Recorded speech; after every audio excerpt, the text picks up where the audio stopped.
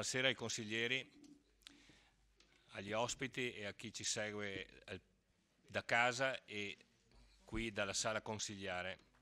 Consiglio Comunale del 12 dicembre 2017, sono 9 i punti all'ordine del giorno e quindi cominciamo subito con l'appello. Dottoressa Paola Costalonga, prego. Tonon Roberto, Botteon Adriano. È qua, Okay. presente. Carnelos Graziano, Costa Giulia, Daregian Antonio.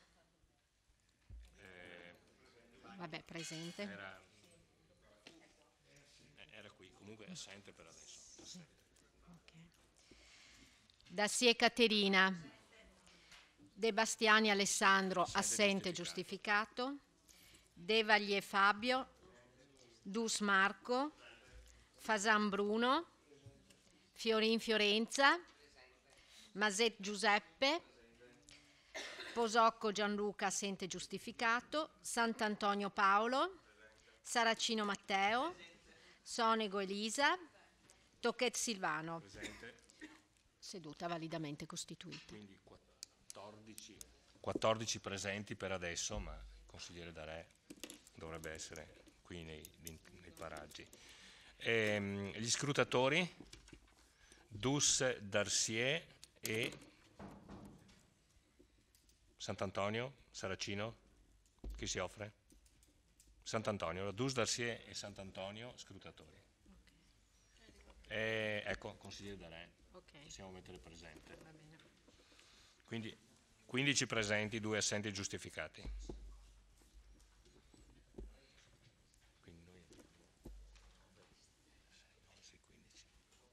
Bene, allora passiamo subito al punto numero 2, una comunicazione, parola all'assessore De Nardi. Buonasera. Punto 1.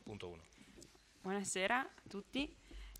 Solo per avvisare che è pubblicato sul sito del Comune il bando di selezione per l'assegnazione di 3 borse di studio per il tirocinio formativo presso il Comune di Vittorio Veneto nell'ambito del progetto Brandolino Brandolini D'Adda, storia di un politico, vita di un eroe. La selezione è riservata a laureati triennali e magistrali. L'istanza di ammissione al concorso deve essere indirizzata al Comune di Vittorio Veneto e deve pervenire entro le ore 12 del 20 dicembre 2017. Grazie. E allora passiamo al punto numero 2 all'ordine del giorno e sono lieto di avere qui in aula il dottor Maurizio Cecconi, che invito qui sul tavolo assieme ai suoi, saluto anche i suoi collaboratori. Maurizio Cecconi è attualmente segretario generale di Hermitage Italia ed è amministratore delegato di Villaggio Globale International, che è società partner del Museo Statale Hermitage in Italia. Quindi do la parola al sindaco Roberto Tonon. Grazie Presidente, buonasera a tutti. L'amministrazione comunale di Vittorio Veneto intende commemorare i 100 anni dalla fine della Grande Guerra, conclusi come sappiamo tutti con la battaglia di Vittorio Veneto il 30 ottobre 1918. Per far questo abbiamo ritenuto doveroso, con come dire, un cambio rispetto al passato, di presentare il programma in Consiglio Comunale l'anno precedente al periodo interessato da questa serie di manifestazioni. È una scelta metodologica che riteniamo corretta, in discontinuità rispetto a quanto è stato fatto precedentemente. Sono già state innumerevoli le riunioni che sono state fatte con varie associazioni sia di carattere culturale che sportivo che di volontariato, oltre che, ma lo vedrete anche quando sarà scorso, anzi l'avete già visto anche il programma, con i rappresentanti delle associazioni d'Arma. Per quanto poi parlerò dei finanziamenti. Intanto mi preme sottolineare alcune parole chiavi che abbiamo ritenuto di inserire nel nostro programma, a partire da un'immagine che è quella che si vedrà fra poco, nessun problema, che è quella della colomba, poi sarà proiettata sullo schermo, una colomba simbolo quindi ovviamente di pace, che spezza un filo spinato con la scritta 1918-2018 Vittorio Veneto. Questa ritengo sia un'occasione straordinaria per la nostra città, per tutta Vittorio Veneto e per il vittoriese nel suo insieme, per essere conosciuta e riconosciuta nuovamente, approfittando, diciamo così, di questa opportunità che ci viene data, e per sottolineare anche il ruolo della nostra città rispetto al territorio. Il Comune ha stanziato alcuni fondi sia nel bilancio 2017, fondi propri, che ne ha previsti altri per il bilancio 2018. In base, ovviamente, anticipo così un'eventuale legittimissima domanda, in base alla possibilità di accedere ad altri fondi regionali, statali e poi tramite sponsorizzazioni e sostegni privati, il programma si declinerà ovviamente in maniera più corposa. Quindi quella che presenterò stasera è una ipotesi per cui una parte sostanziosa del programma sarà comunque fatta, e poi le altre cose a cascata, diciamo, in base ai risultati della ricerca dei fondi che abbiamo già da tempo cominciato ad attuare. Sottolineo per esempio che l'atteggiamento della Regione nell'incontro avuto con l'assessore Corazzari è stato molto positivo, e noi ci auguriamo che questo si trasformi ovviamente in veri e propri atti di sostegno anche finanziari. È occasione questo periodo di quest'anno del 2018 per confermare alcune caratteristiche e opportunità che ha la nostra città, cioè essere inserita all'interno di quel cosiddetto triangolo d'oro del Prosecco. Mi riferisco alla candidatura dell'UNESCO, confermare quel ruolo trainante che ha negli ultimi anni per quanto riguarda il turismo, e comunque quel trait d'union fra mare e montagna che da sempre vede Vittorio Veneto come porta verso il Cadore. Senza dimenticare le caratteristiche storiche e ambientali che potranno essere riconosciute da tutti i visitatori che si recheranno nella nostra città.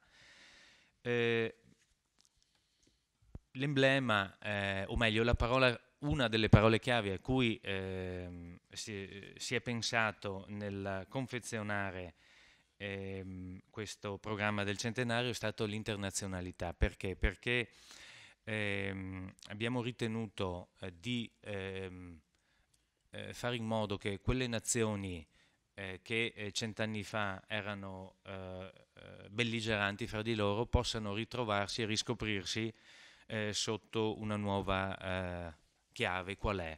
La pace. Tant'è vero che il titolo di tutto il programma è Quando scoppia la pace. Quindi 100 anni dopo la conclusione della guerra riteniamo che declinare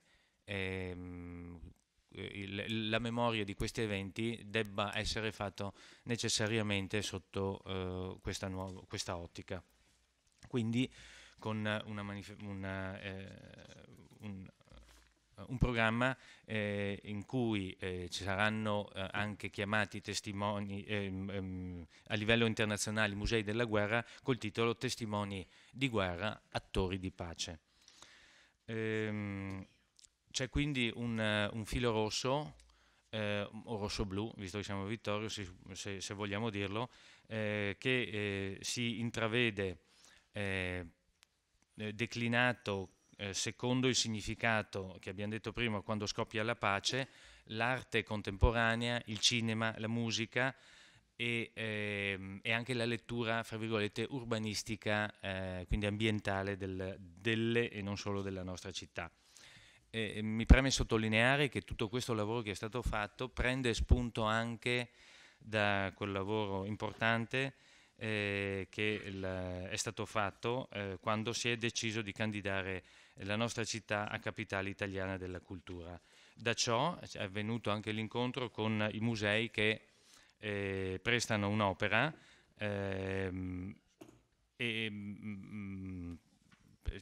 in questo senso saranno, sono già stati, ma saranno chiusi dei protocolli con musei per prestito di opere. Per quanto riguarda l'ultimo ambito, quello della partecipazione, abbiamo già cominciato, l'ho detto in apertura di intervento, sono già stati fatti parecchi incontri con varie categorie, sia associative che produttive, per far sì che il massimo numero di persone e di enti sia coinvolto in questo progetto che riteniamo non possa essere che non corale da un punto di vista partecipativo.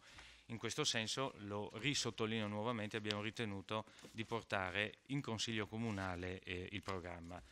Cerco di delinearlo in maniera davvero molto veloce a favore anche di chi ci ascolta.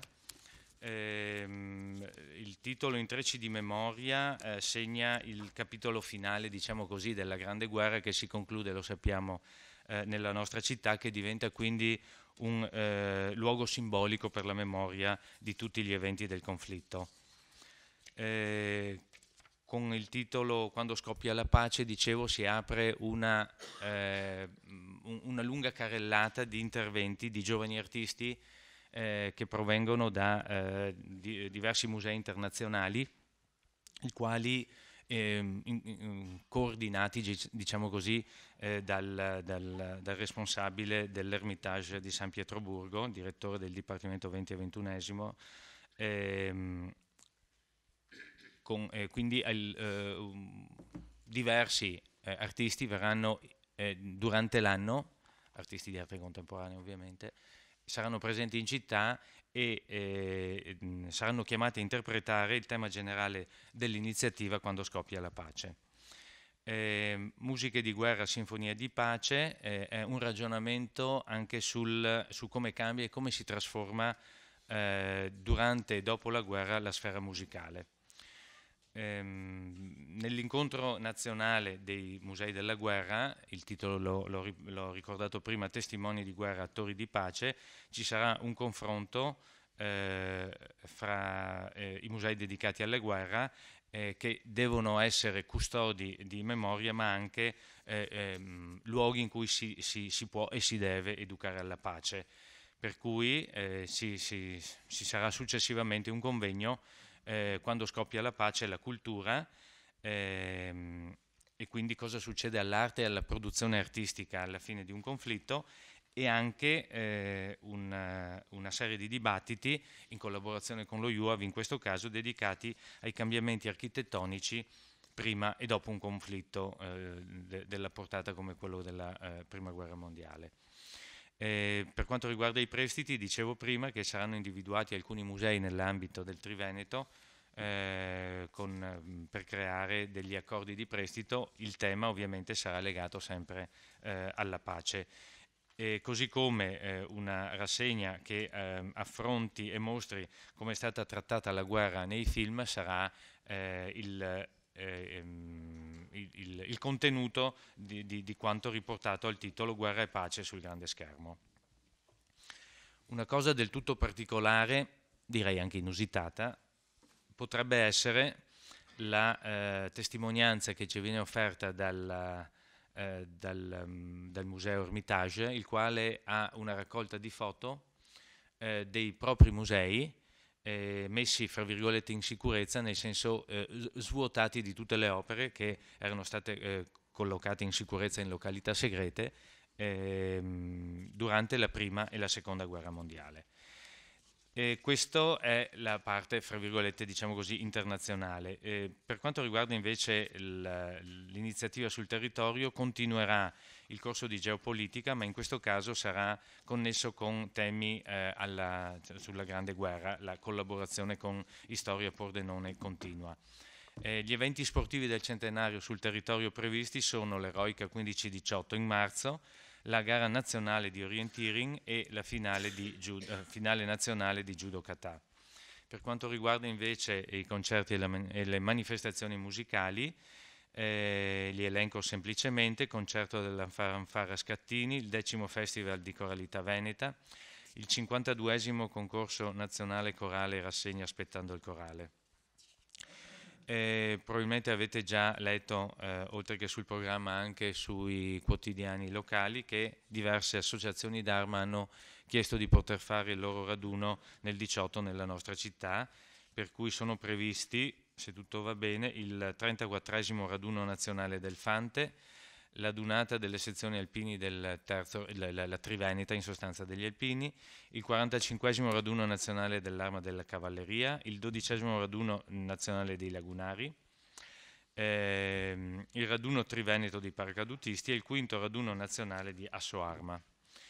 E per quanto riguarda invece gli eventi espositivi, questi sono partiti già, lo ha ricordato nell'ultimo Consiglio Comunale, se non vado errato, l'assessore Uliana. Abbiamo iniziato con la mostra War and Art presentata al Pentagono, organizzata in collaborazione con l'ambasciata italiana, mostra della durata di 1 anno, con foto del nostro Fondo Marzocchi. Le quali foto saranno utilizzate anche per un evento espositivo a Londra in agosto del 2018. Altro sito ovviamente che utilizzeremo per gli eventi espositivi in collaborazione con l'esercito italiano è il Palazzo Todesco. Gli altri eventi espositivi sono quelli della collezione Lupi, del Fondo Marzocchi con un evento espositivo da Caporetto a Vittorio Veneto e infine una mostra doverosa, anche perché oltre ai 100 anni della Grande Guerra ci sono nel 2018 i 50 anni dalla morte di Camillo De Carlo, una mostra appunto sulla spia in viaggio, cioè Camillo De Carlo. Il tutto dovrebbe concludersi con la cerimonia di commemorazione ufficiale del centenario. Ci auguriamo alla presenza del Capo dello Stato fra la fine di ottobre e l'inizio di novembre. Grazie. Grazie signor Sindaco. E la parola al dottor Cecconi. Prima passiamo. Chiedo scusa. Io sono a disposizione per rispondere. Per rispondere. Quindi, come in ogni caso, aprirei il dibattito alle richieste dei consiglieri e do già la parola al consigliere Maset. Grazie Presidente, buonasera a tutti. Io vorrei chiedervi subito questo. Vedo che c'è un logo nuovo fatto ad hoc per il centenario. Allora la prima domanda che mi viene in mente è questa: perché un logo nuovo se ce n'era già uno che era stato approvato dalla giunta precedente e dai musei ed era stato fatto dal carissimo e compianto assessore alla cultura Michele De Bertolis? Tra l'altro io credo che voi siate a conoscenza, no? di questo logo che c'era. Tra l'altro è un logo per me bellissimo, perché senza nulla togliere a questo, e tra l'altro vorrei anche sapere la quantificazione di quanto è costato questo logo e quanti studi sono stati coinvolti per arrivare a questa definizione, spero più di uno, se sono stati eventualmente pagati tutti gli studi, se sono più di uno, e quanto è costato. Al di là di questo, il logo che aveva pensato Michele De Bertolis per me è un logo eccezionale nella sua semplicità. Allora, io l'ho qui rappresentato, ma è in piccolino, comunque è un 1 e un 8, 100° anniversario della Grande Guerra, 1918-2018. La particolarità dell'1 e dell'8, se voi immaginate un 1 e un 8, staccate leggermente i due cerchi, voi avete questa contemporaneità. 18, 100. 1918, 2018, 100° anniversario della Grande Guerra. Allora, ribadisco la domanda perché mi auguro che mi rispondiate. Perché abbiamo pensato a un logo nuovo? Abbiamo speso dei soldi, immagino. A meno che non mi diciate che comunque è venuto gratis nel pacchetto che poi abbiamo visto nelle delibere. Tra l'altro, se mi permettete, senza nulla togliere a chi ha pensato questo logo, però se noi andiamo in internet e digitiamo colomba e filo spinato, escono veramente centinaia di immagini e sono immagini trite e ritrite. Quindi oserei dire che è anche qualcosa di poco originale, però questa è una mia personale opinione. Certo che io dissento anche nella forma, la colomba, il filo spinato, dovremmo veramente guardare avanti, non dimenticare, perché il 100° anniversario va fatto per ricordare, ma ricordare con una prospettiva ormai nuova, basta filo spinato, la colomba, viva Dio, c'è dappertutto, quindi.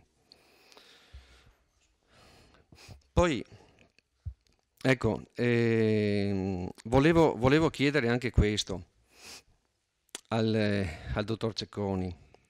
I 48.000 euro che gli vengono dati, perché sono 47.500 rotti mi pare, comprendono anche gli eventi che lui organizza o sono semplicemente il costo del suo intervento per pensare delle manifestazioni sulle quali il Comune dovrà poi comunque esborsare del denaro extra per vedere realizzate? E seconda domanda, quali sono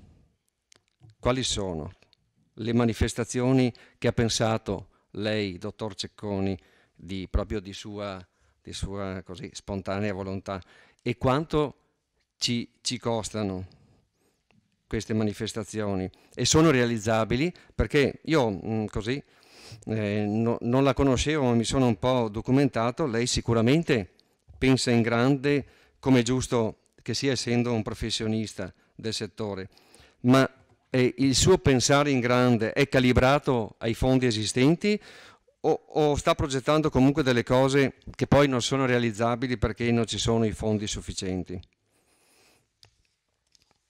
Ecco, un'ultima domanda, ma questa è più rivolta al signor Sindaco.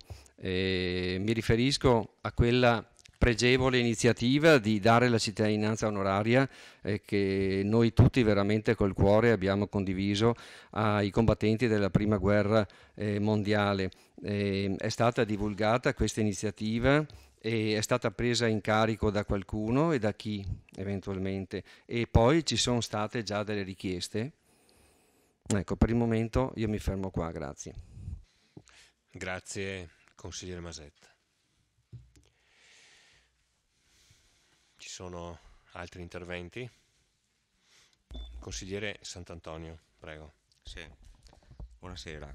Allora, io avevo alcune osservazioni da fare sull'impianto della delibera e queste riguardano poco il dottor Cecconi con la sua società e dopo anche qualche domanda per lei come fornitore, diciamo, del servizio. Allora, intanto avevo fatto notare anche prima che la delibera non è una delibera di presa d'atto in cui quindi noi prendiamo atto di un programma presentato da questa società, bensì dà anche, in effetti c'è scritto delibera, un mandato specificatamente alla giunta comunale di prendere delle responsabilità sia a livello di progettazione sia a livello di risorse finanziarie stanziate dal comune. Allora, in sostanza noi dovremmo dare mandato sapendo praticamente poco di quello che c'è e di quello che si va a progettare.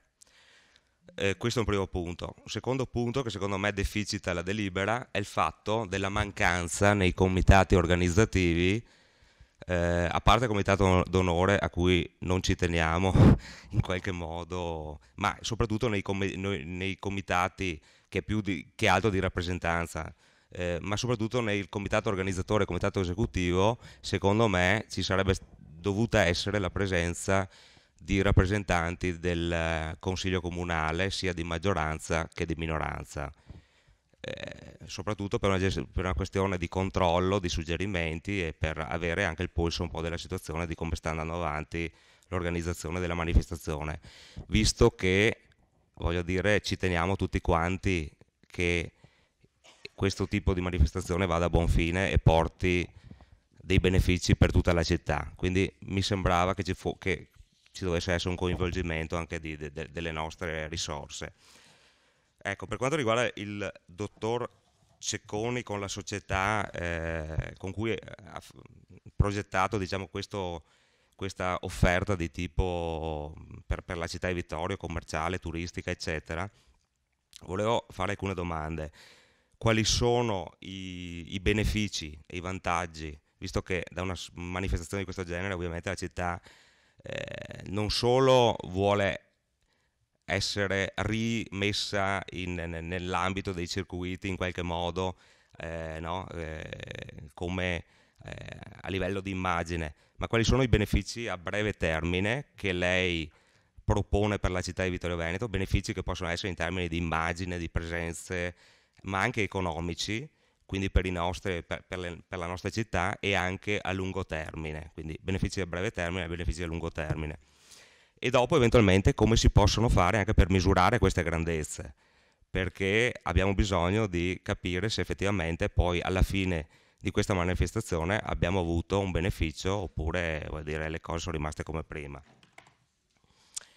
Per quanto riguarda, ecco, dopo quello che mi pare che ovviamente una società, adesso io ovviamente non metto in dubbio il lavoro svolto fino ad oggi, perché conosco che il dottor Cecconi, insomma, è un professionista conosciuto a livello internazionale, ma dico, un business plan di questo tipo di attività sicuramente lei lo ha fatto, perché non penso che non l'abbia fatto, quindi mettere in fila tutti i costi e i benefici, non dico economici, ma magari anche di altro tipo, e questo noi non l'abbiamo visto e quindi non siamo in grado di valutare se il progetto è un progetto che ci piace o meno, in sostanza, ecco.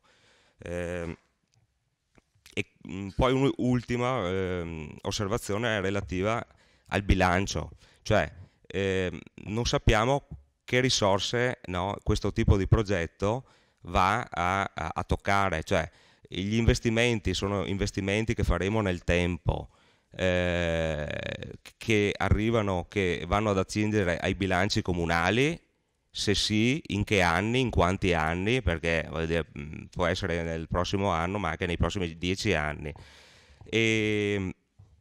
oppure se provengono, se avete previsto anche a degli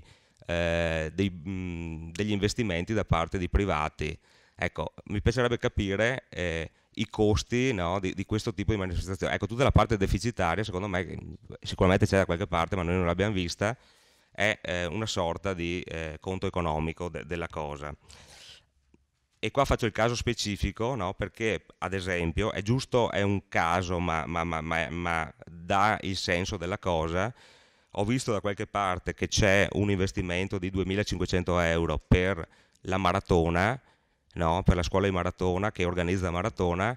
Secondo me sono pochissimi 2.500 euro per organizzare un evento di sto genere a portata, diciamo, nazionale e anche internazionale. Ecco, era solo un esempio. Grazie. Grazie, consigliere Sant'Antonio. Consigliere Saracino, prego. Sì, buonasera. Il primo giro farò domanda tecnica e dopo farò un'analisi più politica. Volevo chiedere al dottor Cecconi, visto che è il curatore di questo programma, che se noi andiamo a togliere quello che già veniva fatto a Vittorio, onestamente è abbastanza risicato, cioè togliamo quello che già veniva fatto, le adunate delle forze d'arma, onestamente più di qualche idea buttata lì non c'è ancora nulla di concreto. Lei come professionista, visto che insomma tutti sappiamo le sue qualità, ha qualche difficoltà oggettiva a lavorare senza un budget, nel senso che non sapendo quanto potremo spendere, questo sta limitando la progettualità del centenario? Grazie. Chiedo scusa, grazie consigliere Saracino. Consigliere Botteon. Buonasera a tutti, anch'io ho domanda tecnica abbastanza precisa, quindi vorrei sapere, abbiamo visto questo logo, è stato dato un incarico per questo logo, vorrei sapere come è stato dato l'incarico e cioè, quindi quali sono le procedure, come verranno dati gli incarichi durante tutti gli incarichi sicuramente ve ne saranno un bel po' durante questo evento, durante il centenario, questa serie di eventi. Vorrei sapere quindi da questo, che è il primo, quello del logo, in futuro qual è il tipo di rapporto che abbiamo quindi con il dottor Cecconi e per come verranno gestiti quindi gli eventi del centenario. Dopodiché in seguito farò un intervento politico. Grazie. Grazie, consigliere Botteon. E la parola al consigliere Darè. Prego. Grazie, buonasera. Innanzitutto un saluto al dottor Cecconi, al quale abbiamo avuto una collaborazione durante la mia gestione da sindaco.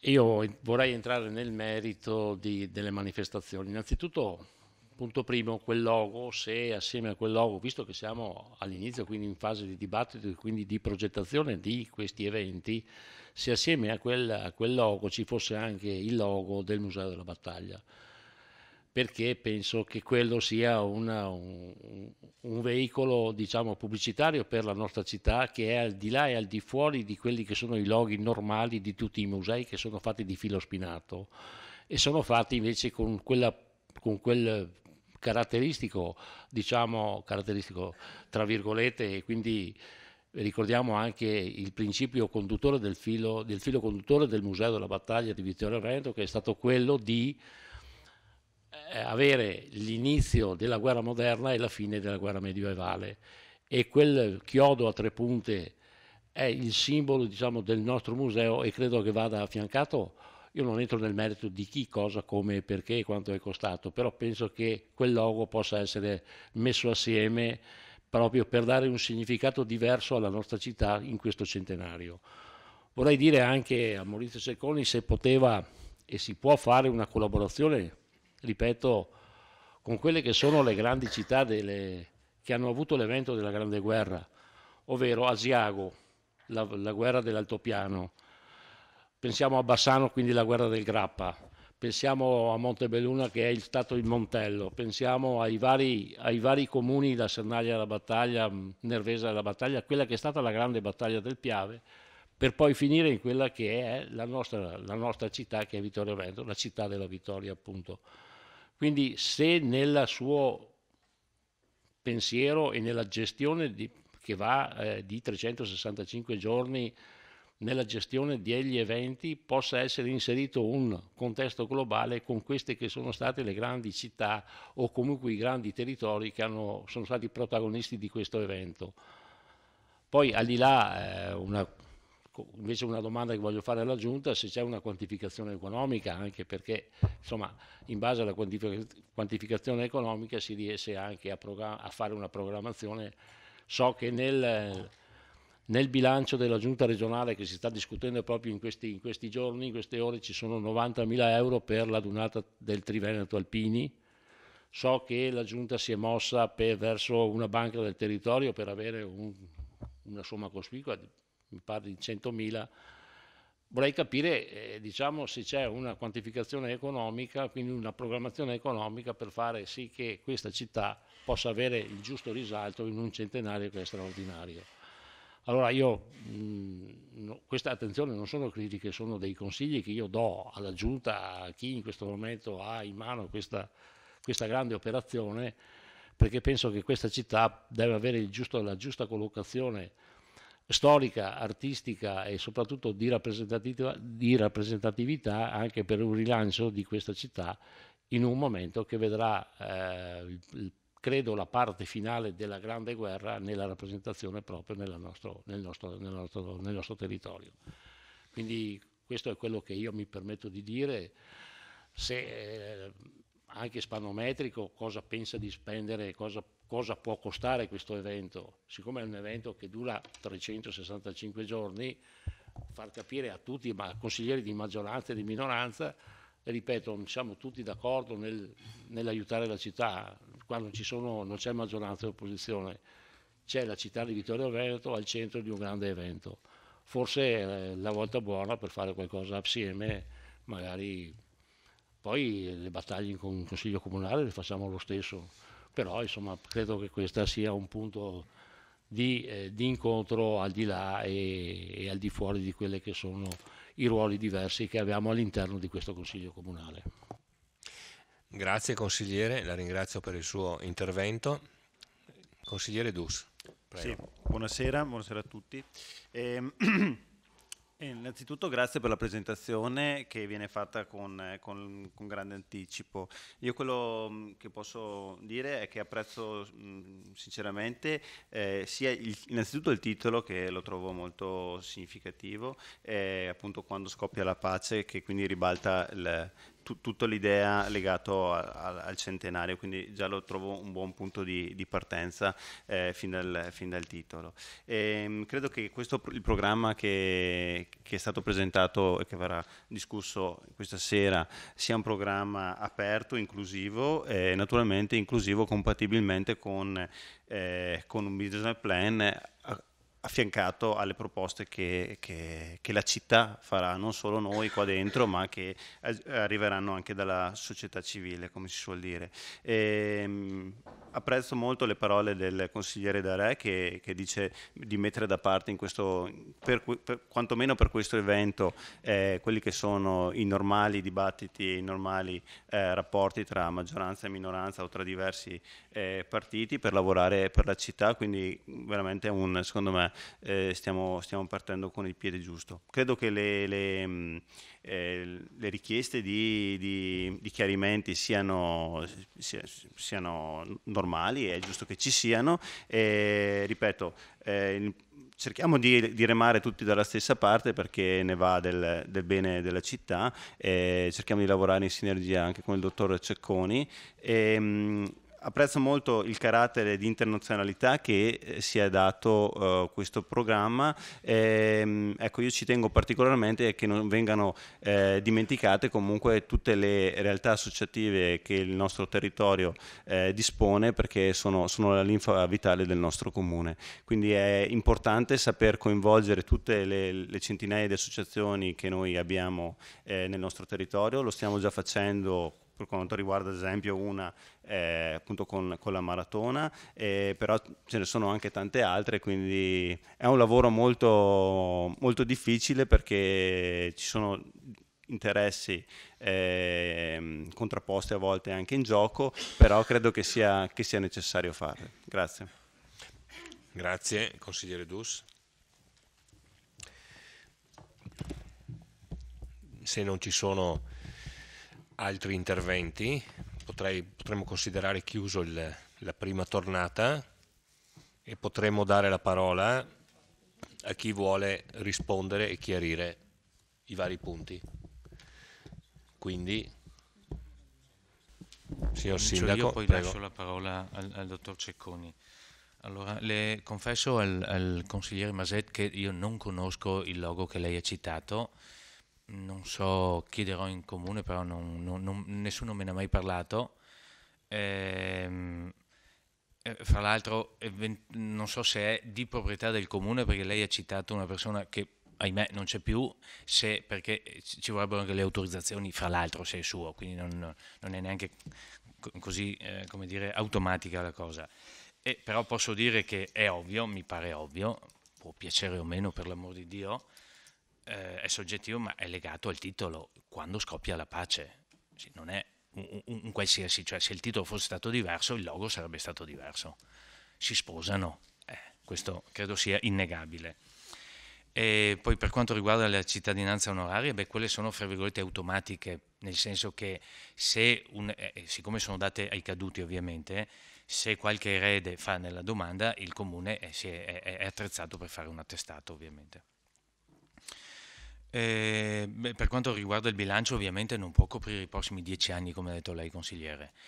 L'ho già l'ha chiesto lei, magari per i prossimi 10 anni. Non è così, ovviamente, anche perché penso che nessun funzionario dirigente firmerebbe un bilancio del genere e nemmeno i revisori del conto, e nessuno si è mai sognato una cosa del genere.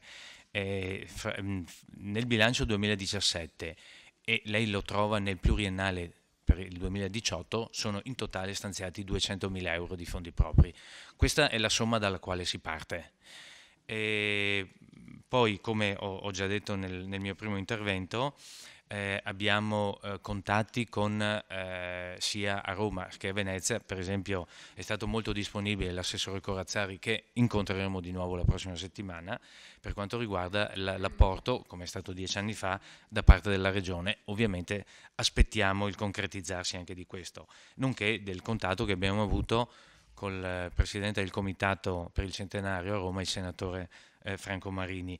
Ma non abbiamo ovviamente dimenticato, anche perché con le finanze piuttosto carenti di questi anni dobbiamo attingere anche ad altre risorse, non abbiamo dimenticato ovviamente tutti gli sponsor e i sostegni, diciamo così, dei privati, tant'è vero che si è iniziato, diciamo, una ipotesi di richieste sotto varie forme di aiuto da parte dei privati, cosa tanto in piccolo che abbiamo già fatto, per esempio, col convegno dell'1, 2, 3 dicembre al Teatro da Ponte, col convegno da Ponte a Mozart, in cui sono intervenuti anche dei privati a sostegno. Apprezzo la posizione encomiabile del consigliere D'Arè. Anch'io ritengo che quando si parla appunto di manifestazioni e eventi che riguardano l'intera città, che portano, come dire, bisogna portare tutti insieme la città in palmo di mano, perché è la città di noi tutti, non è di una parte o dell'altra. Mi auguro che appunto ci sia la possibilità di lavorare in questo senso fianco a fianco. Da ultimo, giusto per precisazione, 10 anni fa la Giunta aveva stabilito sia un comitato d'onore, sia un comitato organizzatore, sia un comitato esecutivo nel 2008, ma non era, a parte il sindaco, non c'era presente nessuno, né assessore né consiglieri. No, lo dico giusto per cronaca, insomma. Però se lei ha letto bene, di solito lei è uno che legge attentamente le delibere, c'è scritto nel deliberato: delibera di demandare alla Giunta l'istituzione, non che è già stato istituito, l'istituzione del comitato d'onore, del comitato organizzatore, del comitato esecutivo, necessaria alla buona riuscita delle celebrazioni in programma per la suddetta ricorrenza. Grazie.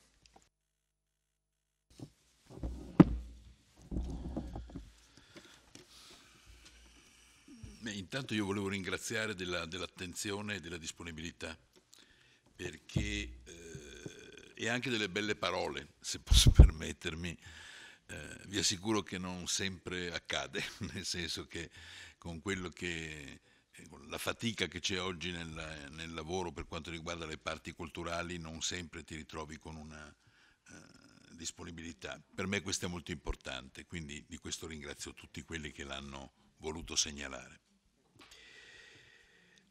Io ho due premesse che voglio fare prima di entrare nel merito delle questioni che sono state poste.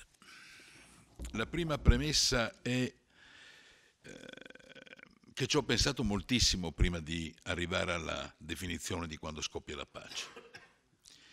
Perché non vi confesserò che all'inizio avevo paura anche di offendere per certi versi qualcuno, perché ho anche qualche parente che ha, come dire, vissuto e non volevo assolutamente dare la sensazione che si dimenticasse cosa è stata Vittorio Veneto. E quando scoppia la pace è una conseguenza, è la conseguenza della vittoria, oppure in altri e per altri è la conseguenza di una sconfitta. È il momento che viene dopo. E io pensavo che noi avessimo il dovere di pensare al momento che viene dopo. Ma badate che non è una scelta scontata, perché in molti ambienti questa cosa invece non viene così accettata facilmente. Devo dire che nel primo incontro che ho fatto, in cui erano presenti i rappresentanti delle armi, sono stato molto contento, perché hanno tutti recepito questa cosa non in termini negativi o diminutivi di ciò che era accaduto, ma sono stati tutti nell'incontro molto disponibili.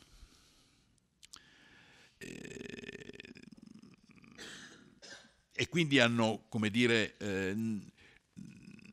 hanno partecipato ad un pensiero che poi corre dentro il programma, ci arriverò, e che per me è l'elemento qualificante, se permettete anche l'elemento qualificante per cui io sono qui, perché altrimenti non sarei stato adatto a fare invece un'operazione di semplice ricordo, ecco, per capirci. Non sarebbe stato il mio mestiere, non avrei, sarei stato mal scelto, ecco, in quel caso.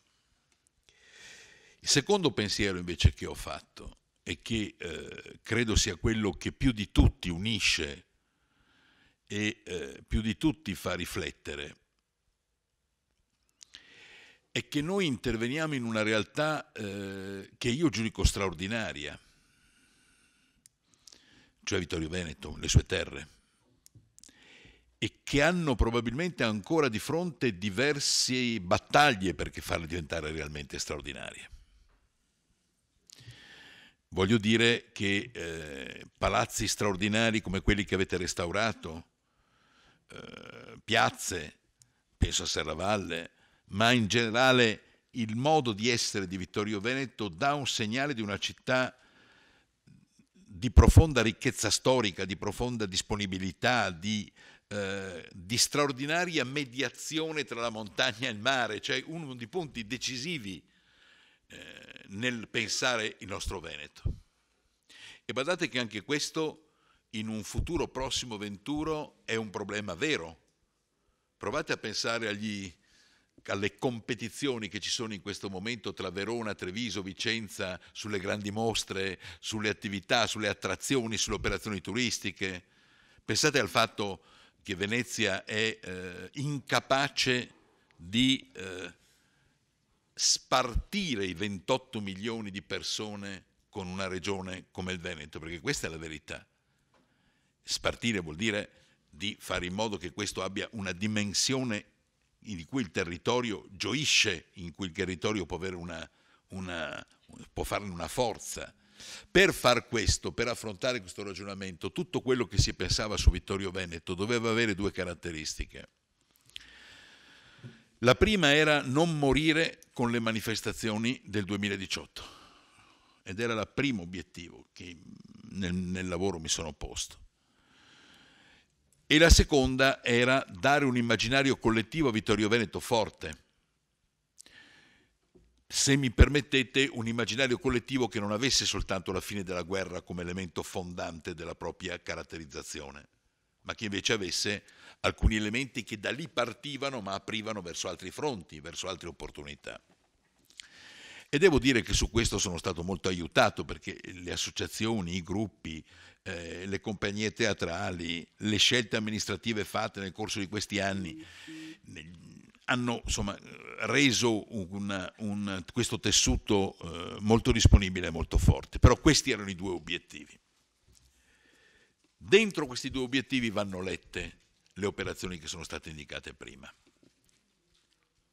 Proviamo a rivederle rapidamente.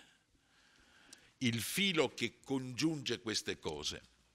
Volevo legare a Vittorio Veneto un grande museo del mondo, perché l'avevo tentato, come lo ricorda anche Darei in una sua intervista che ha fatto nel passato, ritenevo che questo fosse un punto importante.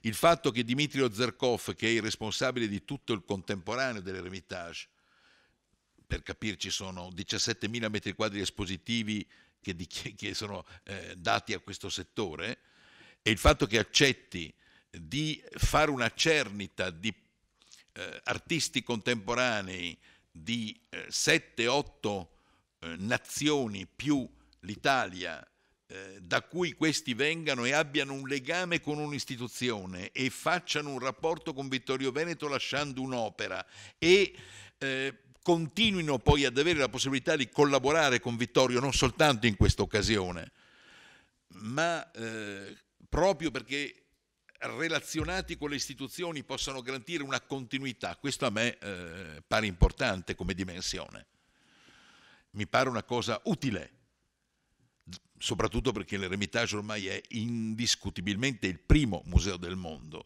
Faccio solo un parametro per far capire le 450.000 opere che ha il Louvre di fronte al 1.450.000 opere che ha l'Eremitage, per dare semplicemente una definizione, oppure anche altre chiavi di lettura che invece sono più legative a noi, non so, i 650 conservatori e ricercatori che sono all'interno rispetto ai 15 che lavorano agli Uffizi, ma questo è solo per far capire il perché mi piace questo tipo di collaborazione. E mi piace perché tra l'altro loro vi capiscono perfettamente. Lui, Dimitri, è venuto a Vittorio Veneto, ha girato, ha sentito, ha parlato e si trovava a suo agio, e quando è stato lui a tirar fuori la questione delle fotografie. Le fotografie sono di quando nel 1900, prima del 15 e prima del 44, all'Eremitage portano via tutte le opere per nasconderle in campagna quando è troppo vicino al nemico, no? Si ha paura che le opere poi vengano portate via. Ironia della sorte, sono state portate via, ma dopo, durante il periodo stalinista, perché sono state vendute, indovinate a chi? Agli Stati Uniti, ma queste sono cose che poi la storia ci racconta, come dire, con leggi di contrappasso, ovviamente. Quindi questo mi sembrava una bella conquista, ma come mi sembrava altrettanto una bella conquista le 5 o 6 convenzioni con grandi musei importanti del Veneto, del Friuli, del Trentino, oppure delle fasce confinanti di Lombardia ed Emilia-Romagna, per prestare alla Pinacoteca 2 o 3 opere ogni 3 mesi per il 2018. Perché questo ottiene 2 risultati: valorizza la vostra collezione, che è importantissimo da una parte, e dall'altra però rende attrattivo perché presta delle opere, quindi dà un'immagine e non costa. Per dopo arriverò sulla questione del denaro. Non costa perché questo tipo di trasporto evidentemente ha un costo sia assicurativo che di trasporto abbastanza limitato. Però anche questo lascia un protocollo d'intesa con alcuni musei, lascia un programma di collaborazione, lascia qualche cosa che può continuare nel 19, nel 20 per capirci, non semplicemente che si ferma al 18. Quindi corrisponde a quella logica che cercavo di dire prima. Così pure quando si guarda all'operazione musica, che non ci siamo inventati, perché l'operazione similare fu fatta alla Fenice di Venezia e poi è stata riportata in altri grandi musei e in altri grandi teatri, ed è interessante vedere perché esamina cosa sono le musiche di guerra e le musiche di pace, che sono radicalmente diverse l'una dall'altra, no? E quindi è anche interessante capire come questa cosa si modifica, ma questo non è una cosa che poi finisce, perché viene fatta usando le forze che abbiamo anche localmente, non semplicemente cose che vengono da fuori. Quindi, seconda caratteristica era il lavoro permanente e la possibilità di continuare a programmarlo. Qual era l'handicap? L'handicap l'avete detto voi. L'handicap esplicito che c'è, ma che c'è non a Vittorio Veneto. Ovunque io mi metta a lavorare me lo trovo. L'handicap di parametrare i programmi che tu vuoi fare con i soldi che hai a disposizione, questo è evidente. E abbiamo scelto una strada che secondo me è, al di là di qualsiasi parte, l'unica strada percorribile in questo momento. Abbiamo messo in moto 4 diverse iniziative. La prima: c'è un patrimonio che il Comune mette a disposizione, sono 200.000 euro e sono divisi tra il 17 e il 18, intanto questi li utilizziamo. Quali sono le cose più urgenti? Quali sono le cose fondamentali? Qual è quella cosa internazionale? È evidente che io non potrò mai rinunciare a fare una cosa importante con il Museo della Battaglia e mettendo insieme tutti i musei che in Italia lavorano sul tema della guerra, pensate al Museo di Rovereto, fantastico che c'è, pensate agli altri, perché questo ci permette di essere capofila di una cordata nazionale e di avere la possibilità poi anche di intraprendere qualche proposta europea, ci permette di avere una conoscibilità in questo campo, mi pare un'operazione bella, di valorizzazione nostra, ma anche di essere riferimento in Italia di un qualche cosa che poi continua. Prima, contemporaneamente non posso dimenticare l'operazione dei giovani, non posso non pensare alla contemporaneità e rispondere al titolo quando scoppia la pace, quindi con un'operazione che poi lasci delle opere qui, non che poi scompaiano, le lascia delle opere qua. E questo era l'altro elemento caratteristico. Il programma è ben di più di 200.000 euro, ma il programma è anche scadenzato per fare in modo che sia parametrato ai 4 punti che dicevo. Il primo l'ho già detto. Il secondo qual è?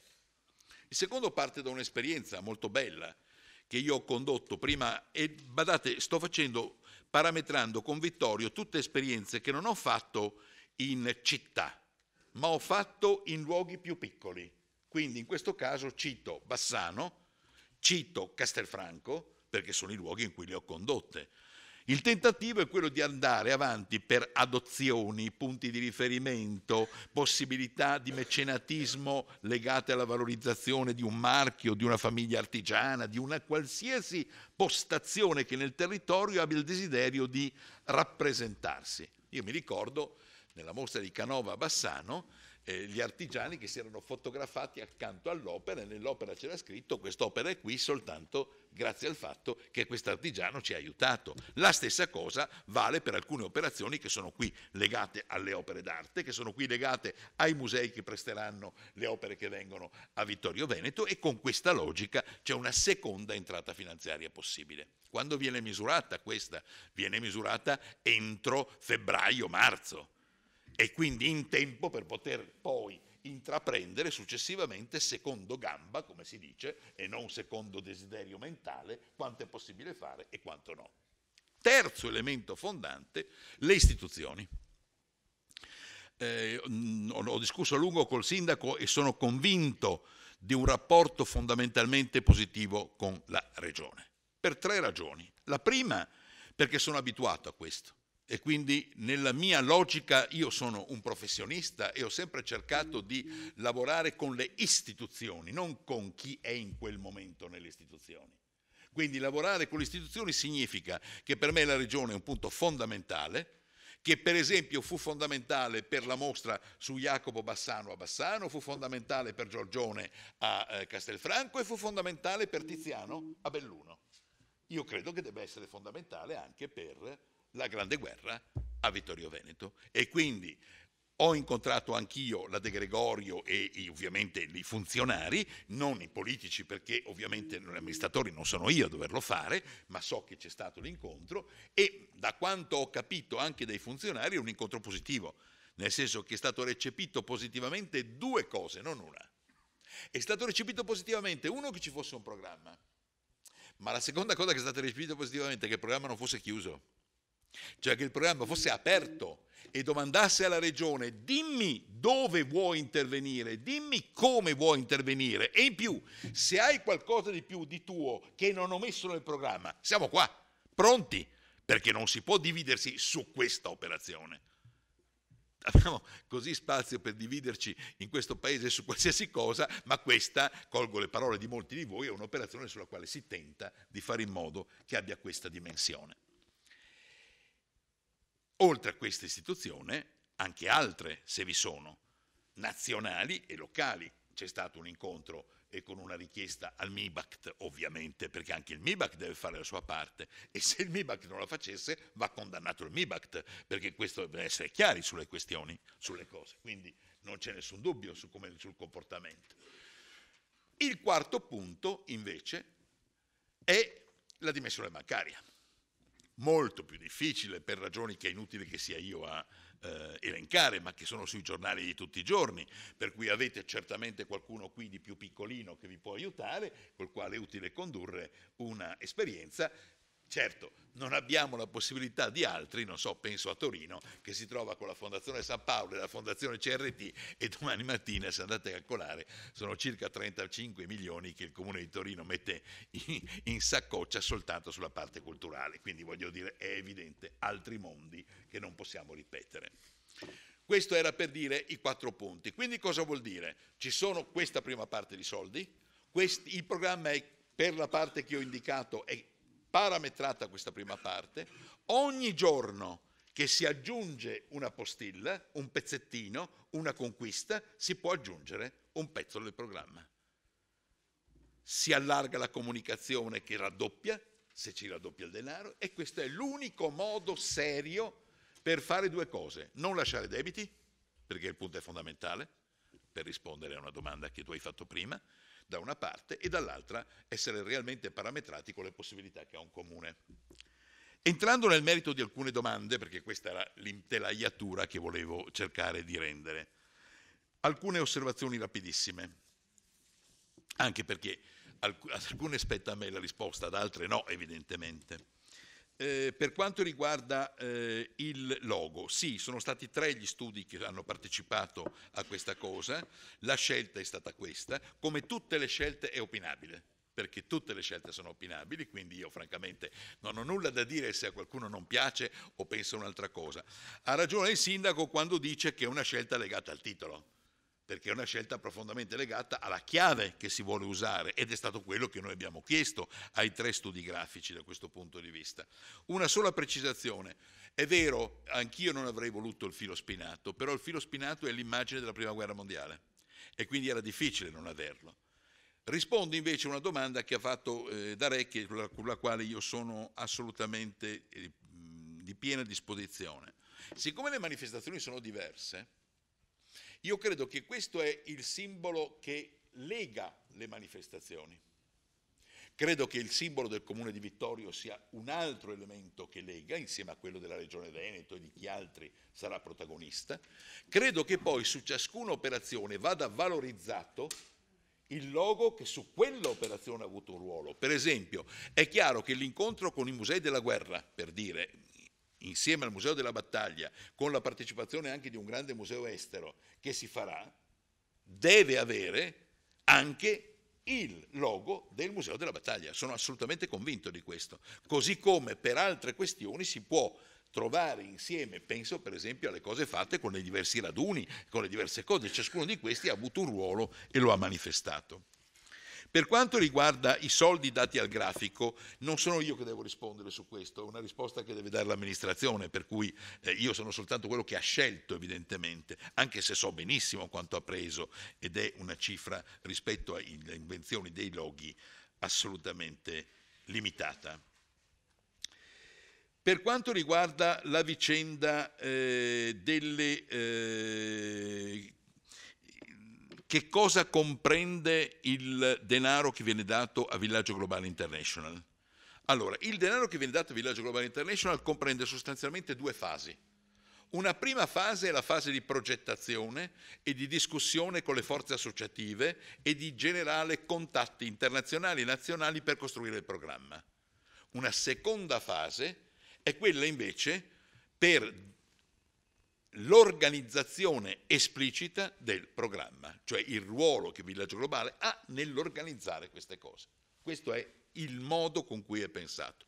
Per essere ancora più chiari, nelle 40.000 più IVA, ricordatevi sempre che per voi la spesa è 48.000, ma per me l'incasso non è 48.000, l'incasso è 40, per capirci chiaramente, perché l'IVA non è per me un vantaggio di nessun tipo. Il modo in cui è stato distribuito è esattamente a metà, 20.000 nel 2017, 20.000 nel 2018, relativamente al tipo di programma che viene realizzato, in cui c'è il ruolo di organizzatore di Villaggio Globale. Poi, Spero di aver risposto prima all'intervento del consigliere Saracino sul fatto che io mi sento meno in difficoltà per i soldi. No, non mi sento in difficoltà perché purtroppo sono in difficoltà tutti i giorni, in qualsiasi comune, in qualsiasi regione, in qualsiasi parte di sto paese io mi trovo con questo problema.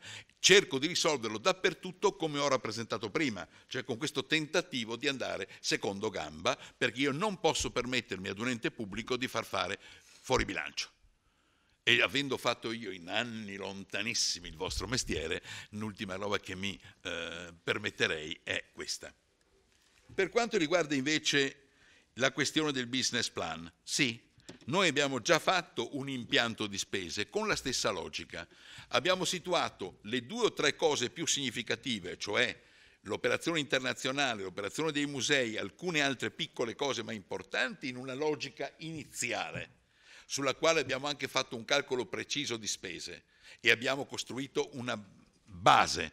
Dopodiché il resto lo possiamo aggiungere a seconda dei finanziamenti che indicavo prima. Tant'è che quando è stato fatto l'incontro con la Regione è stato esplicitato questa cosa per permettere alla Regione di scegliere dove volesse intervenire e questo ci dà quella tranquillità che deve essere in questi casi importante. Vedete, queste cose normalmente è difficile dirle a un consiglio perché a volte tu ti presti successivamente a, come dire, facilmente a qualcuno che ti possa dire qualche cosa, ma allora... Ma io credo che la trasparenza in questo caso è sovrana, è utile, quindi credo che interessi a tutti che sia chiaro qual è il meccanismo. Infine, credo di aver detto prima quali sono per me i vantaggi a breve, a medio e a lungo termine. Le confesserò una cosa però, che è molto difficile fare una quantificazione. In che cosa può avere il vantaggio? Secondo me il vantaggio Vittorio Veneto può arrivare su 3 dimensioni. La prima, l'immaginario collettivo, cioè come viene dipinta la città, il sentore. Facciamo un esempio banale. Ci sono in Italia alcune città che possono essere definite soltanto col nome che gli dai. Alcune altre città che hanno bisogno invece di una parola, di un aggettivo che le determina. Facciamo un esempio. Mentre su Venezia non c'è bisogno di aggiungere nulla, su Torino ancora c'è bisogno di aggiungere. Non ti basta dire Torino, perché non è ancora diventata una città che in quanto tale, a livello internazionale, ha una sua totale definizione. Mentre Firenze e Roma ce l'hanno. Se volete, per certi versi ce l'ha anche Napoli, ovvero sia Torino. Che cosa ha cambiato Torino? La straordinaria trasformazione con la fine della Fiat, quella che i grandi numeri di una volta. Però, per esempio, Torino sta conquistando una grande credibilità dal punto di vista del design. Sono più di 80 le carrozzerie internazionali che lì lavorano. Vedrete che in futuro Torino avrà come elemento connotativo della propria attività questo elemento del design. Allora, a me interessa cosa? Qual è l'elemento connotativo di Vittorio Veneto? Allora, io se riuscissi a dire che questa è una città ai piedi del monte e dopo il mare, elemento fondamentale per capire ciò che c'è e per l'ambiente che la circonda, luogo straordinario della produzione di uno dei vini più importanti per questo paese, città che ricorda la guerra ma che per prima ha esaminato il passaggio tra la guerra e qualcosa di diverso. Se riuscissi su questo ad avere attività culturali che lo ricordano in un centro storico della vostra bellezza, io credo che se riuscissimo a trasmettere parte soltanto di queste cose avremmo fatto un passaggio importante e significativo. Questo è il quadro di quello che posso permettermi di dire in questo momento, cercando di rispondere a tutti quelli che sono intervenuti. È chiaro, e finisco su questo, che sono molto conscio del fatto che io sono un erogatore di servizi e di consigli, come si dice, ma che da sempre, ed è giusto così, le decisioni sugli atti spettano a chi le deve prendere, cioè alle amministrazioni, alle giunte, ai consigli e alle varie strumenti di cui ci siamo dotati nel governo di questo Paese. Grazie, dottor Cecconi. Architetto Antoniazzi. Allora, Prego. le modalità di assegnazione degli incarichi sono fatte secondo quanto disposto dal codice degli appalti. Per quanto riguarda l'incarico a villaggio globale siamo ricorsi a MEPA. Abbiamo fatto un contratto diretto, una trattativa privata diretta in MEPA. Il logo costa 5.000 euro. Il logo, l'ideazione del logo, la declinazione del logo, il controllo e l'immagine coordinata costa 5.000 euro. E è stato fatto dallo studio Lanza di Venezia.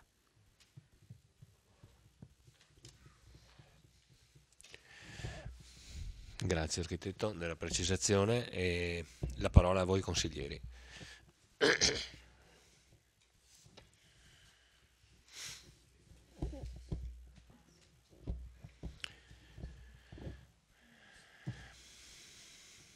Consigliere Darè, prego.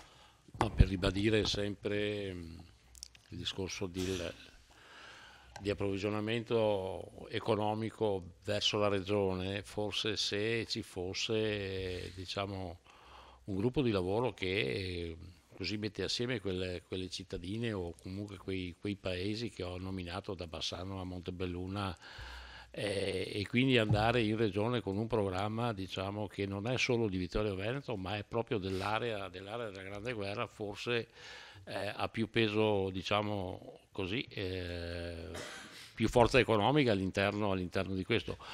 Ma non mi fermerei alla regione, io andrei ben oltre la regione, credo che le manifestazioni del centenario siano una manifestazione che coinvolga la Repubblica Italiana e quindi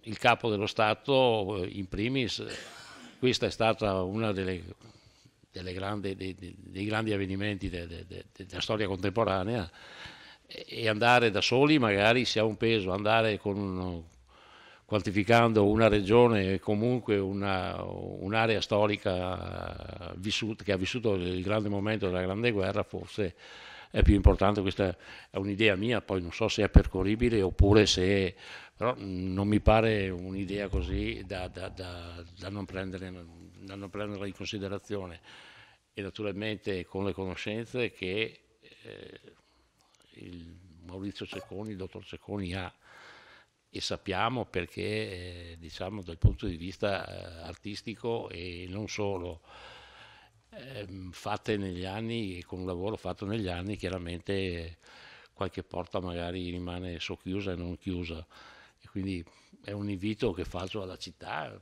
da cittadino, non da consigliere comunale, però penso che questo sia un motivo che possa portare sia alla regione sia al governo centrale. Siamo in una fase ormai di dismissione però insomma il centenario è alle porte, quindi credo che se ci fosse un sostegno economico da parte di questi due enti, forse l'intera regione del Veneto su questo territorio potrebbe lasciare un passaggio che non è solo quello del Prosecco, ma potrebbe essere qualcosa di artistico che forse rimane anche nella storia.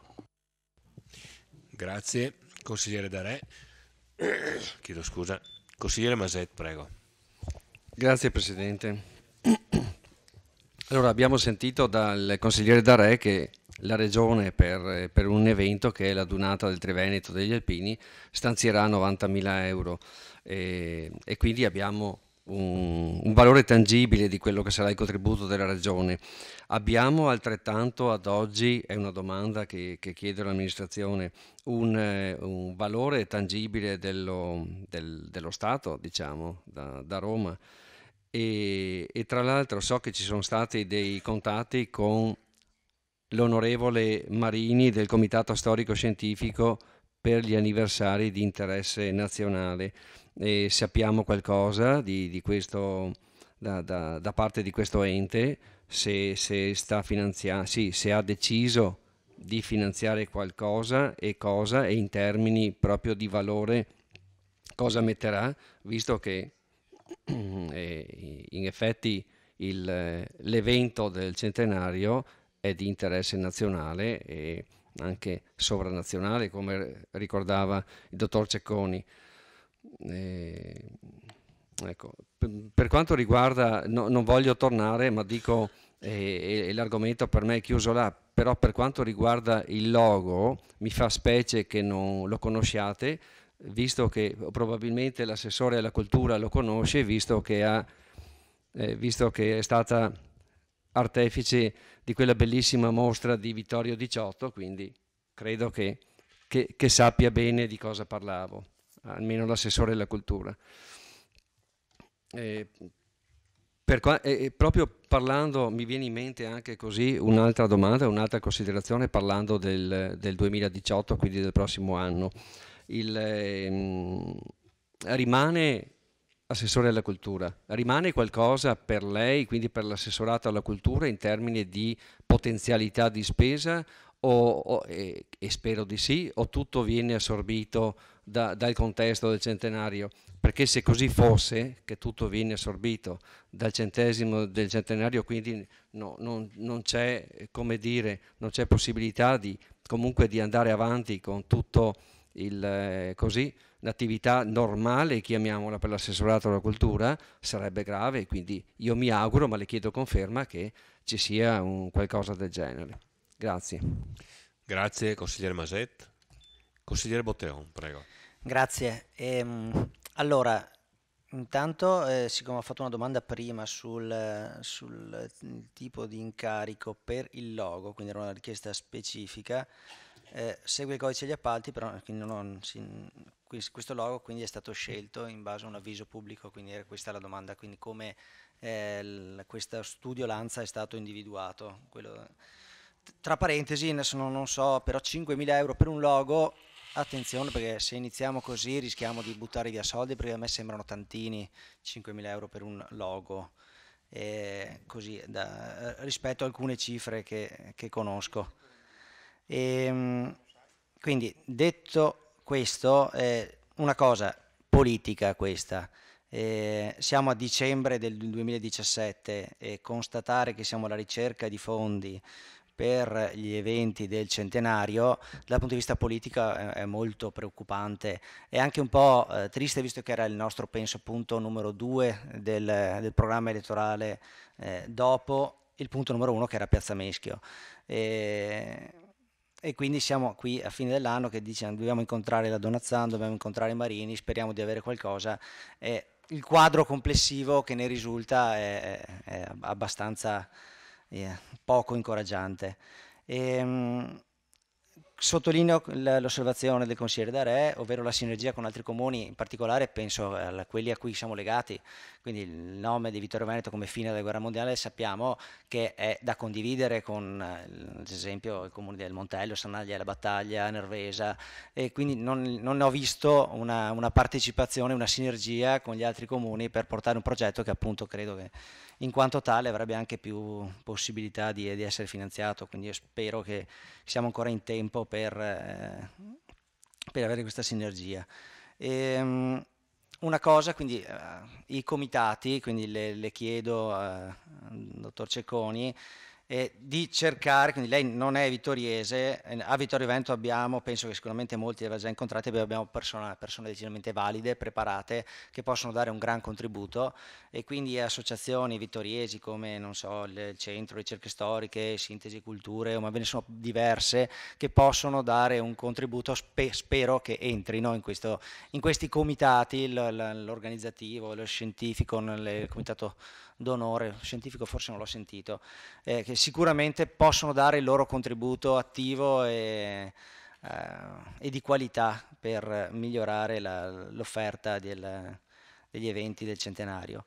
E così come spero che il coordinamento resti del comune, quindi che non sia tutto di villaggio, visto che l'organizzazione è di villaggio globale, ma che ci sia effettivamente un comune che coordini le attività del centenario.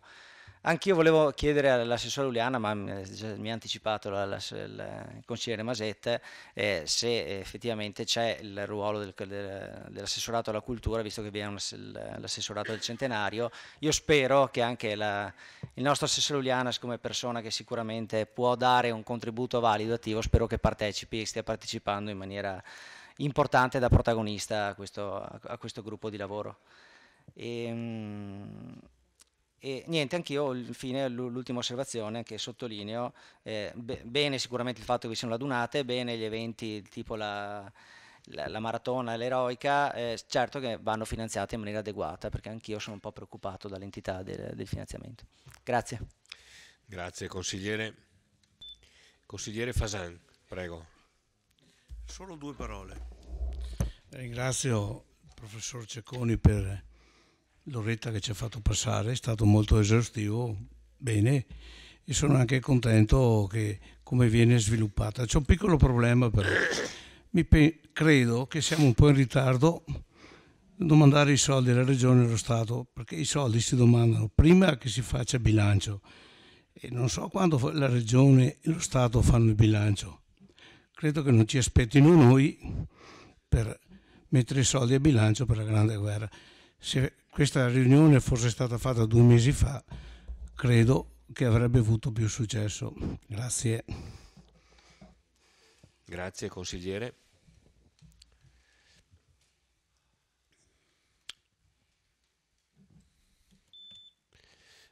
Non vedo altri interventi, quindi sì, come non detto. Consigliere Carnelos, prego. Dunque, innanzitutto volevo ringraziare la Giunta dal punto di vista politico e il dottor Cecconi dal punto di vista dello spessore culturale per questo incipit quantomeno di serata, perché credo che la disponibilità, la volontà dimostrata di mettere insieme quelle che sono state finora le idee partorite, di condividere insieme quello che dovrà essere, speriamo sia, un anno importante per la nostra città, credo vada valorizzato ed apprezzato. Venendo al merito, mi piace quel logo. Il dottor Cecconi diceva può piacere o non piacere, a me piace. E piace l'idea della pace. Io non so in passato se se ne era parlato, se c'era qualcosa in fieri, ma viva Dio, il centenario è nel 2018, l'amministrazione del 2018, del 2017 ha in qualche modo la paternità di quelle che sono quantomeno le idee e i programmi. E ritenevo fosse una buona occasione una volta ogni tanto perché non ci fossero polemiche. Vedete, talvolta, guardando la pace, e talvolta mi viene in mente che poi in Consiglio Comunale sono un mucchio di sbarufanti. Vedete, allora o noi prendiamo consapevolezza che l'importanza di Vittorio Veneto, che la storia di Vittorio Veneto passa anche per questi omuncoli che sono attorno a questo tavolo, allora probabilmente riusciremo anche a far passare l'idea di una grande città dal grande passato. Vedete, se non siamo coesi nemmeno adesso, ragazzi, è difficile poi dire alla gente che Vittorio Veneto è importante. Cecconi diceva prima che le varie città hanno un qualcosa per essere ricordate, qualcuno hanno bisogno di qualcos'altro. Vedete, noi abbiamo l'avventura che viviamo in una città il cui nome esiste nella maggior parte delle altre città. Credo vi sia capitato a tutti voi, a nord, a sud, da Mazzanara al Re, no? Che trovate via Vittorio Veneto, piazza Vittorio Veneto, largo Vittorio Veneto. E questo in tutte le regioni, in tutte le grandi città o medie città. Non è che ci sia via Conegliano dappertutto, via Sacile o via Montebeuna. Via Vittorio Veneto trovate dappertutto. E questo dovrebbe riempirci di orgoglio e di forza, quantomeno. Non sbaruffiamo fra di noi. Qui ho sentito qualche intervento di qualche consigliere piccolo, piccolo davvero. Ringrazio da re, in cui una volta mi pare l'ho detto, che la classe non è acqua. Da re lo ringrazio perché è una spanna in più rispetto a qualche altro consiglierucolo che spacca il capello in quattro. Certo che sarebbe bello avere 1 milione di euro messo nel bilancio, per carità, quante cose si farebbero, si potrebbero dare anche, e così torna una volta, potremmo dare, come si può dire, vino e cotillon a tutti, ma sappiamo che le lenzuola sono corte, e anche qui è davvero piccolo piccolo, quanto ha dato Tizio, quanto ha dato Caio. Lo Stato sappiamo che i 100.000, quelli di Brandolini, sono dello Stato. Dopo, per carità, c'erano tanti onorevoli, ce ne sono di veneti, che qualcuno presenti un emendamento, qualcosa nella finanziaria, non ho sentito, per stanziarla. Sembra quasi che qui ci siano tanti smemorati di Collegno che non sanno che per chiedere il contributo di ci siano nei bilanci degli altri enti. Vedremo se li mettono. È indubbio. Certo non aspettiamoci, come si può dire, finanziamenti a pioggia.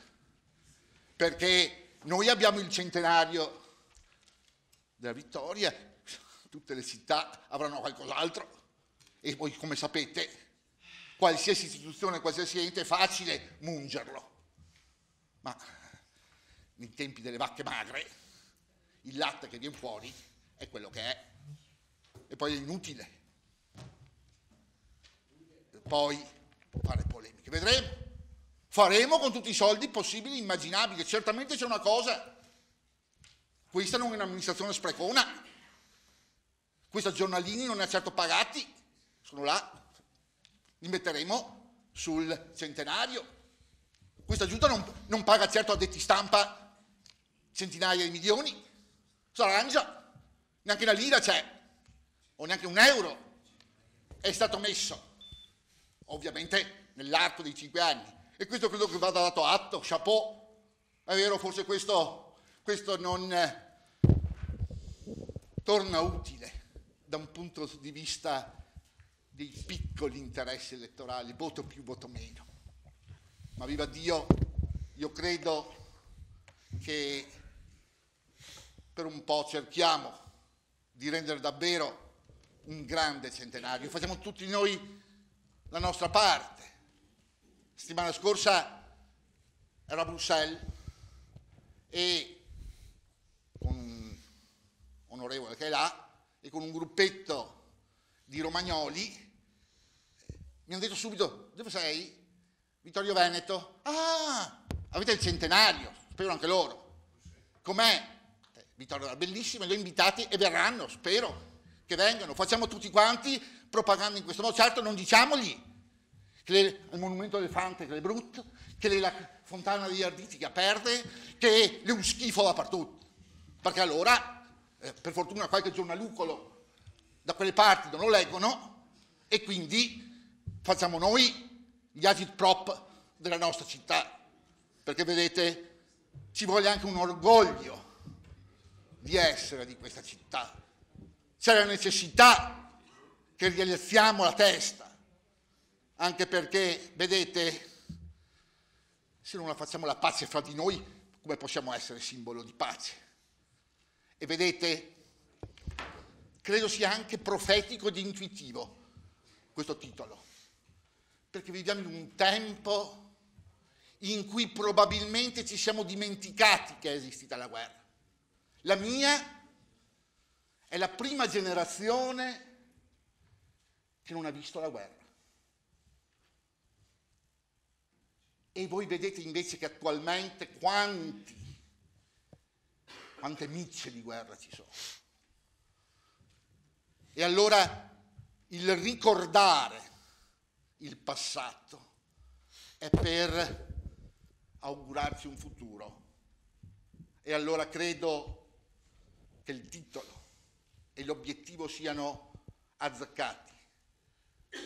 Per raggiungere davvero la meta, mettiamoci tutti insieme a tirare dalla stessa parte, perché se uno tira da una parte, uno tira dall'altra, pensando poi di poter intascare qualche consenso sulle cabine elettorali. È la morte della progettualità che noi dobbiamo avere. Guardiamo in grande, guardiamo lontano, non guardiamo le piccolezze. 5 miglia. Se una memoria al TAR costa 30.000 euro e sono 5.000 tanto per un logo, ma dove si vive? Dove si vive? Allora, e chiudo davvero, mi scuso forse per la foga, ma stasera perdonatemi anche perché il tema è troppo importante. E c'è stato un seme che è venuto dalla Giunta e da Cecconi, siamo qua tutti per collaborare, facciamo le proposte, abbiamo un anno intero e voi sapete che è un project in progress ogni cosa quando non ci sono risorse. Se abbiamo delle idee, qualcuno prima diceva per i caduti la cittadinanza, bene, se abbiamo un nonno, un parente, un qualcuno che non c'è più, facciamo la proposta e organizziamo una giornata in cui chi l'ha richiesto gli viene dato ufficialmente, perché vedete è facile criticare, più difficile è collaborare. Grazie. Grazie consigliere Carnelos, la parola al consigliere Sant'Antonio, prego. Sì, volevo prendere spunto un attimo anche dall'ultimo intervento del consigliere Carnelos, dando un suggerimento. Il consigliere ha detto che i finanziamenti possono arrivare anche dallo Stato. Se non erro, parlando in questi giorni qua, qualcuno mi ricorda che nel 50° anniversario, nel 68, lo Stato ha contribuito in modo pesante a dei finanziamenti, quindi penso che sia necessario fare riferimento anche là. Dopo, la seconda cosa che voglio dire è la proposta, un mini emendamento, nel senso che se si vuole avere la partecipazione di tutte le parti, quindi anche di tutto il Consiglio Comunale, io proporrei che il punto numero 3 della delibera, cioè il punto in cui si dice di costituire un comitato organizzatore esecutivo, eccetera, eccetera, eccetera, per la buona riuscita delle celebrazioni, quindi per dare trasparenza e dare collaborazione, aggiungerei del comitato esecutivo e del comitato organizzatore faranno parte anche un consigliere della maggioranza, un consigliere comunale della maggioranza e un consigliere comunale della minoranza, o designati dalla maggioranza, designati dalla minoranza. Quindi metterei nei comitati anche un consigliere comunale, maggioranza e minoranza, proprio per dare maggiore partecipazione e trasparenza. Grazie. Grazie consigliere, naturalmente se me lo mette, è un emendamento a tutti gli effetti, sì, quindi mi mette 2 righe per iscritto. E la parola invece al consigliere Saracino, prego. Sì, faccio i complimenti al dottor Cecconi per l'intervento che ha fatto, che onestamente è da manuale, diciamo che ci ha detto tutto e niente di quello che si vuole fare, nel senso faremo se avremo disponibilità. E qua capisco anche la caratura di questa scelta sua su questo progetto. Io adesso faccio una visione politica, prendendo spunto da quello che dice Carnelos.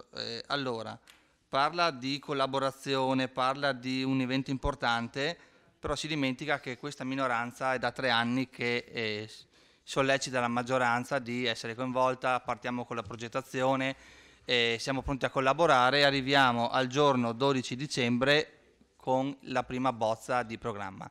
Questo dal punto di vista politico è secondo me inaccettabile perché mostra l'ennesima volta la non progettualità di questa maggioranza, perché un centenario non si organizza in 2 mesi, si organizza in anni. se vogliamo qualcosa fatto bene esteso nel territorio.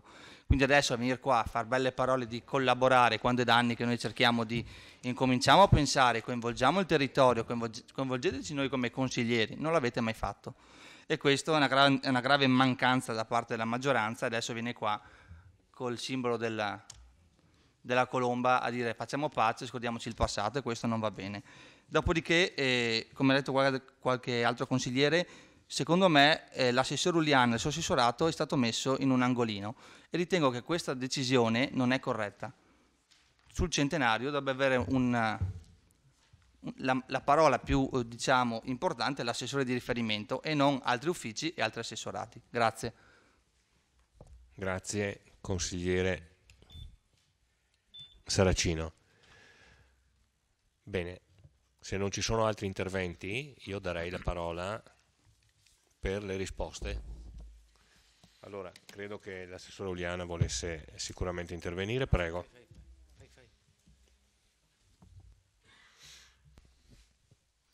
Allora, intanto rispondo al consigliere Maset in merito alla richiesta di chiarimenti di quel logo. Effettivamente sì, è vero, era stato elaborato un logo, era stato richiesto, commissionato dall'assessore De Bertolis un logo ad una ditta e questo logo era stato realizzato.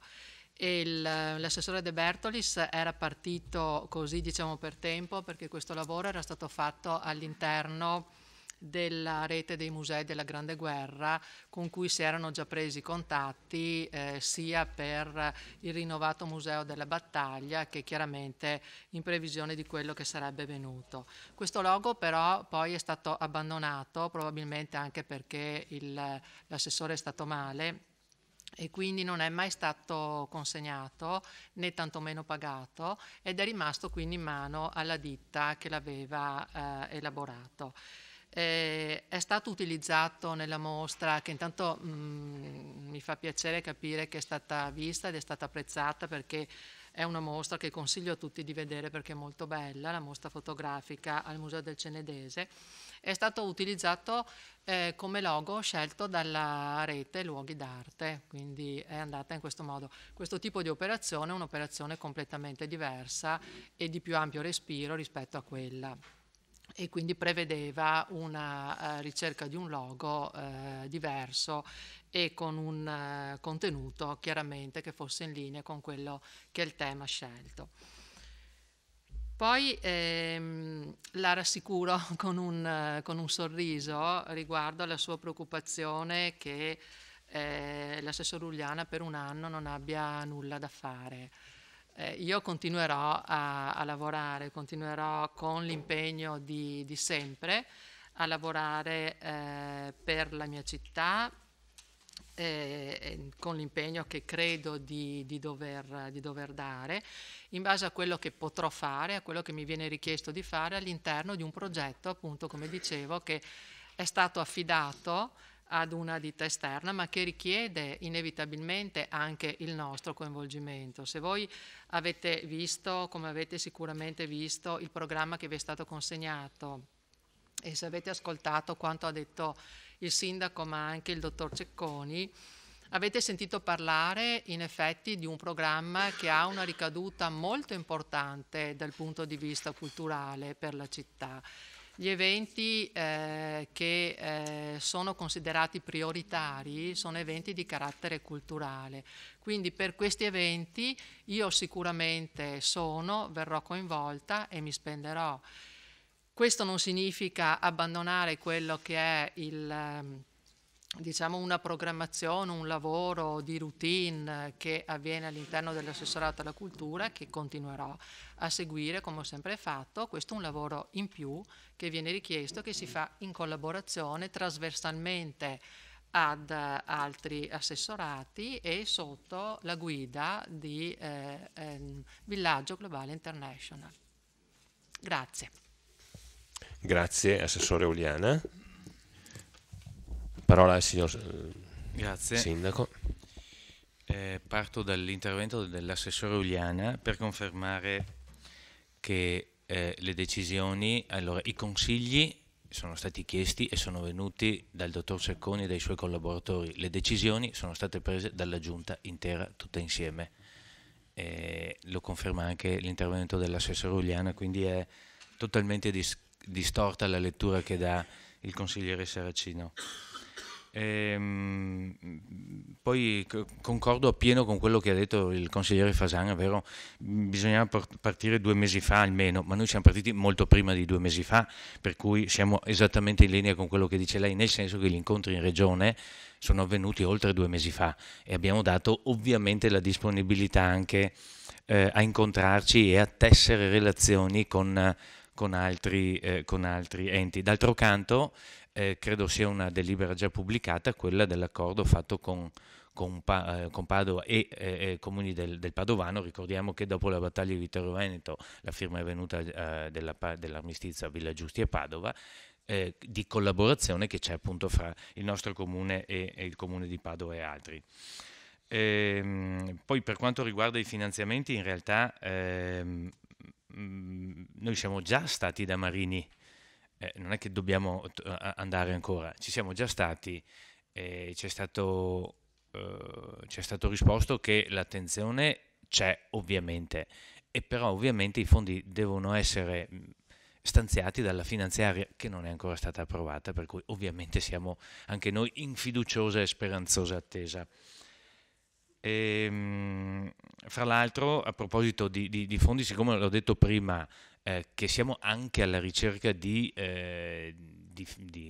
sostegni privati, abbiamo qui anche il dottor Gianni Posocco che ci dà una mano in questo senso, perché è esperto in materia e ci affidiamo anche alla sua professionalità in questo senso, e di questo lo ringrazio. Poi per quanto riguarda lo Stato è già intervenuto, ma è già stato detto anche dal consigliere Carnelos, con i 100.000 euro per Brandolini, e infatti le ritrovate all'interno della progettazione.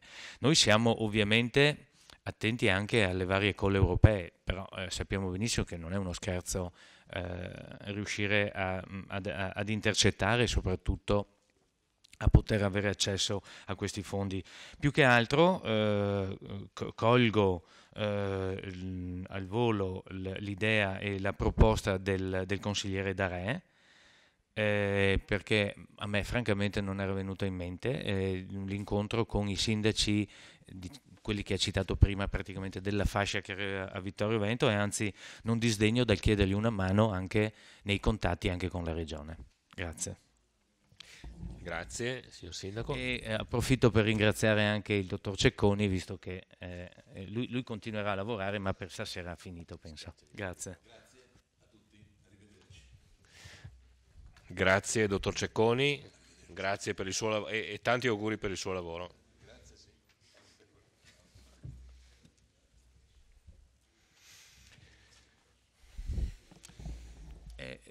Per quanto riguarda l'emendamento, se posso, allora ritengo, nello spirito di collaborazione invocato anche e suggerito da più di un consigliere, che se la partecipazione, ne parlavamo a tu per tu col consigliere Sant'Antonio, è relativa al comitato organizzatore, ciò si possa fare. Diciamo quello esecutivo è un po' più tecnico, diventa un po' difficile anche da gestire. Se riguarda È proprio come, Perfetto, proprio come grazie. dice lei.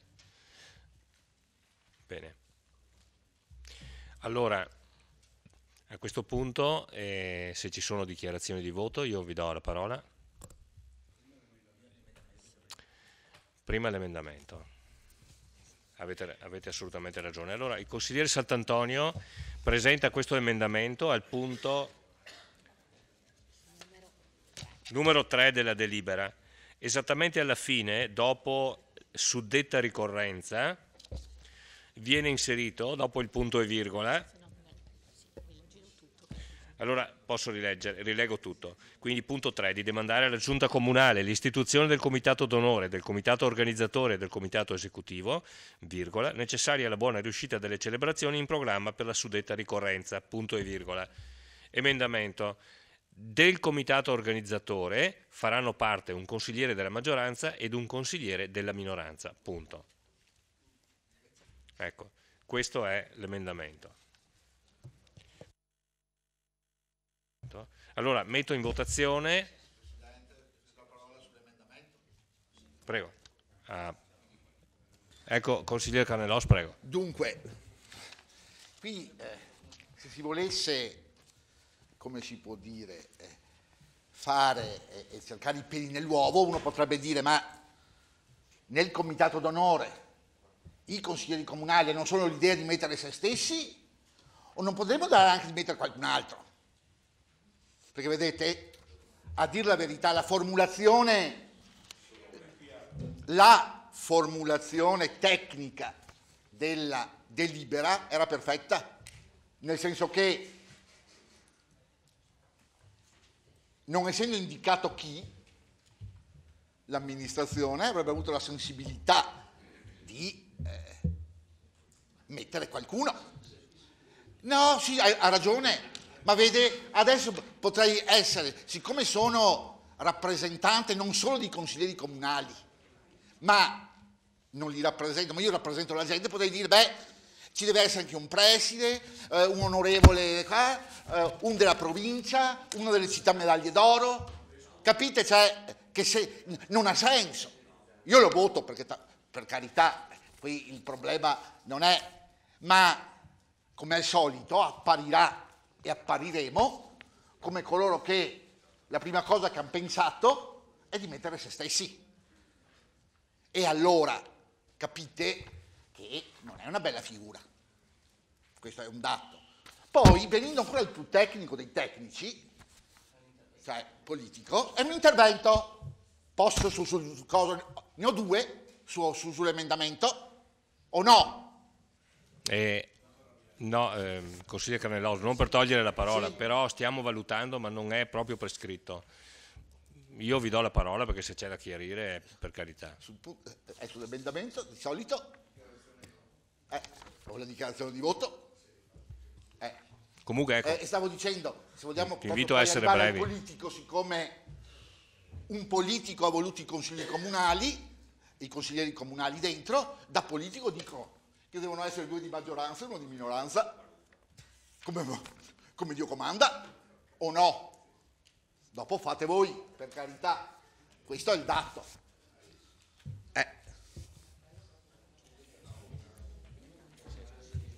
E dopo, quello, vabbè. Sì, consigliere, io le do la parola. Comunque, consigliere, non ci sarebbero da regolamento interventi sugli emendamenti, però io mi permetto di darle la parola. Consigliere Sant'Antonio, prego. Allora, a parte il fatto che io ho parlato di comitato organizzativo e non d'onore. Comitato organizzatore. Organizzatore. No, punto uno. Lei ha detto comitato d'onore e sono due cose differenti. Bon. La seconda cosa, dico, i consiglieri comunali sono i rappresentanti del popolo. Mettiamo tutto il popolo? No, mettiamo i rappresentanti. Quindi mi sembra una cosa talmente banale. Ultima cosa, il consigliere Carnellos, come sempre, fa le prediche agli altri e poi sostanzialmente non perde l'occasione per fare un po' di show nei confronti degli altri consiglieri. Allora, lei aveva detto di non fare gli sbaruffanti, ha preso subito l'occasione per criticare un emendamento che mi sembrava la cosa più normale di questo mondo e anche voglio dire propositivo nei confronti di una sostanzialmente di una collaborazione di tutti i consiglieri. Comunque continui pure così, grazie. Grazie. Consigliere Maset, brevissimamente. Grazie Presidente. Prego. Sì, brevissimamente io lo faccio.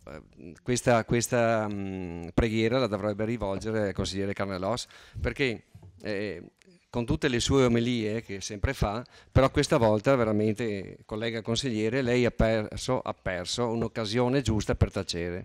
Perché? Perché appena prima predica la pace in un emendamento che è condiviso da tutti i consiglieri di amministrazione, non perde, ribadisco quello che dice il collega Sant'Antonio, non ha perso occasione per seminari zizzania, non va bene così. Comunque, se ci riesce, lei si faccia un esame di coscienza, adesso subito o stasera, quando prima o dopo le preghierine che dice solo la sera, ma se lo faccia consigliere, perché non è questo il modo di agire in consiglio, non è questo il modo di agire in consiglio comunale. Io non la interrompo mai, lei è anche maleducato, scopro stasera, ma forse l'ho scoperto anche altre volte.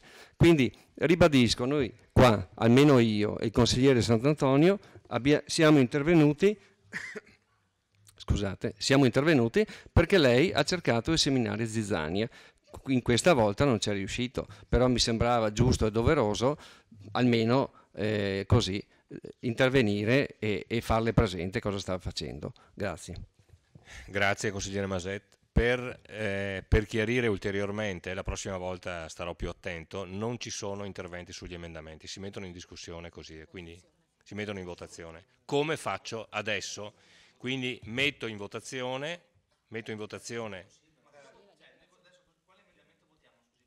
l'emendamento del consigliere Sant'Antonio. No, l'appunto che ha fatto il sindaco era già recepito dal testo del consigliere, perché si parla di comitato organizzatore. Allora, rileggo punto 3. Alla fine del punto 3 il consigliere Sant'Antonio dice di introdurre le seguenti parole: del comitato organizzatore faranno parte un consigliere della maggioranza ed un consigliere della minoranza, appunto. Questo è l'emendamento. Quindi io, è molto chiaro, metto in votazione l'emendamento appena letto, testé letto e presentato dal consigliere Paolo Sant'Antonio. Consigliere comunale, naturalmente. Consigliere comunale, possiamo prenderlo, meglio specificarlo. Consigliere comunale. Consigliere comunale, l'ho aggiunto io appena. Allora, metto in votazione con questa aggiunta consigliere comunale. Favorevoli? Contrari? Astenuti? Allora, 2 astenuti e 13 favorevoli. Scrutatori? Quindi siamo in 14 a questo punto. Ma cambia soltanto il numero dei favorevoli, nel senso che non ci sono contrari, ci sono 2 astenuti e ci sono 12 consiglieri favorevoli. 12 più 2 14, 15 16 17, i conti tornano. Ok? Quindi l'emendamento è approvato. A questo punto ci sono dichiarazioni di voto? Consigliere Botteon? Sì, grazie. Era anche prima la dichiarazione di voto della verità, e quindi la dichiarazione di voto andrebbe anche sull'emendamento, e la mia era una prenotazione che è arrivata prima, ma non voglio fare polemiche. Allora, io mi sono astenuto all'emendamento e mi astengo anche al voto sulla delibera. Il motivo viene un po' da alcune risposte, in particolare ho voluto anch'io vedere il coinvolgimento dell'assessorato alla cultura, e la risposta era quella che mi aspettavo, e cercherò di dare il mio contributo in base a quello che mi verrà chiesto, in base a un progetto affidato a una ditta esterna. Io in questo lo traduco come il comune delega a una ditta esterna, la regia non è del comune, è di una ditta esterna, e sinceramente mi piacerebbe che fosse il comune di Vittorio Veneto ed il territorio di Vittorio Veneto protagonista di questo centenario, che è quello che mi pare rischi di non essere. Spero di sbagliarmi, sono pronto a tornare sui miei passi, ma questa è la sensazione che ho. Grazie. Grazie consigliere. Consigliere Saracino. Sì, anch'io mi asterrò, anch'io appoggio il discorso che ha fatto Botteon sulle parole dell'assessore Uliana.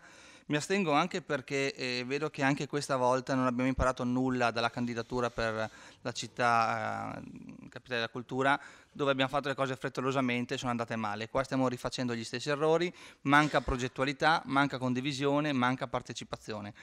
Mi auguro di sbagliarmi e che non succeda come l'altra volta, che verrà fuori un evento limitato a una spesa di denaro per un impatto benevolo nella città, limitato all'anno del centenario, e dopo si tornerà appunto da capo con niente.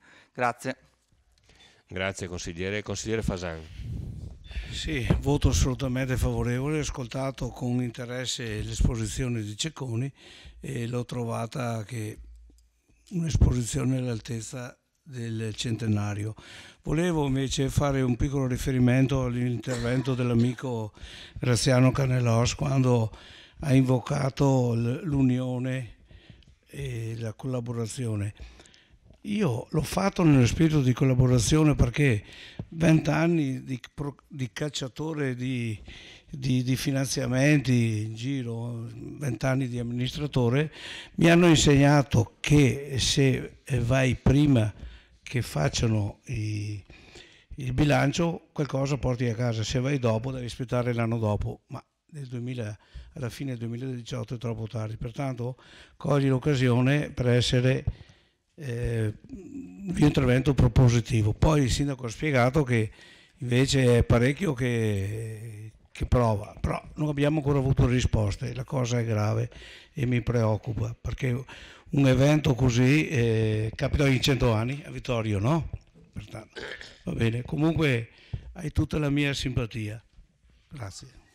Grazie, No, consigliere. perché qui io e Graziano siamo un po' di anni che siamo qua, ci impegniamo assiduamente per la città di Vittorio Veneto, posso dirlo?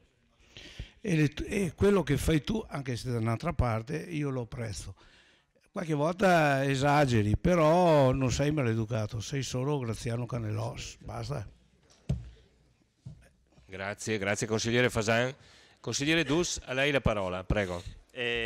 Sì, anch'io sostengo tutta la progettualità che è stata oggi presentata, ricordando che insomma l'ho potuto anche constatare parlando con alcune delle associazioni coinvolte, il lavoro sta proseguendo da molto tempo, sia quello della ricerca di finanziamenti che ha dato alcuni frutti, come è già stato ricordato prima, che quello del coinvolgimento della città attraverso le sue associazioni. È un momento importante, un momento, mi viene da dire forse anche decisivo per questa città, una delle tante occasioni che ha la città per rilanciarsi e uscire da alcuni magari limiti di provincialismo che riscontriamo in alcuni ambiti della città, e per cui credo che sia un'opportunità che vada sfruttata a 360 gradi. Credo che bisogna lanciare anche ogni tanto dei messaggi di speranza, e mi fa piacere che oggi una parte della minoranza questi messaggi li stia lanciando insieme a noi, non vedere sempre le cose da un punto di vista negativo, ma insomma essere un po' positivi. Grazie. Grazie consigliere Dus. Consigliere Sant'Antonio.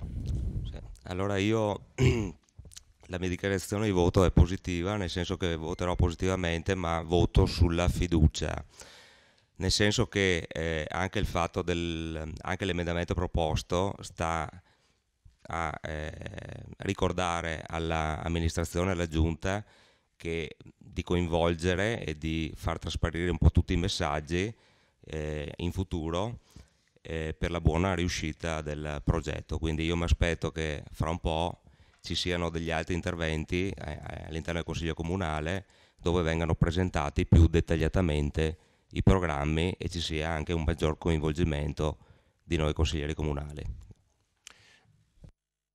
Grazie consigliere.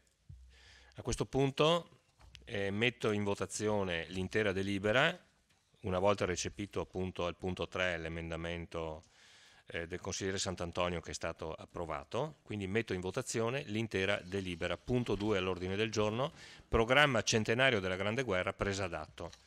Favorevoli? Contrari? Astenuti? Quindi siamo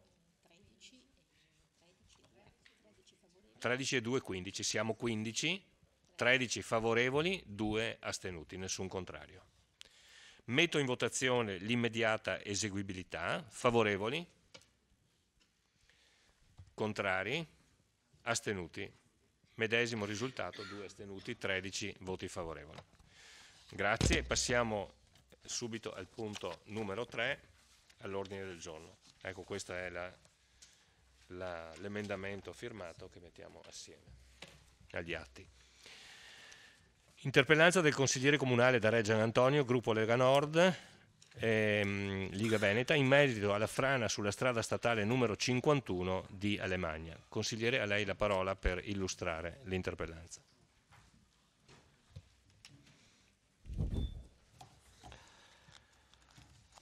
Considerato e premesso, come è noto, che alla fine di giugno del 2017 si è verificata una frana nei pressi dell'abitato di Nove che ha interessato la statale 51 di Alemagna.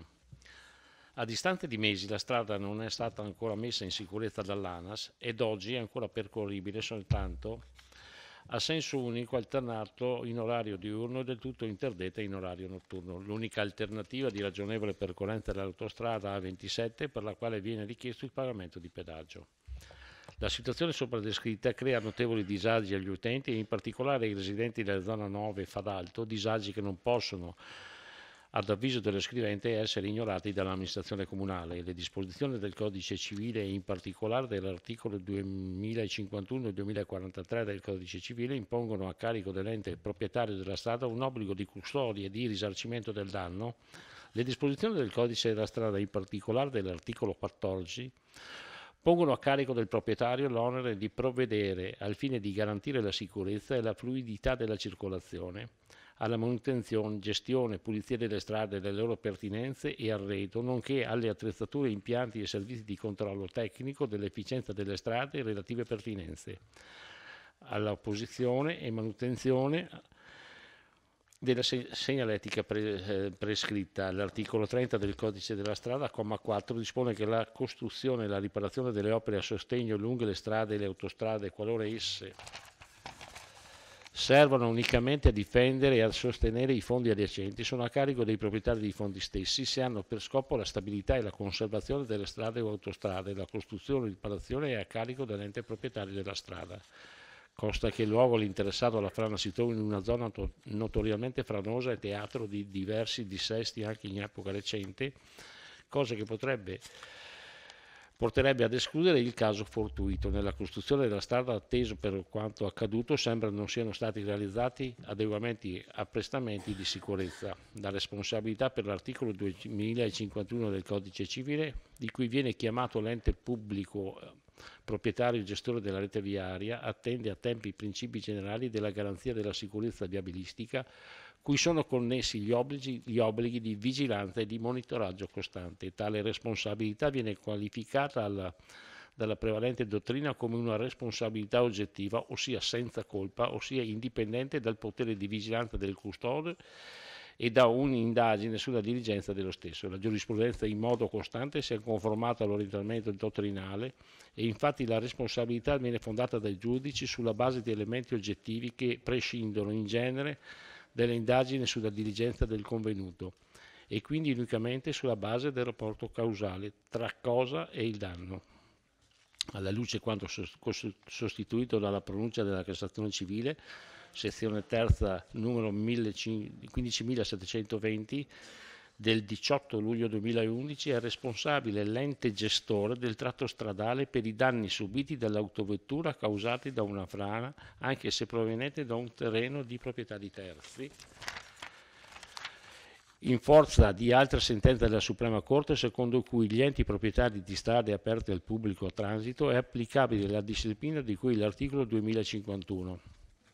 Tenuto conto delle sentenze 20.754 del 28 settembre del 2009 e della numero 15.720 dell'8 luglio del 2011, secondo cui sussiste la responsabilità dell'ente gestore ANAS, alla quale aspettava di impedire la caduta massi, anche se originata da un luogo diverso da quella della custodia, poiché il gestore avrebbe dovuto porre in essere le idonee misure di sicurezza sulla strada. Tutto ciò premesso e considerato, si chiede di conoscere quali siano gli intendimenti della Giunta in merito alla questione della frana che interessa la statale 51 di Alemagna. In particolare chiede: A. Se la Giunta Comunale sia a conoscenza di quando verrà riaperta a doppio senso la circolazione statale 51. B. Se la Giunta Comunale sia a conoscenza di che tipo di opere saranno realizzate dall'ANAS per garantire la sicurezza del tratto stradale interessato del dissesto. C. Quali iniziative abbia intrapreso il Comune di Vittorio Veneto nei confronti dell'ANAS affinché sia garantita la completa fluidibilità della strada. in essere. Teniamo presente che l'area è di grave criticità, diciamo, franosa, lo è evidente, e quindi credo che sia compito della Giunta, ma senza polemiche, di far presente all'ANAS di intervenire in maniera... D'altra parte nella stessa strada 51, nel tratto prima di Cortina, l'ANAS interviene in maniera pesante e anche con disponibilità economiche diciamo pesanti, proprio per ripristino della statale. Credo che sia un compito della Giunta, un compito del Sindaco intervenire presso l'ANAS per ripristinare il tutto. Grazie consigliere, le risponde l'assessore Turchetto, prego. Sì, grazie. Allora, sì, assolutamente senza polemiche. Io preliminarmente la ringrazio per il contributo in merito alla giurisprudenza sull'argomento che ci ha anche fornito, che ovviamente è di aiuto. E venendo alle domande, lei ha fatto 3 domande precise sostanzialmente. La prima domanda: la Giunta Comunale non è a conoscenza di quando sarà aperta a doppio senso la strada statale, in quanto l'argomento è all'attenzione di 2 tavoli tecnici, uno presso la Prefettura e uno presso la Regione Veneto, area tutela e sviluppo del territorio, nei quali non sono ancora state assunte decisioni in tal senso, stante la complessità delle problematiche che riguardano la messa in sicurezza di un intero versante della montagna. La Giunta Comunale è però a conoscenza del fatto che ANAS ha rappresentato la necessità di affrontare il problema di riapertura della strada in tempi brevi, quindi stanno valutando questo aspetto. Per quanto riguarda la seconda domanda, la Giunta Comunale non è a conoscenza di che tipo di opere intende realizzare ANAS, in quanto anche questo argomento è all'attenzione del tavolo tecnico regionale che si riunirà a breve. E l'ultima domanda: il Comune di Vittorio Veneto ha avuto modo di verificare, appunto partecipando ai tavoli tecnici, che ANAS si sta adoperando, tenuto conto della complessità del problema e della onerosità di qualsiasi intervento, per riaprire in tempi brevi la strada, essendo questa appunto una delle sue finalità istituzionali. Questo è quanto. Grazie. Grazie Assessore. Consigliere. Sì, mi ritengo soddisfatto della risposta, però chiedo che la Giunta Comunale faccia pressione presso gli organi competenti. Grazie consigliere.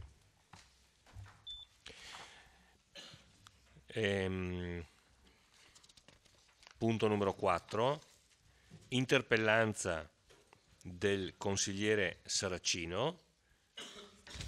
Gli do direttamente la parola per illustrarla. Prego, consigliere. Sì, grazie, buonasera. La mia domanda avverte sul PAT. Vista la determinazione 477 con la quale si dà incarico alla ditta EDEA di Treviso per la realizzazione di uno studio socio-economico del sistema produttivo vittoriese a supporto del quadro conoscitivo del PAT, per un costo complessivo di 14.640 euro. Considerato che il programma di mandato prevedeva di accelerare il completamento del PAT, piano di assetto del territorio, strumento fondamentale del processo di pianificazione del territorio, integrandolo per quanto possibile con i piani dei comuni con termini. Considerato che la maggior parte dei comuni ha già adottato il proprio PAT e che il comune di Vittorio Veneto resta uno degli ultimi, almeno nella provincia di Treviso, a non aver realizzato questo strumento di governo del territorio, chiedo se e quando questa amministrazione intende adottare il PAT, di cui sappiamo le prime 3 tavole siano state realizzate ancora dalla precedente amministrazione. Se e quando il Consiglio Comunale e la Commissione competente saranno coinvolte per lo studio, la compilazione, la valutazione e la successiva votazione del PAT. E, infine, se è stato ipotizzato un cronoprogramma con tutti i passaggi necessari per arrivare all'adozione del PAT. Grazie. Grazie consigliere. Le risponde il sindaco Roberto Tonon. Se potessi rispondere alla sua cortese domanda con un'altra domanda, le chiederei: vuole verificare se stiamo perseguendo un mero adempimento di legge oppure ritiene che l'adozione del PAT costituisca un'urgenza per la città di Vittorio Veneto? E mi spiego. Il Comune ha uno strumento urbanistico che nel suo impianto risale agli anni 1993-95, uno strumento lungimirante che ha identificato uno sviluppo urbano dove alcune importanti funzioni di livello territoriale sono state concentrate in ambiti ben precisi della città. Uno strumento che ha promosso il recupero edilizio di grandi contenitori produttivi dismessi, consentendone la conversione. Uno strumento che ha tenuto conto delle esigenze di infrastrutturazione della città. La normativa regionale, nell'ottica di rispondere alle domande provenienti dal territorio, ha poi istituito leggi derogatorie per i comuni, sia quelli dotati con PAT, sia quelli dotati di PRG. A titolo di esempio, le cito il piano casa, la legge 11 del 2004, articoli 18 bis 18 ter, e la legge 50 del 2012 e la 55 sempre del 2012. La variante di sintesi e questo insieme di leggi hanno consentito di dare adeguate risposte alle domande emergenti. Nel 2011 l'amministrazione comunale ha approvato un documento preliminare al PAT e ha avviato l'elaborazione dello stesso, giungendo a definire tutto l'apparato analitico. Dal giugno 2014 l'amministrazione ha verificato quanto realizzato rispetto al programma di mandato, ma ha anche approfondito con ulteriori nuove analisi la conoscenza del territorio. Parlo in particolare degli studi sulla microzonazione sismica di livello 1 e 2, delle analisi sulla mobilità cittadina, della normalizzazione degli studi di settore e anche quello da lei citato, lo studio sulla realtà socio-economica del Vittoriese, che ha dato interessanti risultati e che è nostra intenzione condividere con il Consiglio Comunale in una prossima seduta. Tutto questo per cercare di preparare un quadro di conoscenza profondo ed attuale, utile a costruire uno strumento effettivamente efficace per la città e per il suo futuro, e non per un arido adempimento della legge. Ecco quindi il perché della mia domanda iniziale, tenuto conto che proprio quest'anno la Regione Veneto, con la legge regionale 2014, ha modificato la situazione. La legge infatti ha limitato il consumo del suolo, costringendo tutti i comuni ad individuare gli ambiti urbani consolidati all'interno dei quali consentire gli interventi di trasformazione. Quindi anche i comuni che avevano redatto il PAT si sono visti bloccare lo sviluppo del territorio proprio laddove con il PAT avevano cercato di superare i limiti della propria precedente pianificazione. Certo, nel programma di mandato elettorale il PAT è un punto importante, ecco perché sì, stiamo procedendo con la predisposizione delle tavole di progetto che già nella fase analitica tengono conto della pianificazione dei comuni con termini, ovviamente per un mero raffronto perché non si tratta di un piano intercomunale. E non appena definite tali tavole ci saranno tutte le procedure di partecipazione che la legge regionale prevede. Ma tutto questo nei limiti delle disponibilità che in questo frangente sono limitate e quindi da destinare secondo una scala di priorità che tenga conto anche dell'effettiva necessità di una scelta rispetto ad un'altra. Grazie.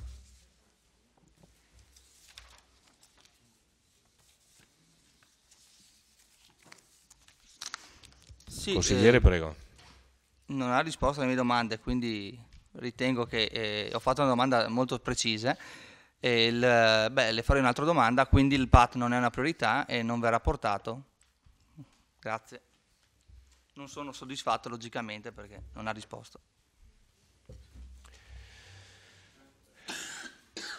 Punto numero 5 all'ordine del giorno. Interrogazione e risposta orale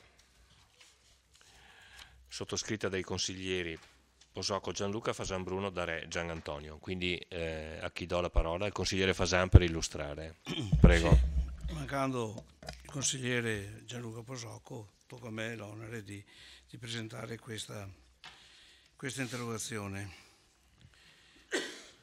Considerato e premesso che lungo il fiume Mesco risultano attive e funzionano diverse centraline idroelettriche, la normativa in materia prevede che per gli impianti idroelettrici con capacità di generazione maggiore o uguale a 100 kW, la competenza del procedimento di rilancio dell'autorizzazione alla costruzione ed esercizio dell'impianto sia regionale, mentre per gli impianti con capacità di generazione fino a 100 kW la competenza sia comunale.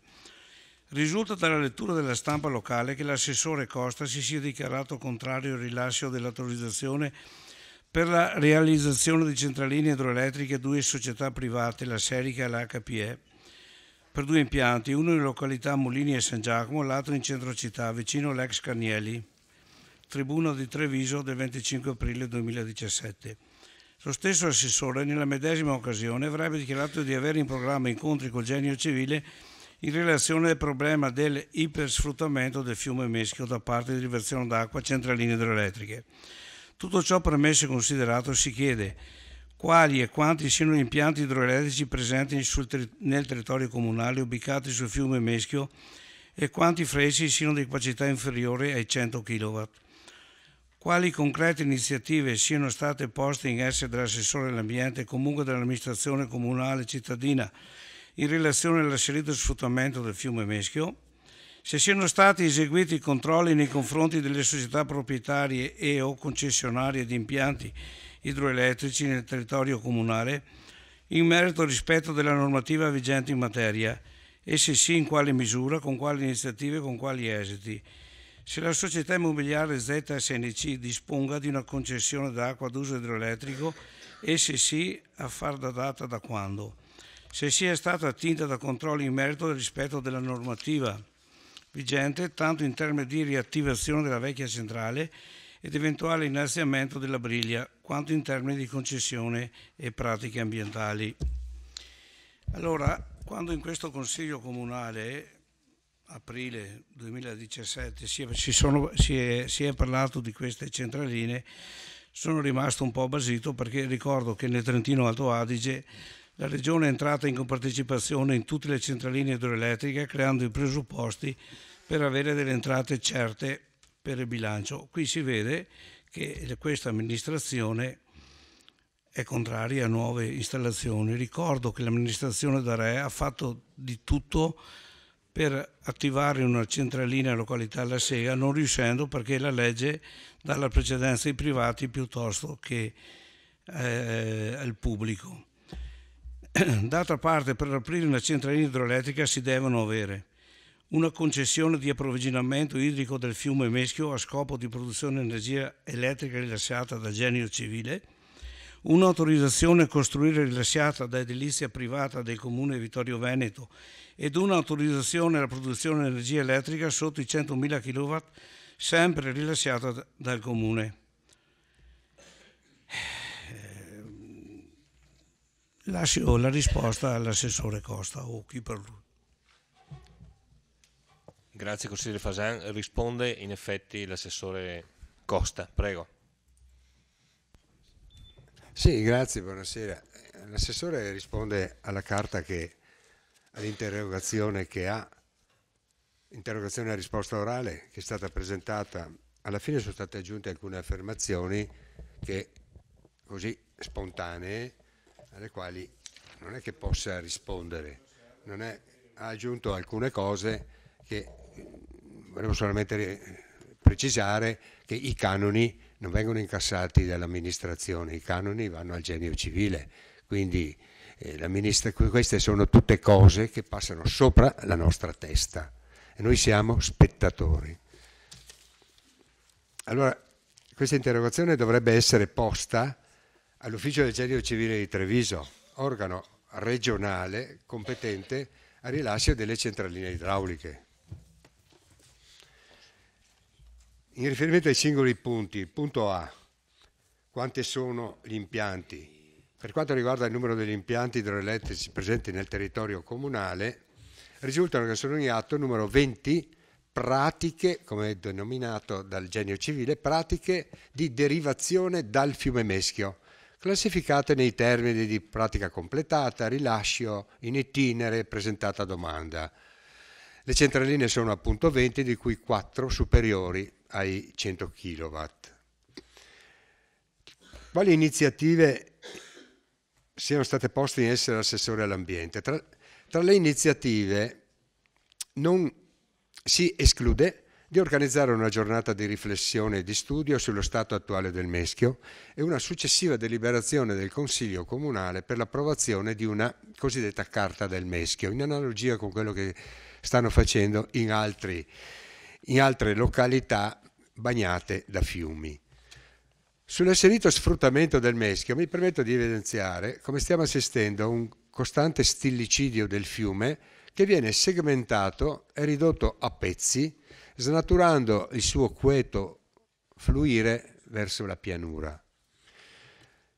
io ritengo che qui manchi totalmente la Regione, che con la sua funzione di programmazione dovrebbe stabilire il numero massimo di derivazioni attuabili e non lasciare l'iniziativa dei singoli. Questa, ricordo, è una materia di competenza esclusiva regionale, quindi compito che la Regione esercita nella propria autonomia, e non mi pare che la Regione Veneto la stia utilizzando molto bene, perché noi vediamo il fiume Meschio come un salsicciotto che viene spezzettato da tutte queste centraline, o meglio, con un'immagine ancora più realistica, a me sembra di vedere il povero San Sebastiano che viene trafitto dalle frecce, omnes feriunt ultima necat, cioè sono tutte frecce che arrivano al Meschio, solo l'ultima è quella che lo ammazza, però quando sarà l'ultima, per me possono mettere anche 50, ma sapere che alla fine saranno 50. Ecco, e qui la Regione dovrebbe svolgere appieno il suo ruolo, nella sua piena ruolo di programmazione, nella sua piena autonomia. Lettera C. Se siano stati eseguiti controlli nei confronti di società, proprietario, concessionario e quant'altro, e con quali esiti? Io preciso che non è compito dell'assessore all'ambiente controllare il funzionamento delle 20 derivazioni del fiume Meschio, perché allora dovrei controllare anche le fognature, i chiusini e quant'altro.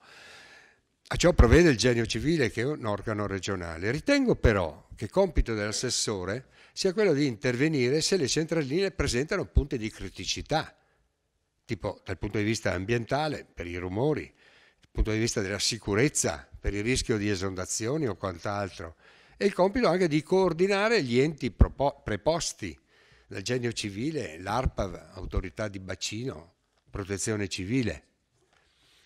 Io sono intervenuto solo ed esclusivamente sulle centraline che hanno creato problemi ai cittadini, quella del Molino Farina, dopo il 25 giugno, rumori, rischio di esondazioni, lì peraltro abbiamo ancora il cantiere che è aperto, quindi bisogna aspettare la conclusione dei lavori, e sulle centraline che mi sono capitate sul tavolo, quella di Via dei Molini in fase avanzata e quella ex Carnielli in fase, diciamo, iniziale. Personalmente non ho niente contro le centraline idroelettriche, tantomeno contro i loro proprietari.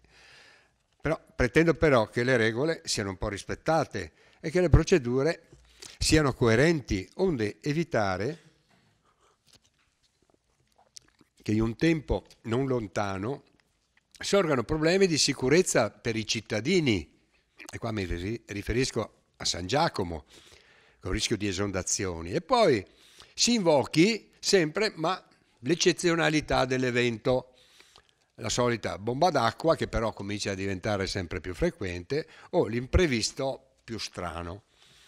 Quindi non sono contrario al rilascio delle 2 centraline di Via dei Molini e dell'ex Carnielli, ma sono contrario all'impianto di centraline che sono incompatibili con l'ambiente e non rispettose delle norme di sicurezza, che io nel mio ruolo cercherò di far rispettare.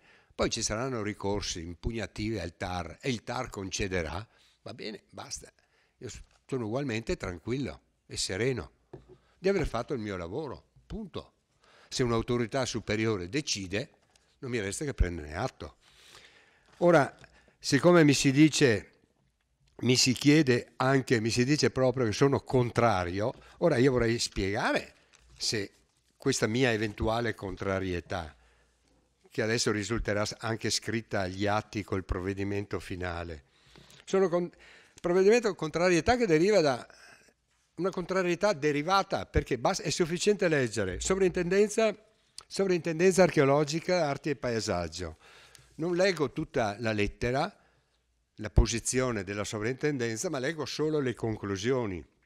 Sulla base delle predette valutazioni, questo ufficio ritiene di non avere elementi sufficienti e adeguati per esprimere il proprio parere di competenza alla realizzazione dell'intervento in oggetto. Quindi non ha elementi sufficienti, quindi la relazione presentata dal tecnico è insufficiente. Per memoria scolastica, quando il professore mi diceva sei insufficiente, vuol dire che già cominciavo a declinare dal 5 in giù, a casa mia. Quindi questa non è un sì. Poi c'è l'aspetto della fauna ittica. La provincia ha presentato la sua bella relazione sulla presenza, chiamiamola, dei pesciolini, dei soliti pesciolini, no? Che la preda padana, trota marmorata, lo scazzone e quant'altro, e dicendo che sono presenti e ricordando che questo è un sito di interesse comunitario, classificato tale proprio per la presenza di questi pesciolini. A Venezia, alla conferenza dei servizi dove abbiamo partecipato, il relatore, un funzionario regionale, ha letto la relazione presentata dalla ditta, dove ha escluso la presenza della fauna ittica. Noi siamo tornati a casa e gli uffici mi hanno detto no, guardi che c'è, i pescatori mi hanno detto guardi che ci sono, abbiamo incaricato una ditta, ha fatto i prelievi e ha detto che ci sono. A questo punto l'abbiamo riferito alla ditta, al proponente, il quale ha voluto fare anche lui le verifiche, e la verifica sua e la nostra combaciano. Quindi vuol dire che la fauna ittica, quella protetta, diciamo, c'è, e quindi bisogna agire di conseguenza. Ricordo che il Comune ha ricorso contro il decreto del dirigente della regione dove si sosteneva, ha ricorso al TAR per carenza di istruttoria, perché proprio sosteneva che non c'è quella fauna speciale. Mentre invece la stessa controparte dopo ha riconosciuto che c'è. Questo è il secondo motivo per cui, diciamo, la posizione è contraria. Il terzo è quello più grave, e che mi preoccupa di più, e che non sono cose che dico io, ma ho letto solo 2 lettere. Autorità di bacino, anche qua è fatta da organi regionali, dove in pratica c'è stata la presentazione della domanda, è stata fatta espresso un parere favorevole, ricordando che il fiume Meschio è affetto da importanti situazioni di criticità idraulica dovuta alla presenza di manufatti idraulici. Lo stesso studio idrogeologico dice che ha indicato che lo stesso progettista ha indicato che durante gli eventi di piena le 5 paratoie di scarico dello sfioratore non sono praticamente manovrabili e ciò aumenta il rischio di tracimazione del fiume. Questo lo dice lo stesso proponente. Viene comunque espresso un parere favorevole con una pagina di prescrizioni. Il progettista ripresenta di nuovo il progetto adeguandosi alle prescrizioni, ritiene lui. L'autorità di bacino risponde alla fine: atteso che l'esistente traversa, oggetto della proposta di intervento, concorre in modo si constata che nella documentazione prodotta gli approfondimenti di carattere idraulico hanno solo parzialmente corrisposto alle indicazioni della scrivente autorità di bacino, per cui atteso che l'esistente traversa concorre in modo sostanziale alla riduzione dei fianchi arginali e quindi alla condizione di rischio idraulico sopra richiamato, è necessario che, attenti il passaggio che qua siamo veramente, è necessario che codesta amministrazione, Comune di Vittorio Veneto, in quanto autorità procedente, verifichi presso la competente autorità idraulica, ufficio del Genio Civile, se la traversa in un argomento sarà rimossa con demolizione al fine di eliminare la causa del rischio idraulico. Cioè, arriviamo all'assurdo che abbiamo 2 organismi deputati alla gestione dell'acqua e fatta da ingegneri idraulici, 2 organismi dove dentro c'è la regione, in cui l'autorità del bacino dice a noi: mettetevi in contatto col Genio Civile che vada a verificare. Cioè, ecco, siamo veramente in una situazione veramente assurda. Cioè, noi dovremmo essere i decisori con le competenze che abbiamo. Quindi non è questo il modo di lavorare scaricando sul comune una situazione così complessa che può essere decisa da enti che hanno al loro interno professionalità ed esperienze senz'altro superiori a quelle rinvenibili all'interno del nostro comune. Cioè, l'assurdo è che un organo regionale dice al comune, no, di coinvolgere un altro organo regionale. veramente siamo fuori, ecco, non è male come burocrazia. Cioè noi ci lamentiamo sempre della burocrazia di Roma, ma purtroppo questa è una situazione che constatiamo anche qua. Quindi con queste tre posizioni, soprattutto l'ultima è quella che mi preoccupa di più, soprattutto nei confronti dei cittadini di San Giacomo, soprattutto quelli, perché sono citati studi anche dell'Università di Udine sul rischio di esondazioni, a parte quindi la terza è quella che preoccupa di più, quindi ovviamente l'ufficio non può che esprimere un parere negativo, emettere una decisione negativa. Poi il privato ricorrerà al TAR, ricorrerà dove vuole e ovviamente ognuno fa il suo lavoro. Per quanto riguarda poi l'altra, l'ex Carnielli, è ovviamente inutile che ci ripetiamo, è un sito inquinato. Io ho partecipato a una riunione fine marzo 2017 circa, dove in pratica possiamo dire che nella relazione che è stata presentata, e quella era la mia prima partecipazione a un assemblamento di istituzioni, non capivo neanche dove mi trovavo quasi, in pratica dalla relazione, in nessuna parte della relazione del progetto viene detto o rappresentato che l'intervento si colloca in un sito inquinato oggetto di bonifica. Si dice solamente che l'area è in forte degrado e in cattivo stato di manutenzione, testimoniato dalla presenza di una diffusa vegetazione infestante. Ecco, io mi sono scritto in quell'occasione un appunto, la sintesi, e mi sono scritto: si fanno dei prelievi, in pratica hanno detto, e poi se vi sono problemi si porta via il materiale con il camion. Cioè, quindi questo è riferimento ovviamente al cromo. Ecco, qual è la mia preoccupazione?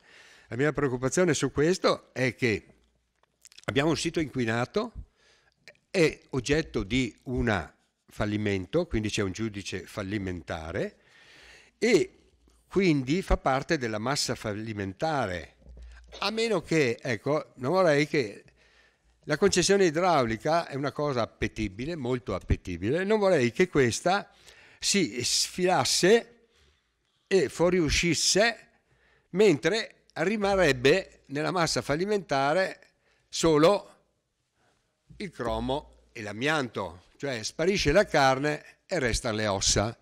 Ecco, questa è la mia preoccupazione. Io spero di no. Ma comunque la previsione che faccio personalmente, ma che mi hanno anche indicato i tecnici, è aspettiamoci che la zona, se questa va in porto, dovesse andare in porto, aspettiamoci che la zona del Meschio, nel tratto che va dove comincia dal ponticello vicino al parco giochi sino a 200 metri sotto, sarà ridotto come è oggi il Meschio in via Lungo Meschio, cioè dove c'è l'ultima coclea che vediamo noi a metà pista ciclabile. Ecco, questo è quello riguardava quelle due centraline che sono passate sul mio tavolo. Sull'ultima lettera D, alla fine, se la società immobiliare Z o così via disponga o meno, qua io non posso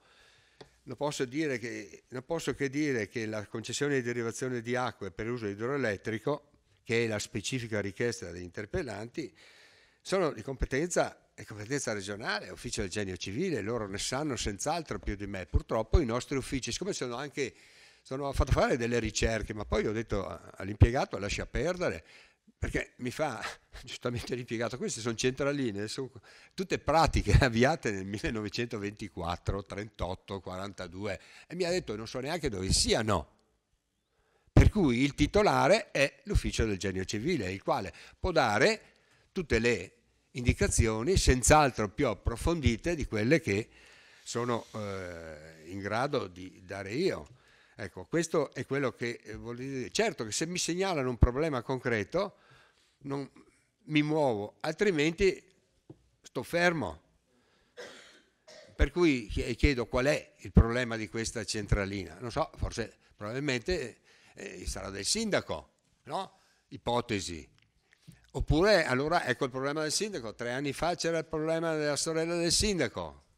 Adesso il problema della centralina del sindaco, l'anno prossimo sarà il problema della cravatta del sindaco, insomma mi sto chiedendo ma di cosa stiamo parlando, ecco. io non avrei altro che dire se non, in conclusione, che è difficile giuridicamente sostenere, e penso che tanti siano d'accordo con me, che questa interpellanza così costruita, artatamente così o con fantasia, costruita, possa rientrare tra uno degli argomenti previsti dall'articolo 21, che dice che le interpellanze, interrogazioni, vertono su argomenti che riguardano direttamente le funzioni di indirizzo e di controllo politico amministrativo. Cioè, se tutti sappiamo cos'è l'indirizzo politico e controllo, e sappiamo che sono distinti dalla gestione, e credo che dobbiamo fare tanti salto mortale triplo senza rete per sostenere che 4 centraline o 10 o una rientrino tra queste materie. Grazie. Consigliere Fasan, prego. Grazie Presidente. Ma la risposta è stata più che esaustiva, direi. Però sta di fatto che al punto numero D io chiedo se la società immobiliare Z disponga di una concessione d'acqua ad uso idroelettrico e se sì, a far da quando. Lei mi dice che è del sindaco. Io vedo ZSNC. Sa, quando che in questo consiglio si è discusso delle centraline, lei ed US avete addossato la colpa alla regione. Anche questa sera avete addossato la colpa alla regione.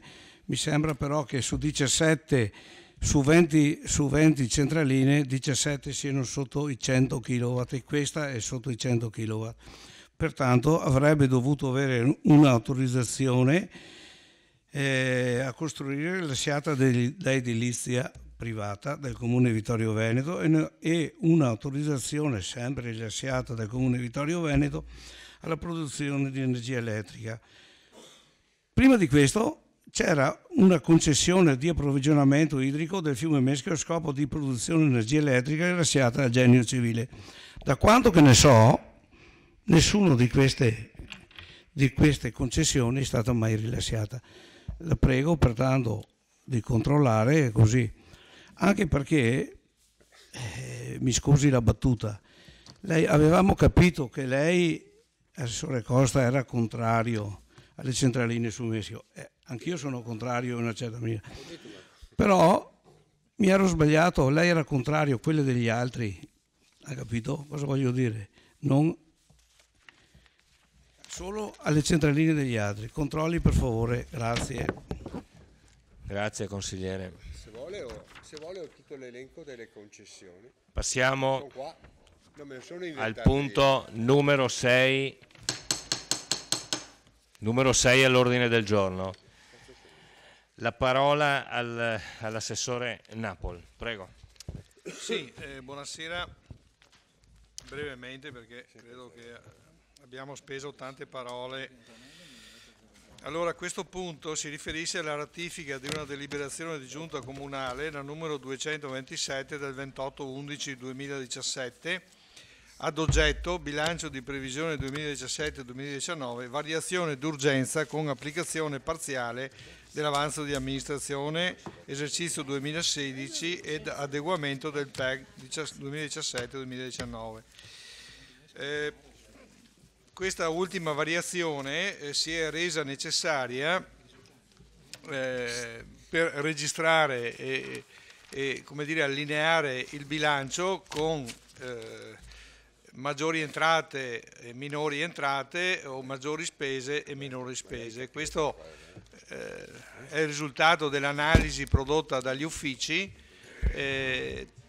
con l'intenzione e l'obiettivo di ottimizzare la gestione delle risorse andando anche nell'estremo dettaglio con diciamo fino a qualche migliaio di euro. Io leggo semplicemente un pezzetto del deliberato che riassume il tutto. Credo che agli atti c'era la delibera di giunta con tutto il dettaglio, poi qua abbiamo la dottoressa Edvassore che eventualmente può meglio chiarire il tutto. Io leggo dal deliberato: preso atto che l'intervento modificativo si è reso necessario allo scopo di aumentare le entrate correnti e in conto capitale a seguito di maggiori trasferimenti da parte dello Stato per IMU, TASI e diritti carte identità elettroniche, di minori contributi statali per fondo di solidarietà e di minori contributi regionali in ambito sociale e culturale, nonché maggiori proventi da concessioni, permessi a costruire e monetizzazione parcheggi. Adeguare i corrispondenti capitoli di spesa corrente in conto capitale e registrare alcune variazioni compensative fra capitoli appartenenti allo stesso centro di responsabilità come da richieste dei dirigenti dei vari servizi.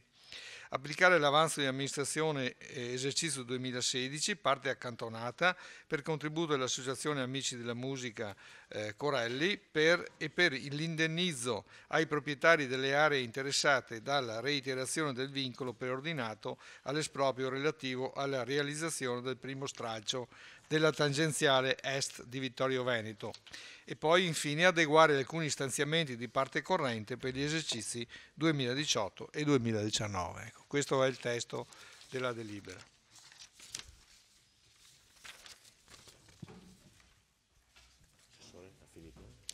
Finito.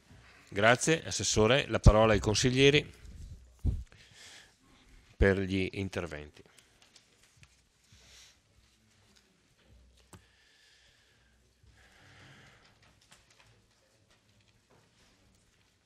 Non ci sono interventi, metto in votazione. È uscito sì, è così. È uscito Bene. Ok, ho capito. Consigliere Botteon. Sì, un intervento più che altro per relazionare, siccome abbiamo analizzato tutte le voci in Commissione Bilancio della variazione. Giusto qualche osservazione che è emersa quindi dalla discussione in Commissione Consigliare Bilancio. Quindi le voci principali, quindi sicuramente vi è stato ci sono delle cifre importanti, l'aumento del trasferimento dell'IMU di 91.500 con la diminuzione, che sì, una cifra importante, quindi 91.500 euro, che viene da un ricalcolo IMU, però con conseguente uscita del fondo di solidarietà di 45, quindi il netto a favore del comune è sui 45.000 euro circa. Si è offerta, quindi vi è un'altra voce importante, 41.000 euro per la monetizzazione parcheggi, un'operazione che viene dallo standard Irinox, zona industriale, e vi è stata una discussione che sicuramente è interessante sui 10.000 euro annuali a favore dell'associazione Corelli. Quindi qui, se mi posso permettere un contributo, quindi il Comune di Vittorio Veneto ha una convenzione quindi con l'associazione Corelli per un contributo annuale di 10.000 euro per un periodo di 4 anni, quindi dal 2016 al 2019, quindi alla fine di ogni anno noi saremo chiamati a destinare 10.000 euro che sono accantonati al fondo accantonamento dall'avanzo amministrazione per questa convenzione. E l'osservazione è sul fatto che vi è una posizione debitoria dell'associazione nei confronti del Comune di Vittorio Veneto consistente, che va più o meno a compensare questo contributo. Quindi, riassumendo, un'associazione ha un contributo, ha un debito nei confronti del Comune, vi è una convenzione in cui si dice, in cambio di alcuni interventi, praticamente noi azzeriamo il debito, quindi tu associazione ti impegni a eseguire degli interventi, delle attività culturali, musicali, ovviamente in questo per questo settore, e il comune quindi ti dà un contributo che va a diciamo, spegnere quello che è il debito. E qui qualche riflessione sicuramente va fatta, nel senso che purtroppo vi è la presenza di associazioni anche in ambito diverso, quindi sia culturale ma sportivo, associazioni che accumulano debiti e poi ogni tanto chiedono all'amministratore di turno di una mano per rientrare in questi debiti. Sicuramente si può discutere sull'è giusto, non è giusto, e poi bisogna vedere un po', secondo me, per dare un giudizio bisogna vedere quello che danno le associazioni, quindi alla realtà comunale, e poi qual è il contesto generale. Quindi ho fatto una riflessione e sinceramente dico, alla Corelli diamo 40.000 euro e ci sono alcune associazioni che forse danno di più, che però non ottengono una lira dal Comune di Vittorio Veneto o ottengono molto poco, che però danno sicuramente un ritorno culturale, di immagine. Mi viene in mente una, l'Accademia Teatrale Dante Alighieri, di cui non sono a conoscenza di stanziamenti, di importi paragonabili neanche. E poi vi sono altri privati che hanno, ad esempio per quanto riguarda la diffusione della musica, che agiscono in positivo, non vanno a chiedere contributo a nessuno, però hanno sicuramente una funzione analoga. E quindi sinceramente vado molto, storco un po' il naso nei confronti di un'operazione di questo tipo, anche se sicuramente riconosco quello che è il contributo dato alla città dall'associazione Amici della Musica Arcangelo Corelli. Niente, questa è la cosa principale, e poi vi sono altre voci minori che abbiamo analizzato in Commissione Bilancio, ma questa mi sembra che sia l'osservazione più importante. Grazie. Grazie consigliere. Consigliere Fasan, a lei la parola. Sì, avevo schiacciato perché pensavo quasi fossimo arrivati alla dichiarazione di voto. Corelli aveva un debito di 80.000, gli sono stati abbonati 40.000 euro e un piano di rientro, non so nemmeno se decennale, quadriennale, e comunque qui mi ritrovo che oltre i 40.000 l'amministrazione, io dico anche bene, perché se fanno delle cose a favore della città va bene, però mi sarebbe saputo piacere anche cosa fanno per 10.000 euro, solo quello. La considerazione è, come sono d'accordo con Adriano, hanno già avuto 40.000 euro abbonati, adesso 10.000 euro all'anno per 4 anni, li abboniamo tutti. Spero che almeno paghino le bollette attualmente, che non ci ritroviamo magari la prossima amministrazione a dover pagare le bollette. Si dice che sono intestate, non so come si faccia a intestare al Corelli le bollette di riscaldamento di luce dell'arco del museo dell'arte bambina, però la riflessione è che tutte le associazioni di Vittorio Veneto, malgrado che sia anche favorevole a dare 10.000 euro se fanno delle cose per la cittadinanza, però dovrebbe essere strutturato in maniera diversa. Cosa fanno? E vabbè, gli diamo 10.000 euro l'anno. Va bene, grazie. Grazie consigliere. La parola al consigliere Saracino. Sì, ricalco un po' i discorsi fatti in precedenza. Allora, si piange sempre il morto che non ci sono soldi, però quando si vuole si trovano e si danno a chi si vuole. Nessuno critica i soldi dati alle associazioni, ma devono essere soldi dati in modo oggettivo e non soggettivo, in base a un lavoro dato o un servizio dato alla comunità.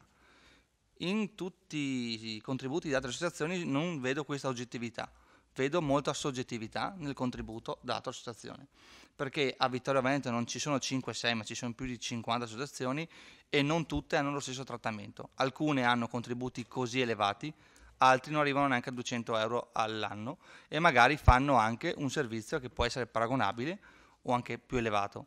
Dopo abbiamo parlato del centenario, diamo 2.500 euro per una maratona che dovrebbe essere un qualcosa di internazionale, e dopo diamo 10.000 euro al Corelli, insomma potevamo fare 5-5. Sì, insomma cerchiamo di capire le priorità, perché qua si parla di priorità, ma le priorità sono solo quelle che interessano a questa amministrazione. Grazie. Grazie consigliere. Consigliere Sant'Antonio. Sì, direi per essere molto pragmatici, visto che l'argomento Corelli è uscito da molti colleghi consiglieri. Se io fossi l'assessore adesso, tanto è l'unico, diciamo così, elargizione che si sta dando, no? E che è stata messa in bilancio, e anche per non indurre in falsi pensieri o pensieri strani, direi 10.000 euro sono serviti a, cioè l'associazione Corelli ha fatto A, B per 1.000 euro. Tanto dovrebbe essere molto semplice averli in testa di fatto tutte le attività fatte, e quindi chiedo di elencarle. Grazie. Grazie. Consideriamo chiuso il primo giro di consigliere De Valliere. Prego. Buonasera a tutti innanzitutto. Volevo usare due piccole precisazioni. Innanzitutto mi spiace questa sera che si faccia un po' la guerra tra poveri, cioè non mi pare che le associazioni rimarcare le differenze tra una e l'altra con delle somme veramente bassissime, e soprattutto a fronte di servizi già dati verso scuole con attività impegnate da tempo e già deliberate, quindi mi sembra una cosa un po' strana qui che si vada a discutere su una guerra tra poveri, questa ha 10.000, l'altra non le ha, cioè. Che poi un'associazione paghi con opere e servizi mi sembra la cosa più utile, cioè, non chiederemo mica soldi a un'associazione, chiederemo che faccia il suo mestiere al meglio a servizio della comunità. E quindi mi sembra una cosa buona e giusta, insomma. La Corelli fa musica e per fortuna lo fa nelle nostre scuole cittadine, per fortuna abbiamo un'associazione di questo tipo che promuove la cultura musicale in un territorio che necessita di valorizzazione culturale. Ma volevo fare una piccola precisazione invece su un altro tema un po' più interessante, ribadisco, di questo, che è quello dei contributi regionali. Viene evidenziato una minore entrata di contributi regionali in ambito sociale e culturale, in particolare per 13.700 euro. Allora, e qui poi ho chiesto in commissione e mi si è detto 2.000 sono riferiti un taglio alle politiche giovanili, 8.000 attività assistenziali, altri 3.000 su musei e biblioteche. E qui non ho ben capito come mai la Regione tagli questi soldi in ambito sociale e culturale in un periodo in cui appunto usciamo da una crisi proprio che ha colpito l'ambito sociale e culturale, e si vuole ancora incidere in questo settore. E questa è una cosa un po' abbastanza grave. Poi leggo un altro piccolo dettaglio: spese elettorali a carico del comune, ma mi era stato detto che il referendum pro autonomia, di cui sono comunque favorevole, era a spese della regione, di cui abbiamo già pagato 14 milioni di euro se non sbaglio. Beh, scopro che anche il comune darà un'altra piccola parte, quindi ipotizzo che ogni comune nel Veneto abbia questa piccola parte, e quindi ulteriore problematica connessa a spese riferibili, pur se a un valore che tutti i cittadini veneti hanno votato e quindi meritevole. Insomma, penso che si potesse risparmiare qualcosina di tutta questa somma spesa. Mi fermo qui al momento, grazie. Grazie consigliere. No, consigliere Saracino. Secondo giro. Secondo giro. Consigliere Dus. Sì. Prego. Personalmente però, naturalmente ognuno ha diritto, come è giusto che sia, di dire la propria opinione anche su questo tema. Credo, l'ho trovata anch'io un po' stucchevole questa polemica su sul contributo che viene dato dall'associazione, per una semplice ragione. La ragione è che a ottobre è stato chiuso un bando che credo per la prima volta l'amministrazione, sicuramente questa è la prima volta che l'ha fatto, ma di precedenti non ne ricordo.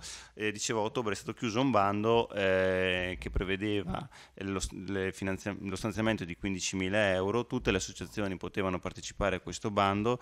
Il bando era composto da una giuria composta esclusivamente da tecnici e con la massima trasparenza. Quindi si è criticato questo strumento che viene adottato oggi, che abbiamo capito serve per risolvere un problema che ci trasciniamo da tempo. Quando abbiamo avuto dei soldi a disposizione abbiamo usato degli strumenti che prevedevano la massima partecipazione e la massima garanzia per tutte le associazioni. Ora, se vogliamo fare la polemica, facciamola pure, però, ripeto, a quel bando lì hanno partecipato molte associazioni, alcune sono risultate vincitrici e potranno godere di quei soldi finanziati. Allora, chiuso il primo giro di consultazioni, ci sono delle risposte? Assessore Napoli? Brevissimo. Prego. Diciamo che credo che la questione Corelli sia, come dire, impostata in maniera un po' strabica, se mi consentite, nel senso che quel debito che si è originato, credo, quando la scuola aveva sede su alla Rotonda Ceneda, un debito importante che la precedente amministrazione aveva, come dire, di sua sponte abbonato per circa il 50%, pari a 40.000 euro, senza chiedere nulla in cambio. Ecco. Noi abbiamo, come dire, interloquito con l'associazione, da un lato riconoscendo che questa associazione svolge un ruolo importante, perché insomma parliamo di Da Ponte e di Mozart, e poi no, ecco. Però chiaramente il bilancio ha le sue esigenze, non è che possiamo, come dire, regalare soldi per tante motivazioni.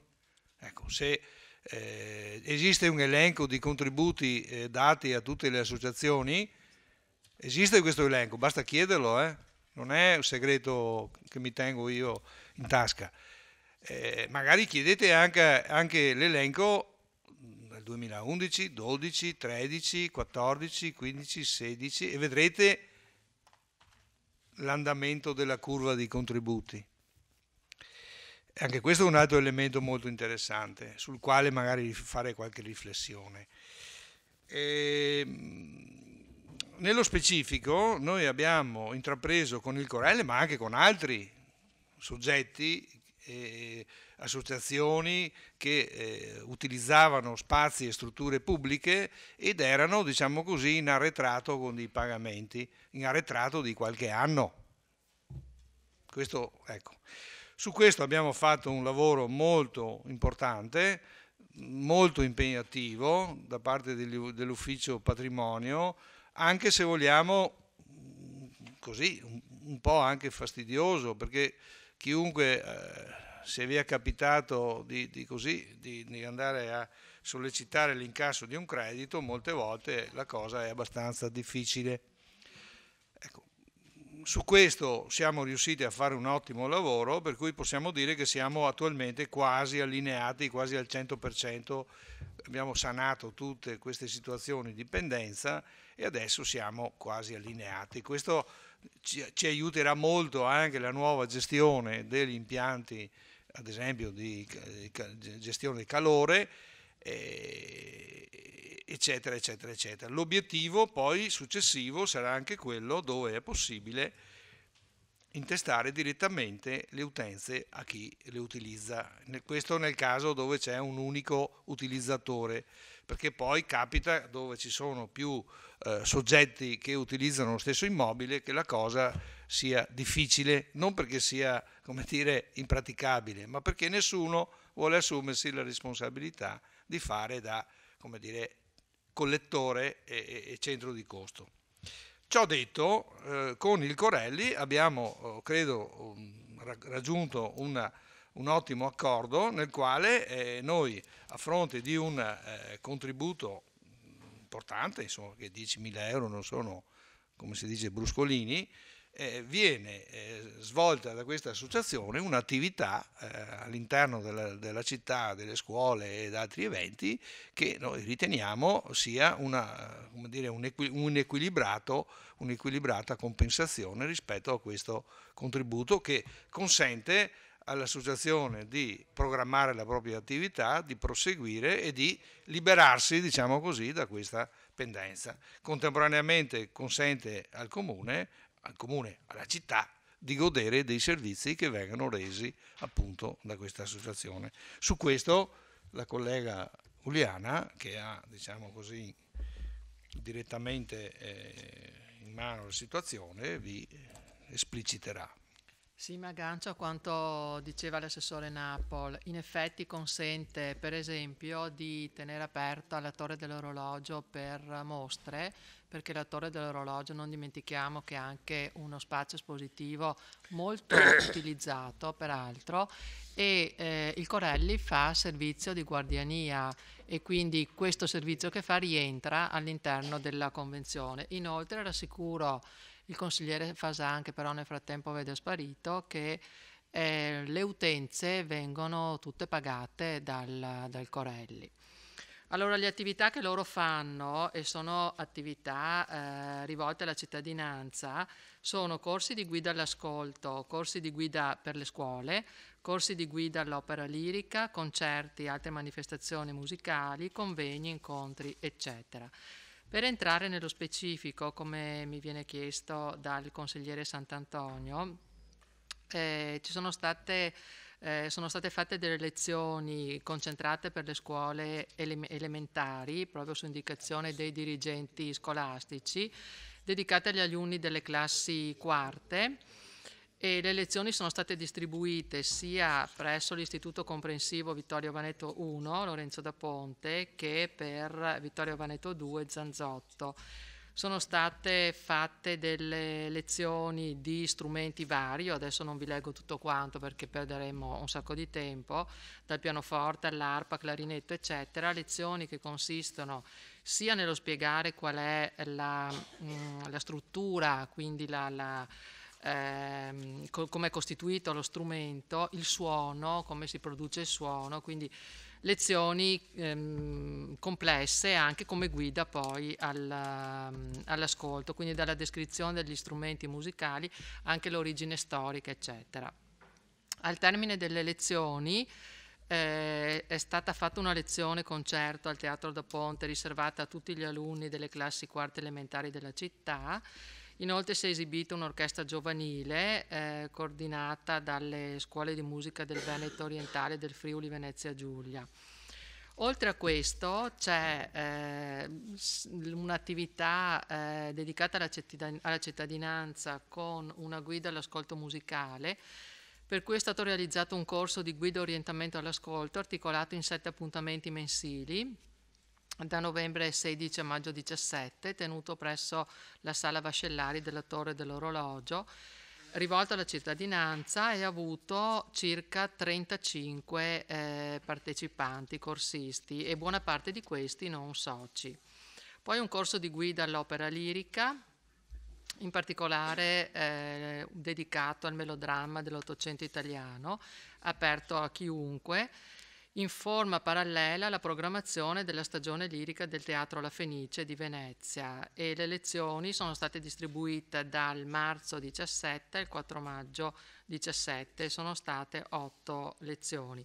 I corsisti, in numero superiore a 40, soci e non soci, hanno avuto poi accesso alle prove generali di Carme e Lucia di Lammermoor al Teatro La Fenice di Venezia.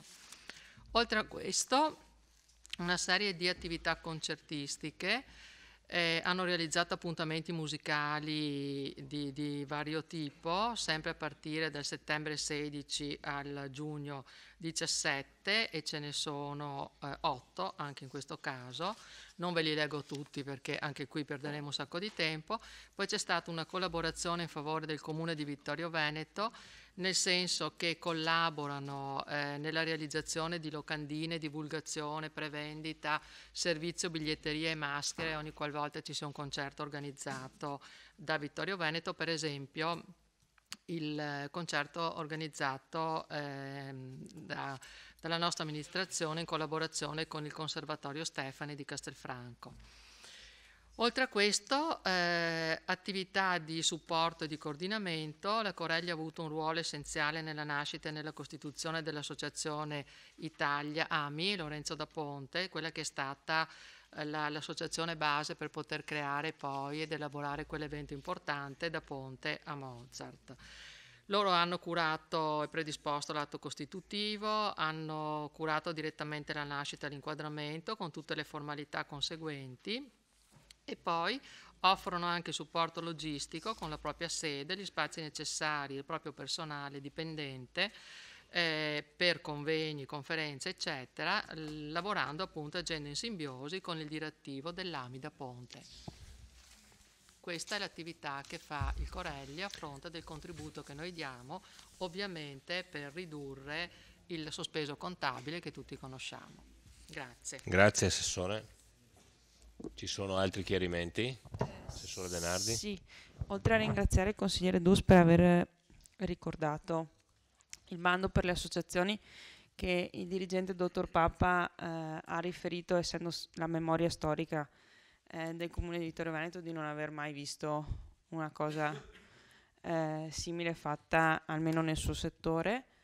Al consigliere De Valier che faceva riferimento alle minori entrate regionali in ambito sociale. Purtroppo la Regione quest'anno non ha attivato il bando per il fondo sostegno affitti, quindi il Comune non ha potuto impiegare la sua quota di cofinanziamento che era stata ipotizzata. Da indicazione della Regione dovrebbe essere attivato l'anno prossimo, però non abbiamo indicazioni più precise. Non abbiamo potuto impiegare in quell'ambito il cofinanziamento, ma non è arrivato neanche il finanziamento regionale. Grazie. La parola al consigliere Saracino. Sì, no, infatti quello che dicevo io è oggettività. Va benissimo il bando, come ha detto l'assessore Denardi, penso che sia una cosa molto giusta e corretta farlo. Magari se il consigliere Dus va a vedersi quanti soldi vengono dati direttamente alle associazioni, capirà che questo, diciamo, plafond di 15.000 euro può anche essere implementato per un bando oggettivo, dando alle associazioni che presentano i progetti utili per il Comune, quindi diciamo che diamo anche un'impronta di coerenza tra il sussidio economico e il progetto che va a riversarsi sul territorio. Detto questo, ritengo che bisogna prendersi anche per tempo, ed è per quello che non ho votato il programma del centenario. Dobbiamo entrare nell'ottica che non possiamo pretendere di fare un centenario dando soltanto poche briciole a delle associazioni che fanno un grande lavoro. Ripeto, qua ci sarebbe essere tutti quanti i consiglieri che si impegnano a aumentare i contributi per l'eroica ed altre manifestazioni che verranno fatte dalle associazioni del Vittoriese, perché ripeto, una roba a livello nazionale finanziata solo a 2.500 euro è una chiara premessa di fallimento di tutto il programma. Grazie. Grazie. Consigliere Botteon. Grazie. Allora, intanto ringrazio l'assessore Uliana per la precisa risposta data ai colleghi, anche se non tutti l'hanno ascoltata in silenzio, a partire dalla Giunta che ha chiacchierato allegramente mentre lei stava elencando, e continuano. Sì. E a parte questo, la ringrazio perché è stata precisa e ci ha detto che se la stanno ripagando, insomma, riassumendo un po', e questo sicuramente è di conforto. Certo che non si può ogni osservazione dire inutili polemiche, perché se dico che 5.000 euro per un logo sono troppi, secondo me è un'inutile polemica. Se dico che non è giusto accumulare debiti e poi chiedere al Comune di venire incontro, è un'inutile polemica, è una guerra tra poveri. No, sono osservazioni che è giusto, corretto fare, perché è il nostro ruolo. Cioè, penso che un messaggio deve essere chiaro, non può un'associazione accumulare debiti 10, 20, 30, 40, 80.000 euro e poi andare dal Comune e dire abbiamo bisogno di una mano perché siamo pieni di debiti. Cioè, è un messaggio che deve essere dato chiaro, quindi stiamo dando una mano a un'associazione importante di Vittorio Veneto, che però ha commesso dei gravi errori, perché accumulare debiti per 80.000 euro è sicuramente frutto di una serie di scelte sbagliate da parte dell'associazione stessa, e questo va ribadito, così come va ribadito a tutte le associazioni, che ce ne sono altre, come ha detto l'assessore Napoli, che hanno commesso lo stesso errore, anche se per importi sicuramente minori, perché altrimenti c'è il rischio che poi domani arrivino le beppe che accumulano 20.000 euro e dite, abbiamo bisogno della mano, mi date 80.000 al Corelli, darete 20.000 a noi, sicuramente non è una strada che sia giusto. I debiti sono debiti e sono una cosa grave, ed è una cosa che penso su cui concordiamo. Altre due, sì, alla fine paga pantalon, no, basta, è ora che in questo paese si finisca con questo dato di fatto, purtroppo, che per anni ha dominato. E altre osservazioni che mi erano venute in mente: sui 41.000 euro mi pare che vengano impiegati per il sistema, siano stati destinati per il parcheggio, per sistemare il parcheggio casello autostradale, che è sicuramente una cosa che è stata già osservata in Consiglio Comunale.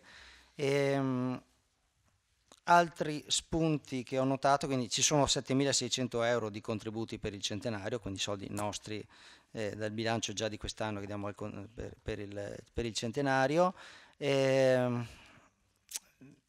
Abbiamo visto state alcune domande in commissione consiliare, abbiamo notato che non è stata ancora chiusa la situazione nei confronti delle assicurazioni per gli eventi dopo la tempesta, che ha portato danni per qualche centinaio di migliaia di euro nel comune di Vittorio Veneto, e come commissione abbiamo esortato ovviamente a chiudere, perché la maggior parte dei privati sicuramente è già chiuso. Qui sicuramente la situazione è più complessa, però credo che bisogna fare uno sforzo per cercare di portare i fondi dovuti al comune di Vittorio Veneto, dovuti ai contratti assicurativi. Basta, mi sembra avere riportato tutto. Grazie. Grazie. Consigliere Sant'Antonio, a lei la parola. Sì, allora appoggio pienamente l'intervento del consigliere Botteon quando parla delle associazioni. Infatti penso che nessuno sia contrario alle associazioni, anzi ben vengano e ben facciano il loro lavoro, ma dico, è una questione di metodo. E ringrazio l'assessore Uliana, perché era esattamente quello che mi aspettavo, cioè una lista di interventi che questa associazione ha fatto, e nulla può dire che non sono dovuti questi soldi.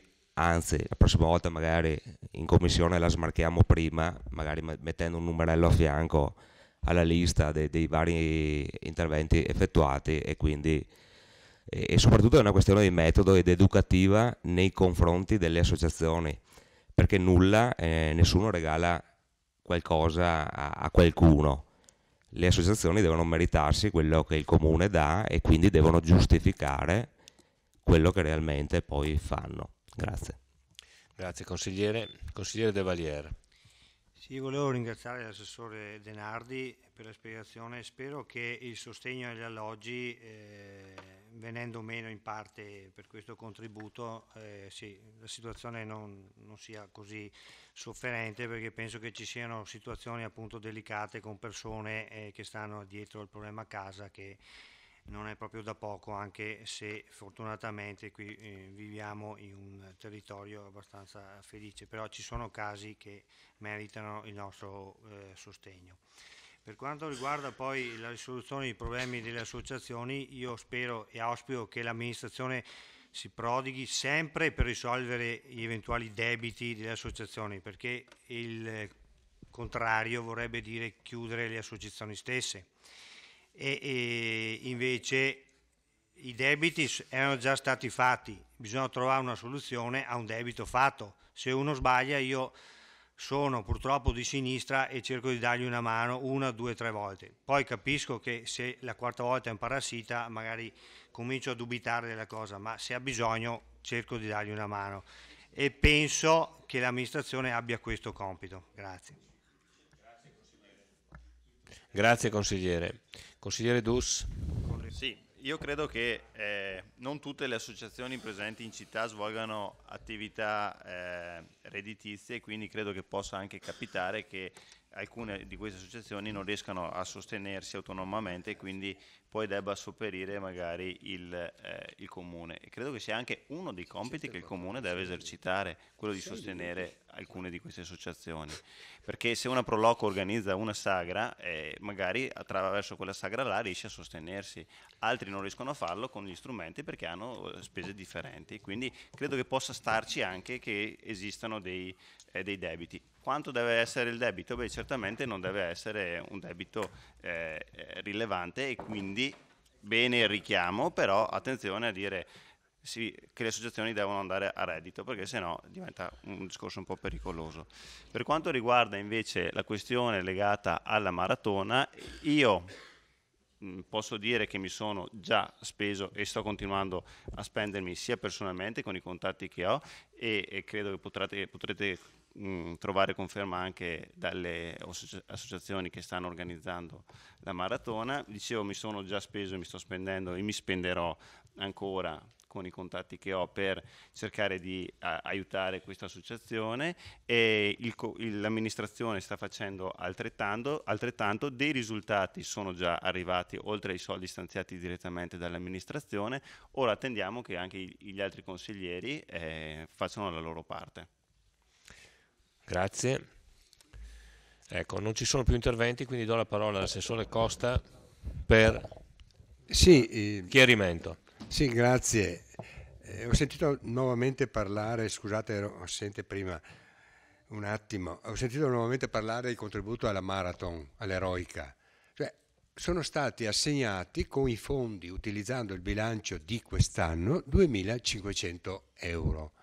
L'intenzione è, ovviamente la spesa va ripartita nel biennio, ma non è che possiamo dare il contributo così, prima ancora che la manifestazione avvenga. Cioè, un conto è dare un contributo a un'associazione di 500 euro, 1000 euro perché ha organizzato un torneo di pallavolo a Natale.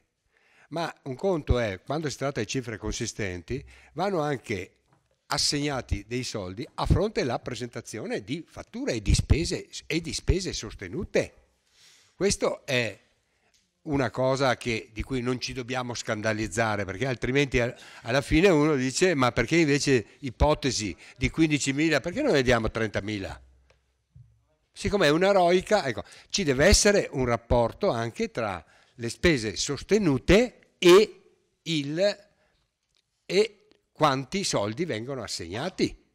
Ecco, questo è in effetti la Regione, per esempio, la Regione quando ha fatto ogni anno, anche nel 2017, ha fatto una bella delibera in cui ha assegnato circa, mi pare, 280.000 euro, proprio di concorso in spese, concorso per manifestazioni che sono state tenute nel corso, che saranno o sono tenute nel corso del 2017. È chiaro che non dà tutto il 100%. Lo scorso a Conegliano, per esempio, la Regione ha dato 10.000 euro per la Marathon di Conegliano. Ecco. E quindi non è che il costo sia stato quello, però ha preteso la presentazione di fatture con assunzione di responsabilità e quant'altro. Quindi non è che possiamo, certo che noi siamo orientati ad arrivare ai 15.000 euro, però devono essere ripartite tra il 2017 e il 2018, quindi è inutile continuamente a dire ma solo 2.500 euro, è inutile scandalizzarsi o far finta di sorridere. Questa è la realtà. Se volete che diamo così fuori i soldi, domani ci pensiamo. Ok, grazie. Ultimo intervento, consigliere Carnelossi. Sì, Prego. Un po' l'ha detto Matteo. Il mio intervento è stato anticipato dall'assessore Costa. Vedete, qui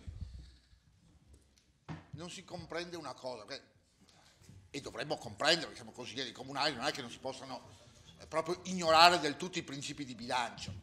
Nel senso che se questi 2.500 euro non fossero stati messi adesso, evidentemente lo si è fatto guardando negli altri capitoli dove ce n'erano, Se non lo si faceva, andavano in avanzo di amministrazione, non si potevano usare fino al prossimo anno.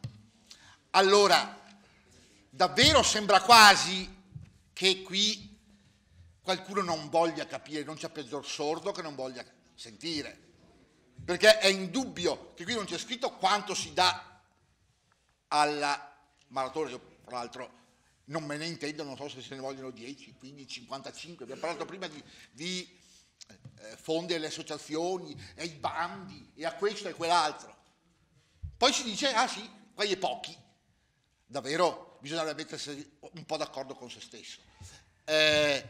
Ovvio che vedremo, quando faremo il bilancio di previsione del 2018, quanti potremo metterne, quanti i consiglieri diranno di metterli, e dove toglierli. Se ne mettono 5.000 e qualcuno dice più uno, ci dica dove togliere. Se ne mettiamo 10.000 e voi dice 11.000, ci diranno togliamolo di qua o togliamolo di là, perché davvero siamo il paese delle banane, in cui davvero si vuol...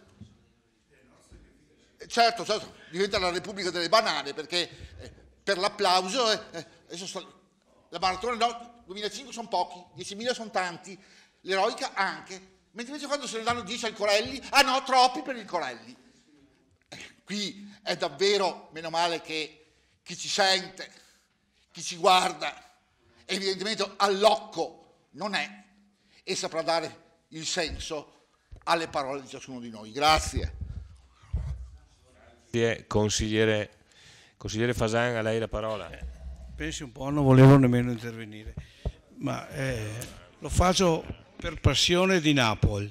Napoli si diverte tutto, la sua cravatta, guarda, è cambiato fino a colore. Vabbè.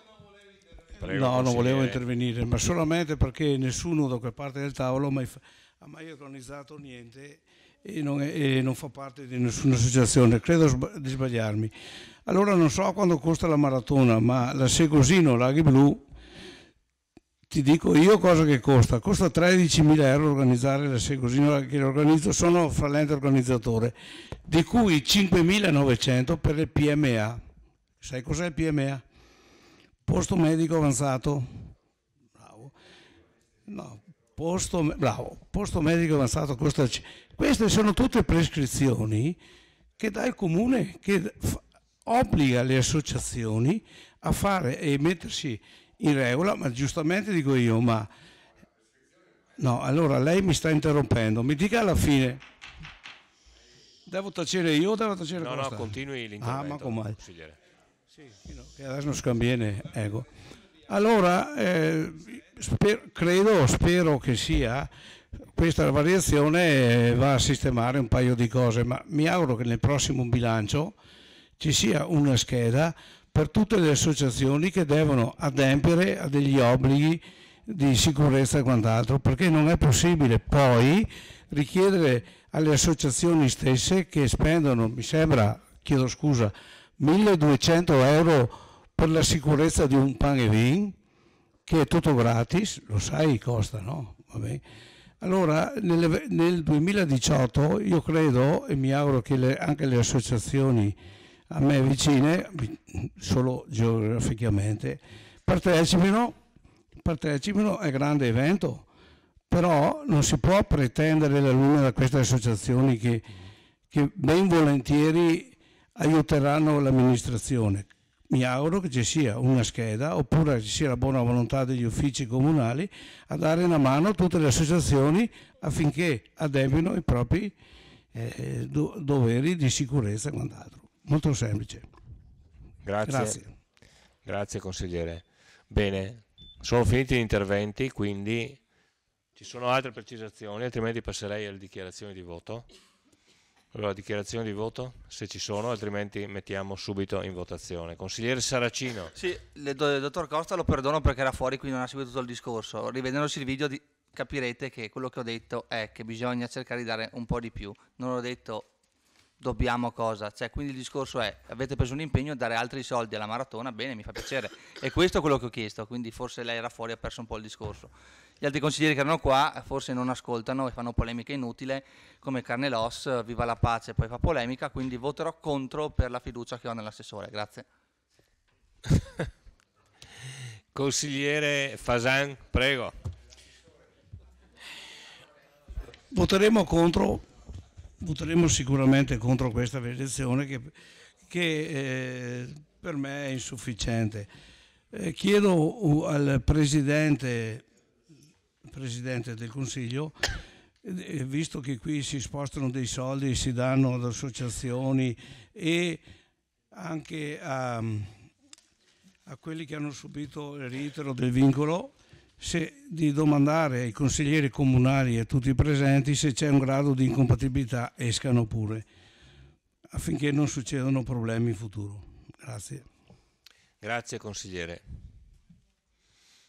Consigliere Botteon.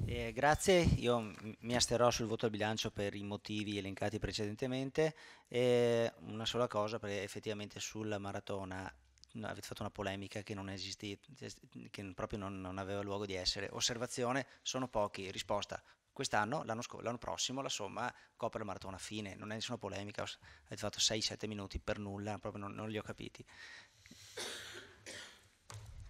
Grazie consigliere. Consigliere Dus. Sì, no, non c'è stata una polemica, credo ci sono stati dei chiarimenti su delle domande che venivano fatte su sta benedetta maratona che non c'entrava niente con questo tema qua, però dopo vabbè, ho dato anche delle risposte sul fatto che non sono solo questi, andate anche altri, per cui a me, io se posso dire la mia su questo ordine del giorno, trovo invece che probabilmente avremmo dovuto occupare maggior tempo a parlare dei tagli sull'ambito sociale e culturale da parte della Regione del Veneto. Questo è il mio rammarico. Grazie consigliere. Allora, finite anche le dichiarazioni di voto, metto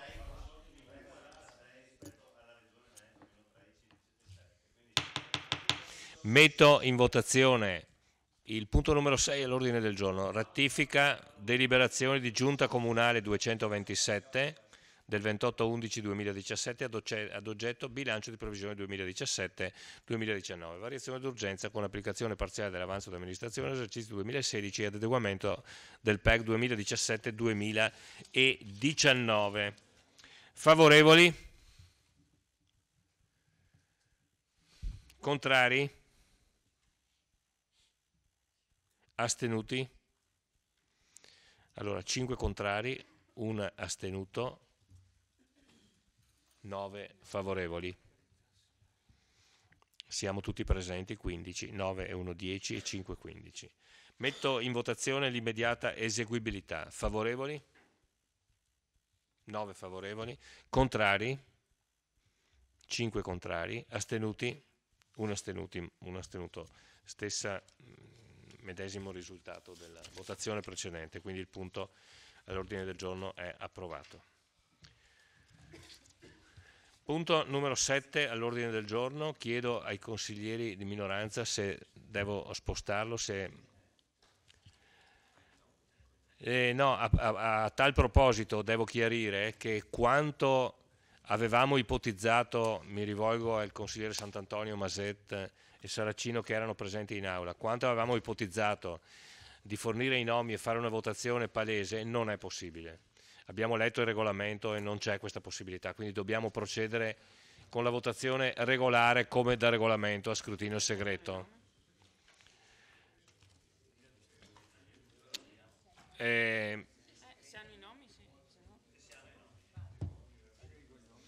Ricordo che 2 nomi spettano alla maggioranza, indipendentemente dal numero dei voti, e 2 nomi spettano alla minoranza.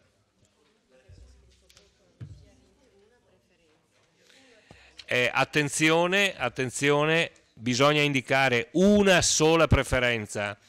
Se eventualmente ne vengono indicate 2, viene esclusa la seconda. Allora,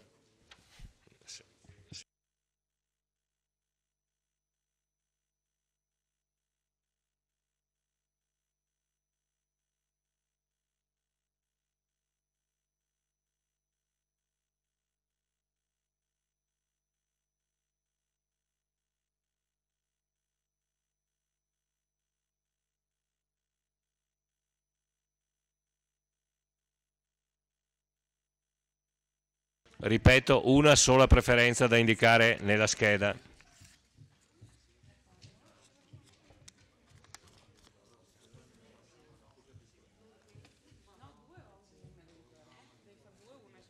No, è votazione individuale. Vada Luna, prendila. Allora, invito gli scrutatori.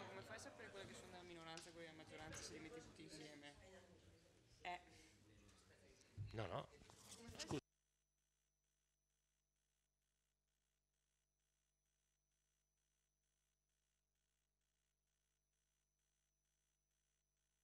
Allora, dal punto di vista procedurale ci saranno due votazioni. Prima i consiglieri di maggioranza e poi i consiglieri, o viceversa. Ormai ha già votato. Separato, perché altrimenti non è possibile a rigore di logica matematica distinguere. No, i foglietti erano tutti uguali. Basta fare due ceste diverse. Due ceste diverse. Prego, continui. Sì, continui pure da quella parte.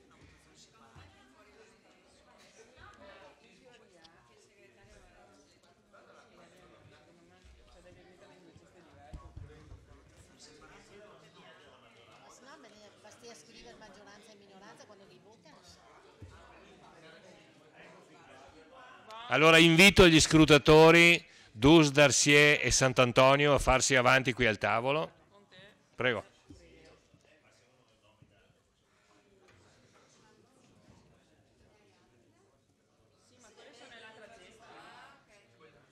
Prego. Si proceda pure allo spoglio.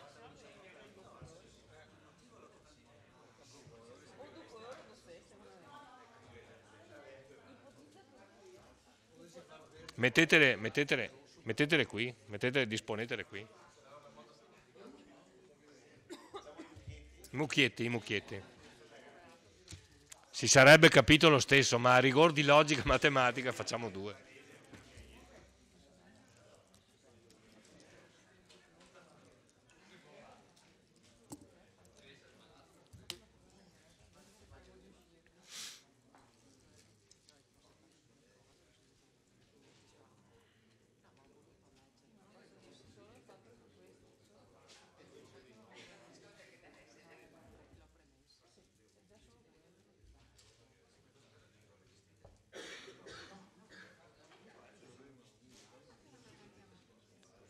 Ecco, adesso può passare con i consiglieri di minoranza, con l'urna.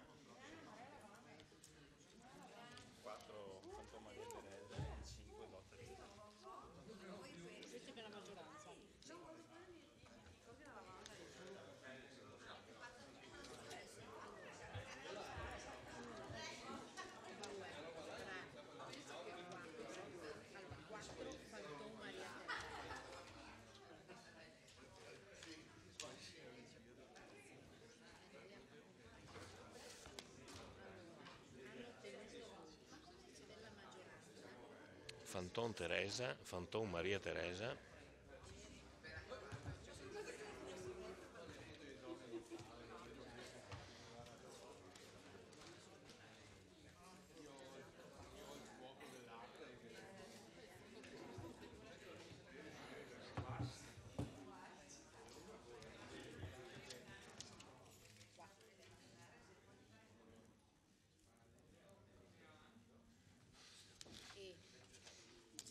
L'autorità 5.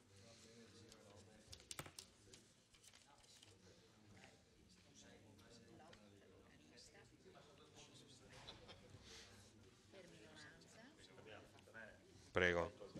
Scusa? Numero 3. Alberta? Alberto? Ah, scusa. E 3 per Samantha con l'H. E cognome? O senza H o con l'H. No, Samantha. Scusa che non...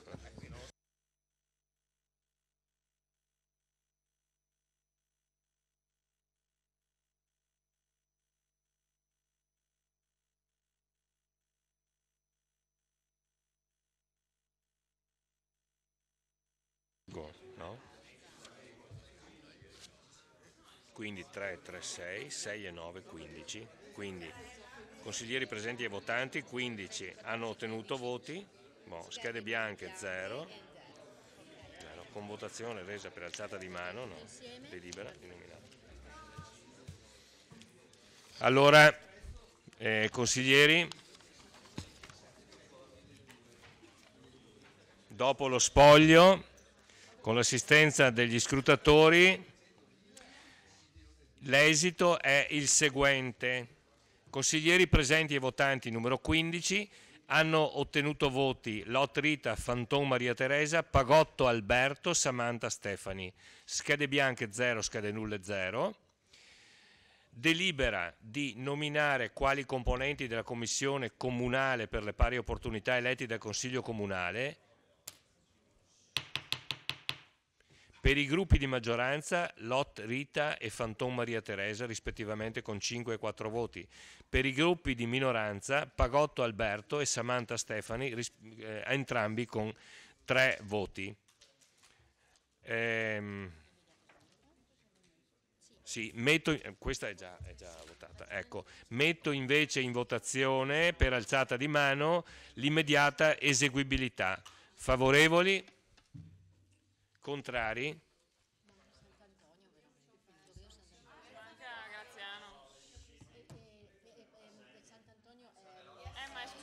Sant'Antonio è scrutatore, quindi se avvisate il consigliere Sant'Antonio, altrimenti dobbiamo nominare un nuovo scrutatore.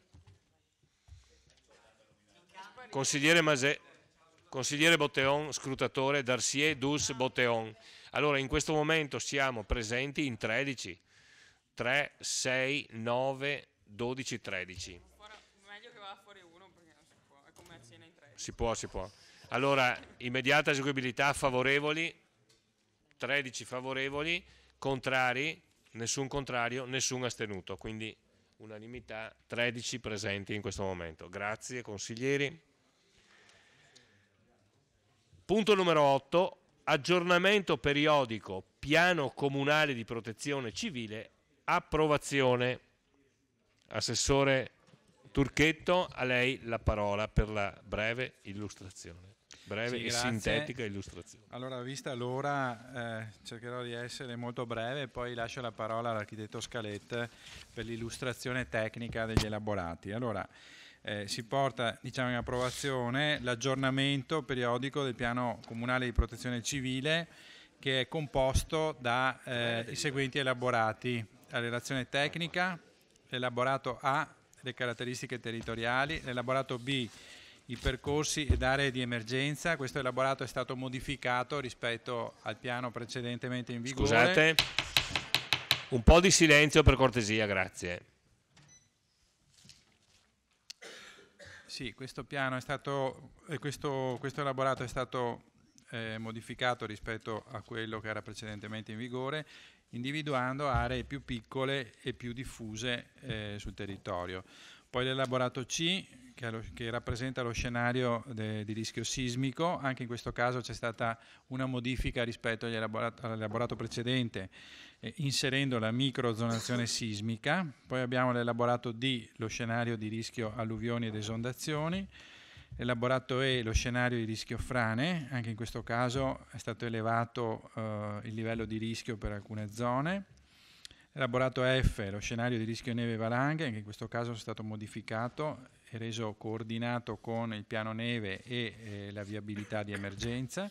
E poi sono stati inseriti 3 nuovi elaborati: l'elaborato G, che riguarda lo scenario di rischio incendi, l'elaborato H, lo scenario di rischio blackout, e l'elaborato I, che rappresenta lo scenario di rischio incidenti stradali. Ed è stato modificato l'elaborato J, che rappresenta le procedure di gestione dell'emergenza, per adeguare appunto queste procedure alla struttura comunale del nostro ente. Io lascio la parola adesso all'architetto Scalette per una illustrazione tecnica del piano. Grazie.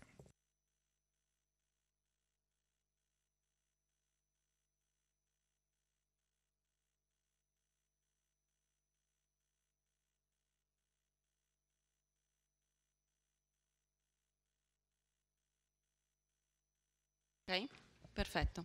Buonasera.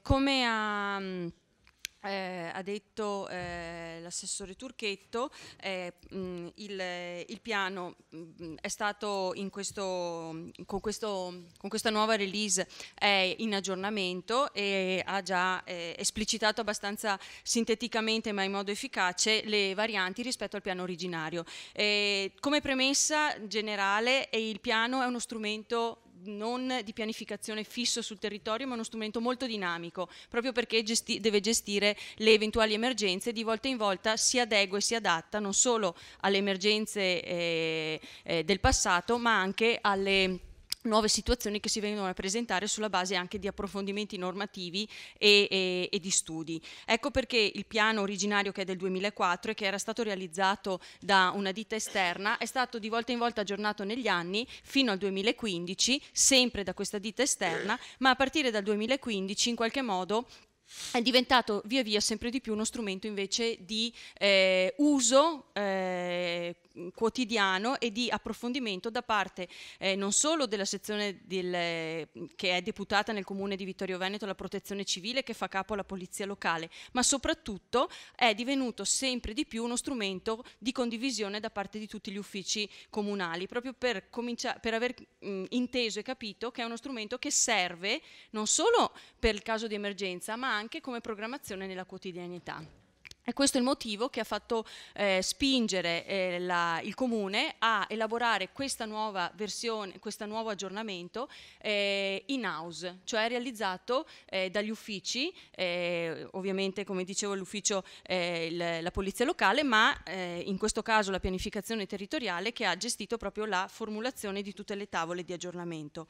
Ecco, il vero e proprio piano di protezione civile è in realtà un insieme consistente di banca dati. Questa è la lista degli elaborati che sono tutti file che vengono trasmessi alla Regione Veneto, alla Prefettura di Treviso e alla Provincia di Treviso, che costituiscono il monte di conoscenza del territorio sotto i profili ovviamente delle criticità, delle fragilità e dei casi di emergenza. Quindi il piano di protezione civile è costituito fondamentalmente da questa base dati. Poi, per renderlo più leggibile, agevole, ma soprattutto per avere uno strumento che in caso, poi lo spiegherà bene il comandante, di eventi fortemente calamitosi dove non c'è più nemmeno la struttura comunale di protezione civile in grado di gestire l'emergenza, un esterno possa in qualche modo avere conoscenza immediata del territorio attraverso questa serie di elaborati che sono stati distinti per tipologia di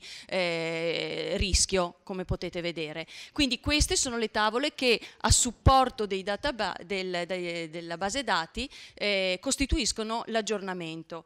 Passiamo, ecco, qui è una tabella che indica, come aveva specificato l'assessore, l'aggiornamento 2015, da cosa era costituito, da che tavole era costituito, e la versione di aggiornamento attuale, quella che si va a votare, che è messa al voto questa sera, costituita da questa serie di elaborati che vedete. In rosso sono quelli in più rispetto alla precedente versione, e a lato, in breve, sono indicate le modifiche e variazioni tavola per tavola. Adesso vado magari abbastanza velocemente a indicare, vai pure, a indicare le tavole. Ecco, l'elaborato A indica le caratteristiche territoriali. Cosa significa? C'è quella che, eccola là. Le caratteristiche territoriali dal punto di vista ovviamente del tema della protezione civile significa individuare quegli edifici, quelle aree, quelle zone e quelle infrastrutture, soprattutto viarie, che sono necessarie o sono più a rischio in caso di qualsiasi evento calamitoso. Si distinguono dal punto di vista, torna indietro, grazie, si distinguono dal punto di vista proprio normativo in edifici rilevanti e in edifici strategici. Strategici sono proprio quelli che servono in caso di emergenza il municipio, perché è la sede del COC, cioè del Comitato Organizzativo Comunale, tutte gli edifici che fanno capo alla polizia, agli organi di pubblica pubblica sicurezza, tutta quella serie di edifici, l'ospedale, cioè gli edifici che hanno una valenza in caso di emergenza. Gli edifici rilevanti sono invece quelli che hanno un rilievo perché magari sono frequentati da tantissime persone. Le scuole sono edifici rilevanti, le industrie sopra un certo numero di persone, insomma tutti quegli edifici che in caso di rischio o di problema possono attirare l'attenzione dei soccorsi. La seconda tavola invece, che è indicata come percorsi e aree di emergenza, identifica tutte quelle che sono appunto i tratti stradali, autostradali e anche ferroviari di rilevanza per i percorsi in caso di arrivo, di necessità di spostamento di mezzi in caso di emergenza, e le aree di emergenza invece individuano, sono 3 tipologie di aree di emergenza, individuano quegli spazi che servono in caso di necessità, prima per accogliere le persone, poi eventualmente per ricoverarle, si chiamano infatti aree di attesa, aree di ricovero, e un'unica area cosiddetta di ammassamento che si trova a sud del comune di Vittorio Veneto, nella zona industriale, che è un'area libera dove lì si possono arrivare dall'esterno anche contingenti molto importanti di aiuti e da lì poi distribuirli sul territorio. La variazione rispetto al precedente è abbastanza evidente, come diceva l'assessore, è stata scelta una distribuzione molto più puntuale sul territorio delle aree di attesa e delle aree di ricovero, perché anche sulla base dei regressi eventi calamitosi, in particolare il sisma del centro Italia, è stato percepito come più necessario che la gente stia vicino alle proprie case, al proprio quartiere, quindi le aree di attesa sono di più, ma sparse più possibilmente sul territorio, soprattutto nel comune di Vittorio Veneto, che ha una dimensione, una superficie notevole. Questo significa una serie di 26 aree, pare di ricordare, di attesa, 26 aree di attesa sparse su tutto il territorio, dalla Valle Appisina fino a San Giacomo di Veglia. Poi, successiva, la tavola C, è ecco, da qui si parte con gli scenari di rischio, sisma o adesso vediamo i diversi scenari di rischio. Significa realizzare delle tavole che sono ovviamente tagliate sul concetto di rischio, in questo caso del sisma, e sono quindi individuate, vedete, si vede più nel dettaglio, ecco, delle aree con una gradazione intensa e aree con una gradazione un po' più blanda di colore, che indicano la tipologia di muratura degli edifici principali. Significa che i rossi sono quelle aree un po' più pericolose perché gli edifici sono in murature, sono antichi, pietrame e sasso, gli altri invece sono in muratura un po' più consistente, anche perché più recenti. E torna nella precedente per cortesia. Ecco, in questo caso la modifica importante è che è stato inserito, vedete la fascia che viene segnalata dal geometra, dal MAS, tutta la fascia della Valle Appisina è una fascia di fragilità dal punto di vista del rischio sisma dedotta dallo studio di microzonazione sismica di livello 2 che è stato attuato quest'anno per il comune di Vittorio Veneto e che ha individuato appunto a seguito dell'approfondimento dopo la microzonazione livello 1 le aree con maggiore problema di fragilità, e appunto la fascia, questa tavola aiuta in qualche modo a sapere qual è effettivamente l'ambito di maggior problematicità. Passiamo all'altro, ecco l'elaborato D, lo scenario di rischio alluvioni ed esondazioni, che vedremo poi è tra l'altro il problema più frequente nella lista, diciamo, degli eventi calamitosi del territorio di Vittorio Veneto. È integrato e ampliato sulla base di un aggiornamento che è stato fatto al piano di assetto idrogeologico, il PAI cosiddetto, che è stato fatto nel 2015. Aggiornando quello abbiamo automaticamente aggiornato anche questa tavola dove sono indicate le aree di maggior rischio esondazione. Come vedete, rispetto ai livelli di rischio che vanno da rischio moderato a rischio molto elevato, ci limitiamo al rischio medio, quindi il giallo, però in tutta quella fascia di area che potete vedere si trova nella parte sud del territorio lungo il corso del fiume Meschio. Prosegui.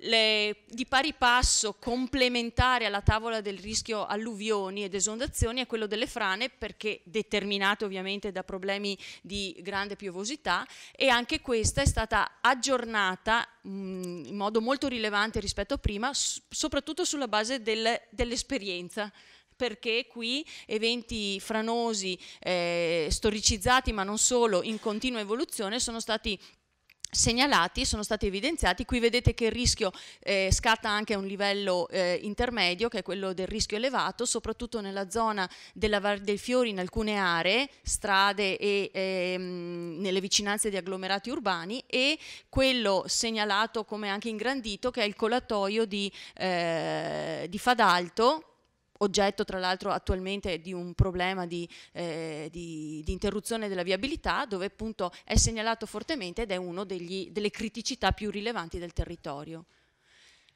Scenario rischio neve e valanghe è stato aggiornato sulla base sia delle viabilità di emergenza che avevamo visto nella precedente tavola B, ma anche sulla base, coordinato in questo caso con l'ufficio strade, con il piano neve cosiddetto, che è il piano invece di azione meramente comunale. Qui sono indicate tutte le strade a sgombero prioritario con la linea viola, significa strade comunali, statali e l'autostrada, ma il piano neve è, diciamo, l'estratto comunale di questa tavola, quindi c'è coordinamento tra il piano di protezione civile e la gestione ordinaria del territorio, cosa che giustamente deve avvenire. Nella parte della Valle Pisina, quella specie di righe che vedete trasversali alle pendici della montagna sono le aree a rischio valanghe.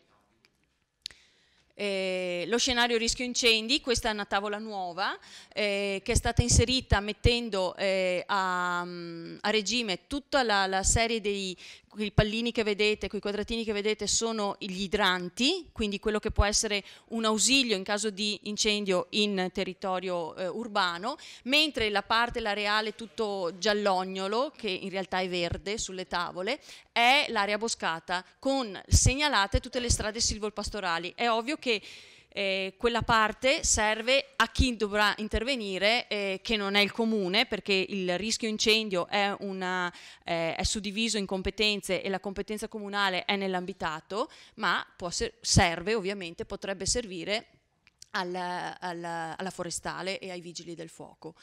Procediamo, rischio blackout, anche questa è nuova, indica praticamente 3 livelli di priorità per il ripristino della corrente elettrica, funzionale ovviamente all'avvio di macchinari e strumenti che nel caso dell'ospedale, qui sono indicati pochissimi edifici ovviamente a riattivazione prioritaria, che sono gli ospedali, le case di riposo e tutti gli edifici sede ovviamente di polizia o quelli che devono essere comunque pronti se dovesse poi succedere nel frattempo anche un'emergenza. Poi il secondo livello invece sono da 3 a 6 ore di riattivazione, si parla sempre oltre le 3 ore di blackout. Prosegui. Scenario rischio incidenti stradali, questo è stata aggiunta anche questa, si intende incidenti stradali gravi e si intende il rischio, lo scenario di rischio è dove, se l'incidente stradale avviene in un luogo pericoloso o comunque di difficile accesso per i soccorsi, quindi sono segnalati i tratti in galleria sia dell'autostrada che delle ferrovie dello Stato, che della linea ferroviaria. È logico che in quel caso lì, essendo di difficile accesso, sono a rischio, ecco perché sono stati indicati e evidenziati in una specifica tavola. Ultimo, a questo lascerei la parola al comandante Camerin della polizia locale, la serie delle procedure per la gestione delle emergenze che vedremo poi ha avuto anche una serie di manifestazioni.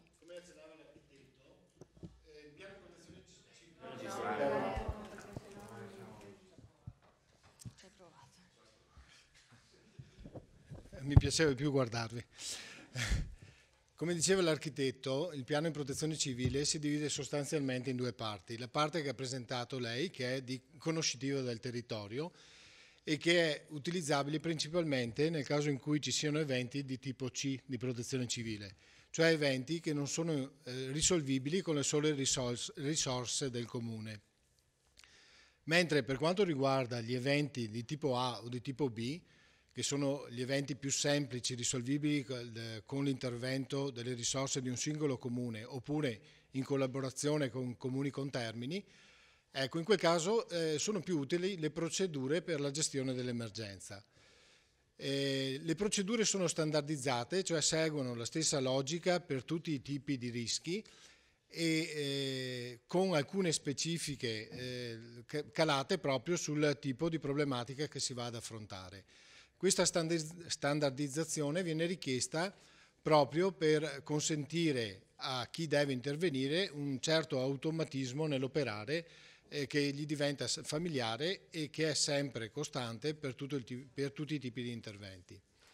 Si parte da una fase di programmazione e di studio del territorio in tempo di pace, poi si passa alla fase di allerta, di attenzione, la fase di preallarme, la fase di allarme e la fase di post-emergenza. Tutte le procedure sono state riviste e calate sulla realtà del Comune di Vittorio Veneto, in modo che siano quanto più personalizzate rispetto all'organizzazione tipica del nostro Comune. Mentre nel vecchio piano erano più generiche e quindi si prestavano ad essere utilizzate in qualsiasi comune, ma magari non erano proprio così efficienti quando si trattava di intervenire nella nostra realtà. Giusto per dire due parole di come funziona il piano di protezione civile. Il sindaco è a capo, è l'autorità di protezione civile a livello locale, è a capo dell'organo comunale che è il comitato, il centro operativo comunale, il COC.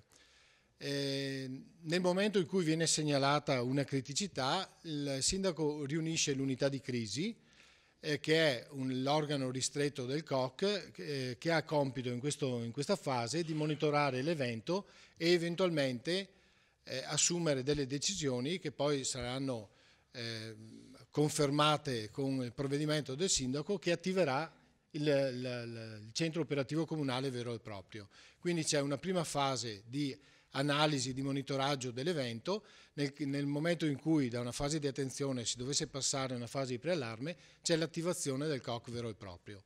Il COC è composto da vari funzionari comunali e non, che ricoprono delle specifiche funzioni all'interno di questo centro operativo. Nel momento in cui si costituisce, lavora con due unità che sono coordinate tra di loro, ma che svolgono due funzioni importantissime e diverse. L'unità di indirizzo, che è composta dalle stesse persone che compongono l'unità di crisi, che ha un compito di programmazione e direzione delle operazioni.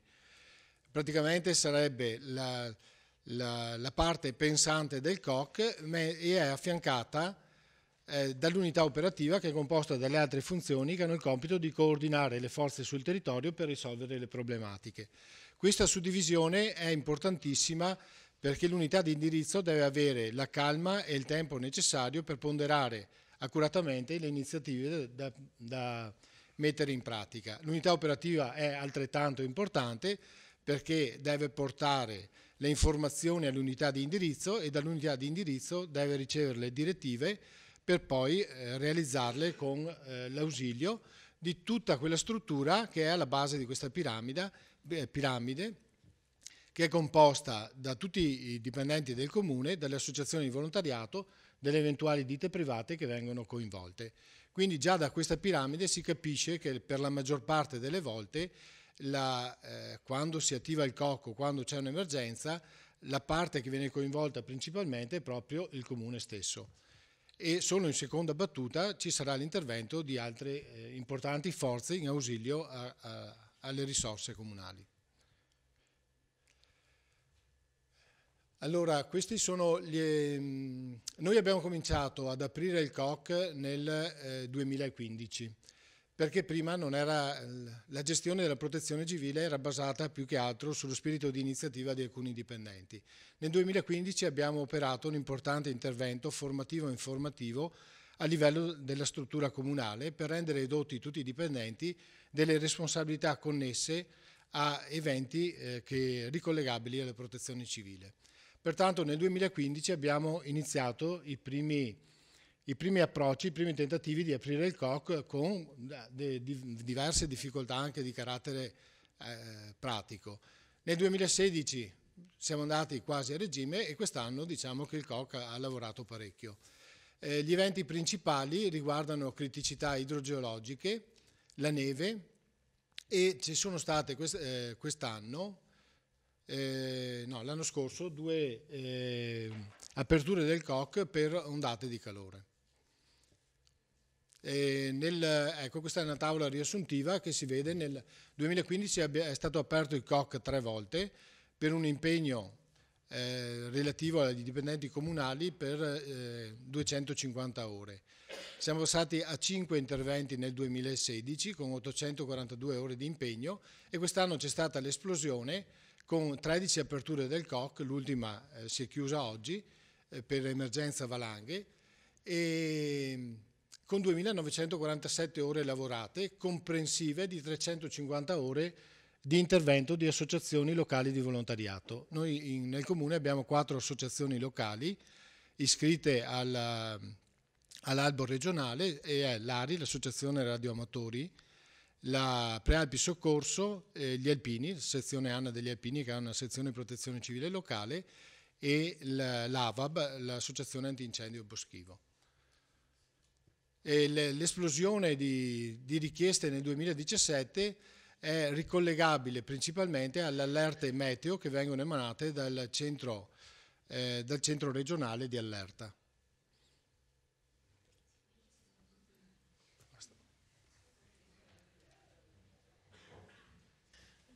Grazie Comandante, grazie Architetto Scalet, complimenti agli uffici perché gestire le cose dall'interno poi porta certi risultati, quindi complimenti a chi ha lavorato.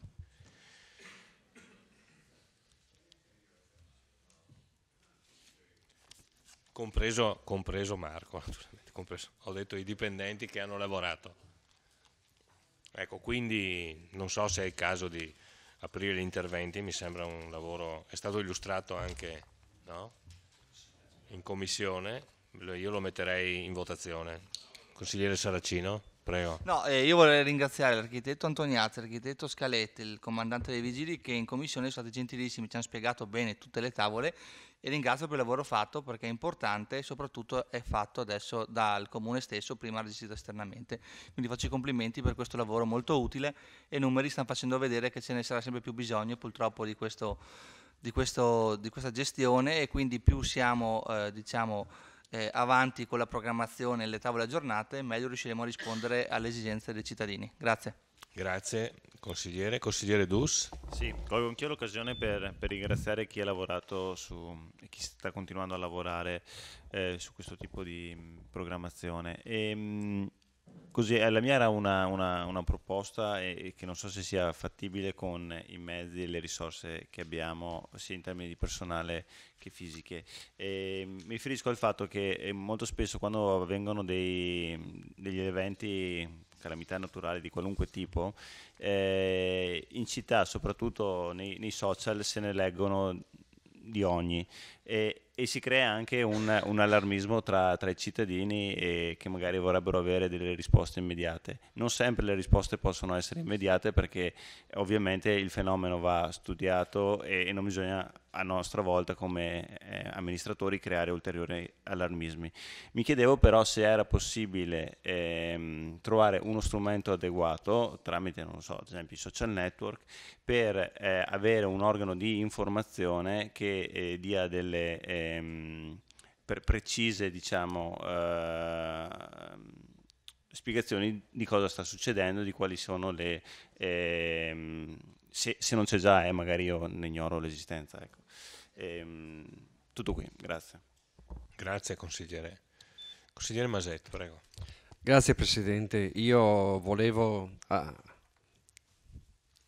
Scusate, volevo ringraziare anch'io per il lavoro fatto, perché veramente lo vedo come un lavoro importante, questo adeguamento. Scusate, questo adeguamento e anche per l'ottima spiegazione. Sono riuscito a capire che questo piano è stato adeguato e calibrato alle esigenze proprio nostre in questo caso, quindi l'ho visto e lo ritengo un ottimo piano, quindi grazie a tutti coloro che hanno contribuito all'adeguamento e alla sistemazione del piano. Grazie. Grazie consigliere. Bene, ci sono dei chiarimenti, prego, comandante, prego. Per rispondere alla richiesta del consigliere Dus, proprio oggi è stata firmata una determina per affidare un servizio di comunicazione alla cittadinanza in fase di emergenza. Questa era un'esigenza che sentivamo da parecchio tempo, solo che avevamo la difficoltà di individuare un sistema che fosse veramente efficace. Tant'è vero che nelle procedure è ancora richiamato, perché le abbiamo preparate prima di oggi, è ancora richiamato l'allertamento della popolazione con l'uso delle campane, quando sappiamo che non ci sono neanche più i parroci, quindi il problema era sentito e la difficoltà è stata proprio di individuare una società che ci fornisse un servizio adeguato. E quindi oggi è stata firmata la determina, probabilmente nei prossimi giorni ci sarà una comunicazione ufficiale. Sì. Grazie comandante. Bene, allora io a questo punto metterei in votazione l'aggiornamento periodico del piano comunale di protezione civile, approvazione. Siamo in 13 presenti in questo momento, consiglieri presenti, quindi metto in votazione favorevoli, contrari, nessun contrario, nessun astenuto, quindi unanimità. Metto in votazione l'immediata eseguibilità, favorevoli. Bene, unanimità anche qui. Grazie consiglieri e grazie ai tecnici e al comandante Camerin. E passiamo all'ultimo punto all'ordine del giorno. Stazione unica appaltante, adesione alla proposta della provincia di Treviso, approvazione schema di convenzione. Prego, l'assessore Turchetto, a lei la parola. Sì, grazie. Allora, brevemente anche per questo punto, io ricordo che come Comune di Vittorio Veneto abbiamo in atto una convenzione con il Comune di Conegliano, per cui abbiamo istituito assieme al Comune di Conegliano una stazione unica appaltante che si chiama appunto di Conegliano Vittorio Veneto, però in via integrativa rispetto al lavoro che già sta facendo, che continuerà a fare questa stazione unica appaltante, riteniamo sia opportuno e utile aderire anche alla stazione unica appaltante della provincia di Treviso, per poter far fronte a carichi di lavoro superiori rispetto a quelli che sono stati in passato e per poter anche affrontare situazioni di specializzazione che si possono trovare appunto presso la provincia di Treviso. Quindi con questa proposta di delibera si richiede appunto l'approvazione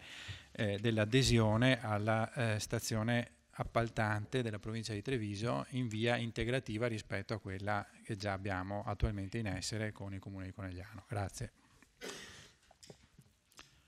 Grazie assessore Turchetto per l'illustrazione. Consiglieri, se ci sono interventi da parte vostra. Consigliere Botteon. Solo una curiosità, quali appalti verranno seguiti da una e quali dall'altra? Perché al momento abbiamo due stazioni uniche appaltanti, che è già una contraddizione in termini, quindi vorrei una puntualizzazione.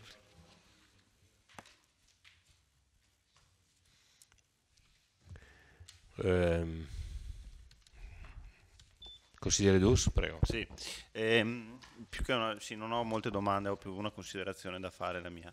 E è che viviamo in un periodo in cui la complessità normativa sta aumentando notevolmente e allo stesso tempo diminuisce il personale sia nelle amministrazioni comunali che in quelle provinciali.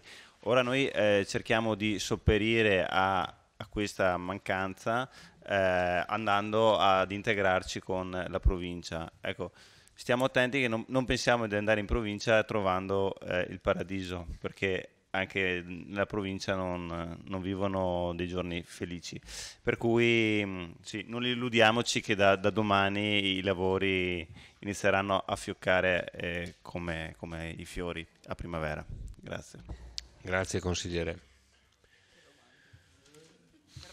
Consigliere Saracino. Conegliano cosa fa? Ha già deliberato? No. Quindi comunque c'è d'accordo comunque. Perfetto. Sì, è stato portato avanti di comune accordo. Grazie consigliere. Bene, se non ci sono altri interventi metterei in votazione. No. Ah, giusto. Sì, no, una brevissima risposta al consigliere Botteon.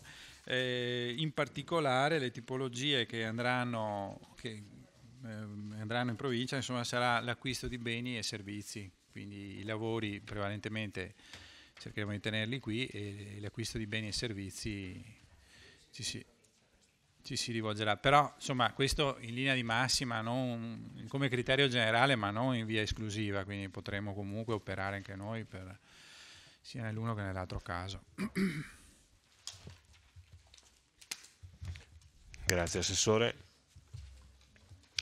Allora metto in votazione il punto numero 9 all'ordine del giorno, stazione unica appaltante, adesione alla proposta della provincia di Treviso, approvazione schema di convenzione.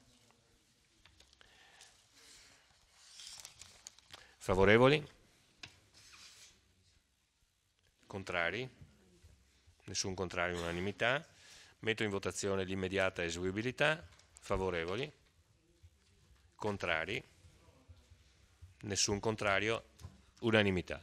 Grazie consiglieri e buonanotte a tutti, al pubblico e al prossimo Consiglio Comunale. La seduta è tolta alle ore 00:23.